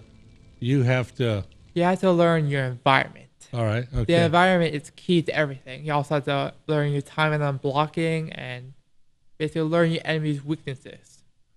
Oh, and that comes in handy because, like, you've just applied to go to ULL. So one of the key things for you would be to learn your environment. That's correct. Just like you have to learn everywhere you go. You had to learn the environment over here for a little while. That's right. You got it. There you go. All right. So, before we do that, you got any imitations of me? I know you imitate everybody else. I'm curious. I think you can probably do so. Right. In fact, I think you can probably say I'm pretty good at you. Don't you think? Oh, I talk with my hands a lot. Yeah, I mean, you talk with your hands a lot, and so I have to try to make a good impression of you. All right. I have been accused of that. I do that all the time. I'm talking with my hands. Well, but hands are... It's a good way to gesturize. Yeah, right. It's a good way to make your point. All right. So do games have boss battles you have to face as a challenge? That's correct. They are challenges to get you on to the next level. They're like little mini challenges before you get to the final boss. Like, if you're like in Skylanders, you have to defeat 3 evil versions of your own Skylanders in order to get past the level, or in this case, get to the goal on time.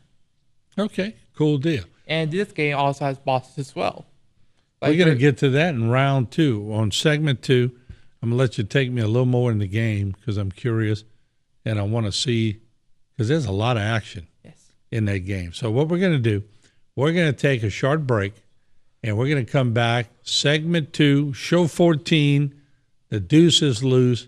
And I thank everyone who's been watching the program. I see people at fairs when our band, the Cane Breakers, are playing. They come up and say, we're watching Deuce, because a lot of people have autism in their family and they want to learn. So different levels, different spectrums, but we will continue to weed through it all, and it's educating me at the same time. We'll be right back.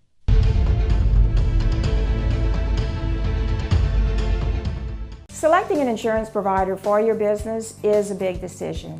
With over 26 years of experience, our Alford team is your solution for quality and proven coverage. The customer service you remember from years ago is what we pride our team on. We know how important your company is to the community. From small businesses to large businesses, Alford & Associates can manage your insurance. It's our job. Alford & Associates, benefiting your employees and protecting your business.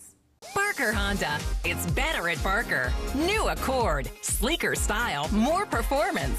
All new, bigger HRV. It's hot. All new Pilot. Honda's most rugged SUV ever. Civic, CR-V, Passport, Odyssey. And with every new Honda purchase, the Honda Service Pass provides 2 years, 24,000 miles prepaid maintenance. Barker Honda in Homa. It's better at Barker.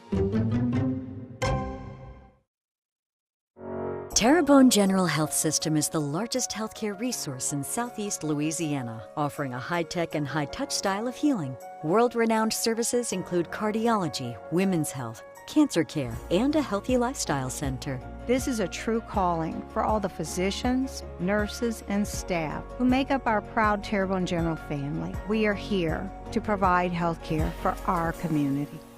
To discover more, please visit tghealthsystem.com. Here at Rouse's, we have our own brands of products which you'll find down every aisle of our stores.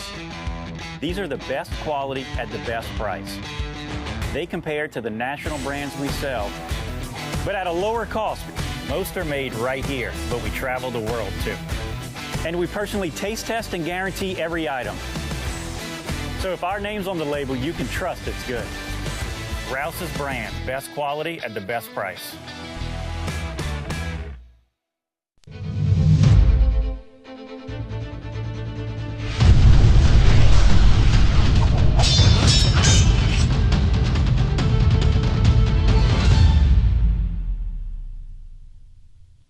All right, we're back with Deuce Luke. This is segment 2 of show 14.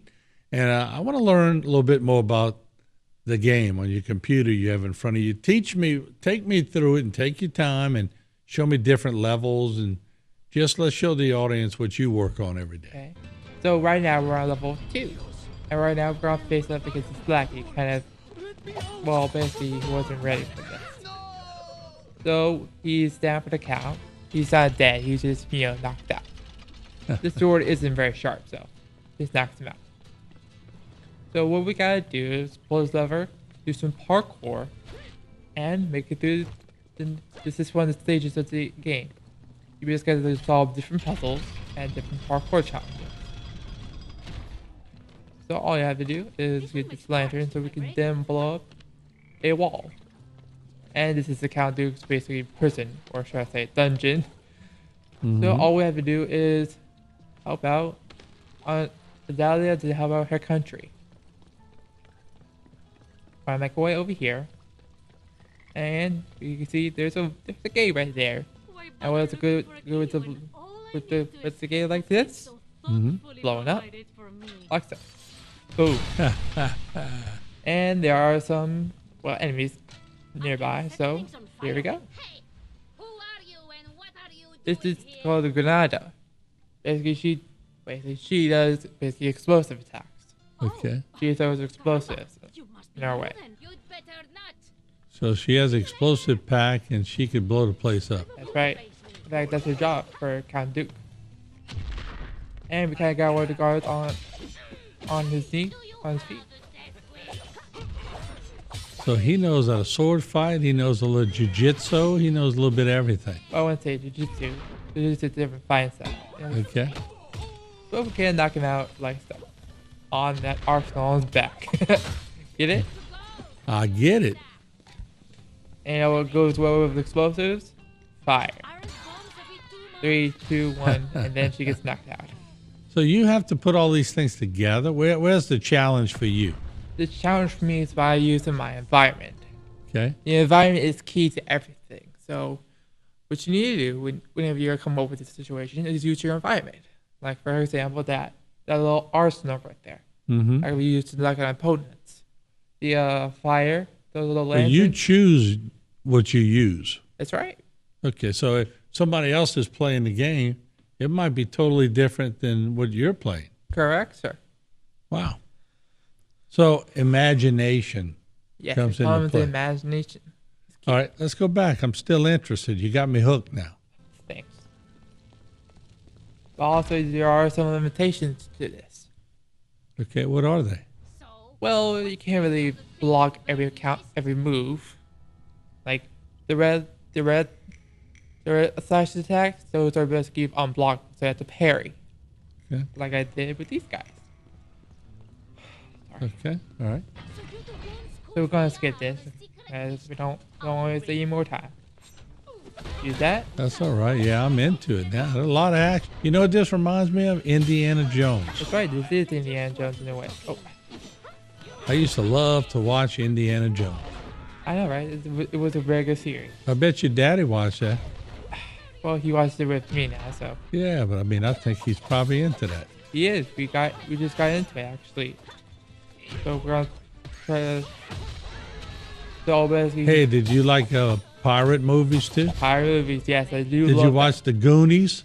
I never did watch The Goonies. Watch The Goonies. You're gonna laugh. I probably will. Goonies is fun. Look at the action in there. I know, right? It's very good knockouts. They're very good comedy as well. Almost out. But don't worry, my self-regeneration pack is in. And like that, parry. And we got two more. We got two more of these guys. But then reinforcements are gonna come in. And like that, my health is premature. Like that. So, Deuce, you know what you would be good at as we watch this? What's that? Animation. I've been wanting to get into that. Yeah. You'd be good at animation because we have a lot of animation that we use, and Dwayne uses animation on the commercials, and I know Aaron and Jason have animation on their computers. But back when we started in the first days of HTV, first years, animation was hard to get. I know. Animation was, you had to get this big elaborate computer, and you had to wait for days for, like, if we made an HTV logo and it moved and it exploded into stars, we had to wait hours, sometimes 2 or 3 days for it to render. But now we have AI. Yeah. It's not really one of my favorite things, to be honest. Yeah. But it does come with some benefits. Well, AI sort of does the work for you, doesn't it? Yeah, but it just never shows that gratitude of completion. Right. So AI can't show the heart. No. It's a computer's work. It's not really your work. Right.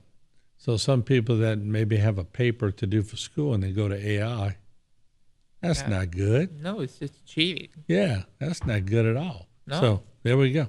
All right, so let's go back. That was pretty good stuff we just looked at.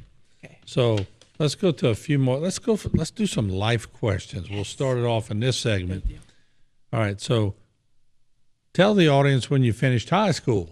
Well, that was in 2002 and May, somewhere in May.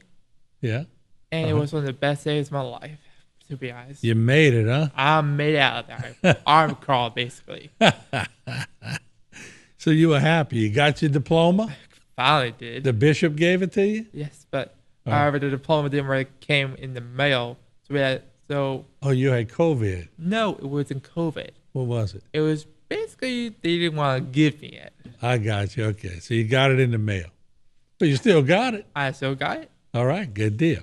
All right, so did you want to be a YouTuber at one point in your life? Yeah, but unfortunately, the reason why I quit is because, well, it's going to take a lot of time and effort out of me. And I wasn't able to edit yet.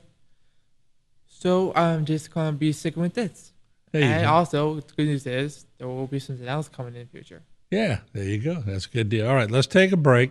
We're going to come back, segment 3, with Deuce Luke. The deuce is loose. Don't go away.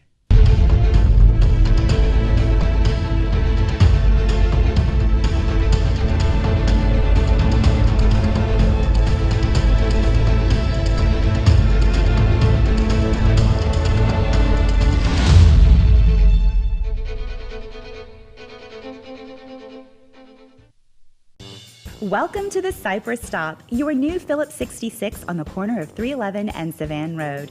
We have all your breakfast, lunch, and dinner needs with smoked ribs, smoked chicken, boudin, homemade pulled pork, and daily plate lunches. We have a very large selection of white wines, red wines, liquors, beer, tobacco, and vapes. Going fishing? We have your bait and tackle and the ice to keep your catch cool. Cypress Stop, home of the happy customer. Structural heart disease refers to a defect in the heart's valves, walls, or chambers that keeps the heart from pumping blood properly. Valve or structural heart problems may be present at birth or develop over time. Your risk increases if you have high blood pressure, plaque buildup, history of heart attack, take certain medications, or have certain heart infections. The Structural Heart Program at CIS and Terrebonne General provides innovative solutions and devices with the latest technology to bring the best possible outcomes for patients. Learn more at cardio.com. At South Louisiana Bank, we're great at banking, but we're great at a lot of other stuff too. Is that a new rod and reel? Hey, a girl's got a fish. We care about the community we live in and the people we serve. We're not just like you. We are you. Are you boiling crawfish? No, just letting them soak. We're proud to be here and work for the place and the people we love. South Louisiana Bank. It's in the name. Hi, I'm Martin False, the owner of HTV, and I just wanted to thank my team because each and every day we come in not always looking for the negative stories. We look for the positive stories. We have so many positive people and events that shape our area. So when you're tired of all the bad things happening in the world, tune into HTV for a little positive attitude. Thanks for viewing, and thanks to a great staff. Pelican Waste and Debris is your local company. We don't just work here, we live here and understand the unique challenges that face our region. Our commitment to our community and customers and love for Louisiana keeps us motivated.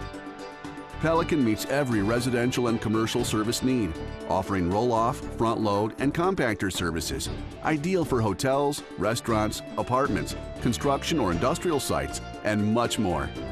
We also make recycling simple and cost-efficient, offering single-stream recycling program options. We have set the highest standards for environmental protection, community engagement, and guaranteed client satisfaction. Visit pelicanwaste.net or call us at 985-873-9553 to save money with hassle-free service. Our team has over 100 years of experience, so we know how to make you happy. The sky is the limit, so fly with the Pelican.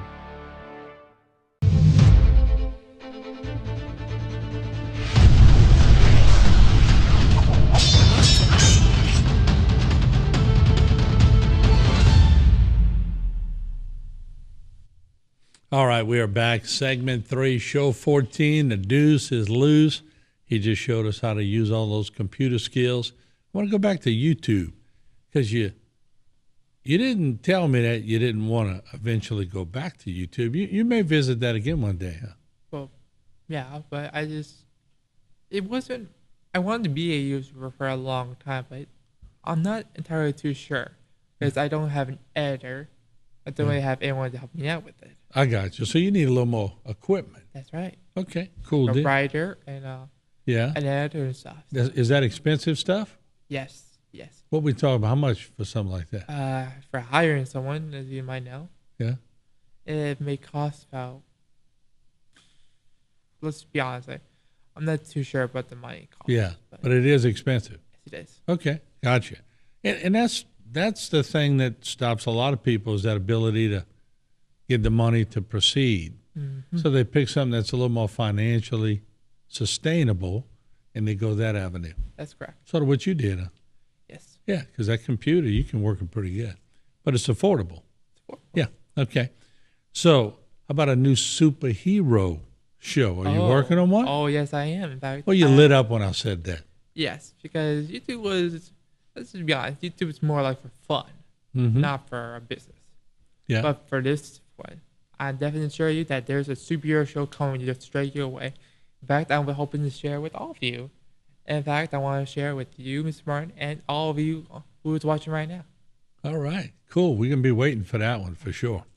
All right. So, do you have I know. Last week you said that you wanted to give a shout out to a couple of people. You want to do that right now? That's correct. All right. Who are we starting off with? Well, first I want to give a shout out to Isaiah, my boss from Rouse's. Okay. He's a good man. He wants to help out people, and I just say he's a good guy. To be honest. So Isaiah? Isaiah. All right, good deal. So Isaiah's going to be pumped up that you said his name on HTV. That's correct. Good deal. And the final person I want to give out, the most special person in all the world, my mama, Betty Luke. Oh, and as you can see, look at you, Grandma. She's going to turn 95 next Sunday, so I really hope that she has a happy birthday. You know, I remember her from her days in Homer. She's in Lafayette now, right? That's correct. Yeah, she was a strong woman, and she's been a good influence on you, hasn't she? She has. She really has. She's been amazingly helpful for me. She's been very kind and helpful and sweet. And she watches the show. That's correct. She loves the show. Yeah. She's actually very proud of me, actually. Yeah, well, she should be. You know, that's she's watching you progress through the shows, and you should be proud of yourself because from show one to now, you progressed quite a bit. Well, I wouldn't be here without you, you know? Well, but you wouldn't be here without your parents either, who instilled that and allowed. You see, some of the things we realize in life later is that when we do things that we excel in, our parents put it in our head and our ears heard it so many times. The point is, sometimes we don't appreciate it when we're growing up, and then years later we do something, we go, boy, did my dad or my mom say that 1,000 times. So those commercials where we start acting like our parents are true. Sometimes I catch myself saying something, I go, well, was that my dad? Yeah. You know, or my mom. That was not very good commercial. So that's good stuff. But I want to give one more shout out. Shout out to my mom and dad, Jay and Kathy Luke. All right. They're the ones who made me who I am today, and the ones who will still make me who I am. Oh, that's nice. And I'm sure they will appreciate it. Two very special people. So let's talk some turkey right now. What kind of games in the future can we expect? Maybe Nintendo games, to be honest. Like Mario, Luigi's Mansion, Right. or Barrier Link, or Smash Bros. You know, one show we might have to bring back, and I don't know how we get it, the Pac-Man or some of those games. And Pac-Man. I forget what they used to call it when the little bouncing ball, you'd have to move the little thing and Pong. Oh, Pong. Okay, yeah. Pong. Well, we bring Pong and see. You could challenge me on Pong. See how I do. Well, I used to like to play that, but like I said, the skill level, sometimes it would go pretty fast. Well, I think it might be on Nintendo Switch Online, which I have to buy, of course. Oh, well, we'll buy it for you. How about that? Oh, no, you shouldn't have. You don't really have to. Yeah, but no, because I'm going to be playing it on the show with you. And it'll be in your computer after that. Well, it's on the computer. It's on and you're going to be practicing just so you can beat me, right? Yes, but however, it's on the Switch. It's on Nintendo Switch. Okay. They're a new system, so Well, I have to bring the Switch to you. All right, we're going to look at it and see, okay? Okay, then. All right, so will you be creating more stories for your characters? For example, let's talk about Light Might and Frostburn. That's correct. All those characters will be incorporated with the new show we're doing, and the show is going to be called The Order of the Ultra. It's going to be my pride and joy to everyone watching out there. Light Might is going to be the superhero with autism who still helps people for a living. That's good. See, so now you're starting to make Light Might a little bit like yourself. That's right. You have autism, but you have something to offer to people in the world. And what I like about you